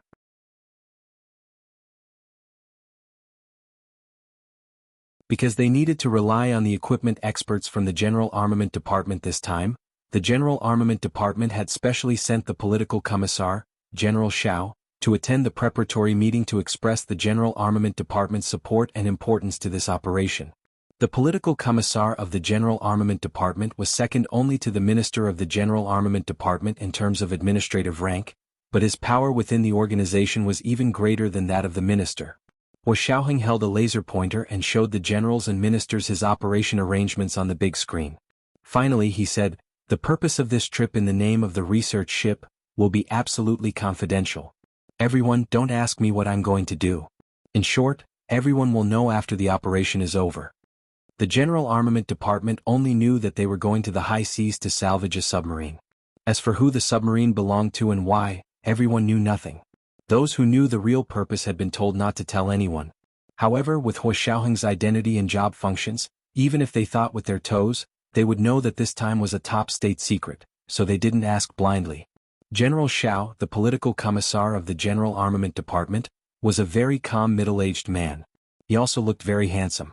He expressed his unconditional support and said, "Major General Hua, this is the roster of our General Armament Department's equipment experts. Take it and choose. It's our honor to serve our country, but it's also our responsibility." The big shot of the General Armament Department had already spoken, let alone the other departments. They were afraid that if they were too slow in expressing their stance, their limelight would be stolen. Therefore the meeting this time was very successful. After the personnel were confirmed, the Special Operations Forces still had to carry out an independent political review to confirm that there were no problems with these people as soon as possible. This required the mobilization of the entire country and even the field personnel of the Special Operations Forces from all over the world to work together to ensure that all the political reviews would be completed within 3 days. Therefore, Hua Xiaoheng had been so busy these days that he hadn't returned to his official residence even once. Almost all of his meals and accommodation were in the office building. After the meeting, General Xiao took a few steps behind and smiled at Hua Xiaoheng. "Major General Hua, I heard that you postponed the engagement banquet because of this?" The invitation to Hua Xiaoheng's engagement banquet had already been sent out, but because of this matter, it had been postponed for a month. Hua Xiaoheng nodded with a smile. "The mission is more important. The engagement banquet isn't in a hurry. We'll do it when I get back." Although he also felt that changing the time at the last minute was a little unfair to Gu Nianji, he couldn't continue waiting when he thought that Gu Xiangwen's whereabouts were finally clear. Even though he knew that Gu Xiangwen's chances of survival were very slim, he still couldn't help but hope that if he rushed over earlier, that slim chance of survival would increase a little. General Xiao patted him on the shoulder and said with emotion, "It's not easy for you either. Your fiancée can understand, right?" "She understands." Hua Xiaoheng was very at ease with Gu Nianji. She understood his work and what it meant to be the family of a soldier. "That's good. Your Auntie Chen and I have already prepared gifts. Both the engagement and marriage are double. We're just waiting for you to do something big." General Xiao smiled boldly and left. Chen Lai followed behind Hua Xiaoheng and said with a smile, "Xiao Ye's personality is more like uncle's." General Xiao, the political commissar of the General Assembly, was Xiao Ye's father. Xiao Ye's mother, Principal Chen, was Chen Lai's aunt. Chen Lai would also be going on this operation. He was the best doctor and taking him out to sea was also a precaution. Hua Xiaoheng had made the most thorough preparations for this time. It could be said that he had been preparing for this day for 7 years. After 7 years of sharpening his sword, he was finally going to unsheath it. Hua Xiaoheng's expression was as usual. He chatted with Chen Lai as he walked out of the office building. He could finally go back and take a shower. As soon as he walked out of the office building, the ban on his phone was lifted, and calls came in one after another. He took out his phone and glanced at it. 2 of the calls were from Gu Nianji, but after being told that He Xiaoheng was in a meeting, she stopped calling. The other 20 or so calls were from He Jichu, that lunatic. The corners of He Xiaoheng's mouth twitched and he called Gu Nianji back first. Unfortunately, Gu Nianji didn't answer the phone and went straight to her voicemail. He Xiaoheng thought about it and called Xiao Yi, who lived with Gu Nianji. Xiao Yi immediately picked up and asked in confusion, "Major General Hua, it's so late. What's the matter?" He Xiaoheng asked calmly, "Is Nianji home?" Xiao Yi took her phone to Gu Nianji's bedroom and smiled. "Miss Gu is taking a shower? No wonder he called her." It was probably because no one picked up Gu Nianji's phone. He Xiaoheng was relieved. "Okay, it's fine." He immediately hung up on Xiao Yi. At that moment He Jichu called again. He didn't know what was wrong with He Jichu again. He Xiaoheng cursed silently. He quietly put on his Bluetooth headset and transferred the call to a private channel so that it wouldn't be monitored. "Professor He, what's the matter?" He Xiaoheng walked to a spot not far from the entrance of the official residence. He wasn't in a hurry to go in. He took out a cigarette, lit it, and stood under the tree to smoke. He Jichu asked immediately, "He Xiaoheng, did you discuss with Nianji beforehand about postponing the engagement party?" He Xiaoheng. He blew out a smoke ring and said calmly, "I'll tell her." "Tell her?" He Jichu sneered. "What kind of tone is that? Is Nianji a pet that you can summon at will? Have you ever thought of respecting her?" He Xiaoheng's face turned cold. "This is between me and Nianji. It has nothing to do with you." "It has nothing to do with me, but if you want to postpone your engagement party with Nianji, it has something to do with me." He Jichu put one hand in his trouser pocket, his face as cold as snow. "What the hell is the big deal with you? You even have to postpone the engagement party." He Xiaoheng ignored him. Did he need to explain his actions to He Jichu? What a joke. "You're not going to speak? Ha, you postponed the engagement, but why didn't you postpone the sex? You're making excuses. Do you not want to take responsibility? Let me tell you, I can take Nianji away from you at any time, and you'll never be able to find her." He Jichu was so angry that he almost spoke incoherently. He Xiaoheng's face was as dark as the night. He directly hung up on He Jichu and asked Fan Jian to drive the car over immediately to take him to Gu Nianji's apartment in the 3rd Ring Road. This was the first update of the day, Chapter 1385, Women Are Precious. A reminder for everyone's monthly votes and recommendation votes, at 8 p.m. the 2nd update. P.S. Thank you to the leader of Enigma Yangxi, and Love, for the 10,000 Chidian coins each yesterday. Mwah. You're tuning in to the Han Li's Wuxia Chronicles YouTube channel. We're so grateful for your support, and don't forget to subscribe to join us on this incredible journey through captivating stories. Your generosity through donations truly makes a world of difference, as it's the primary source of revenue that allows me to expand and enhance this channel for you. Thank you from the bottom of my heart for being a part of this adventure.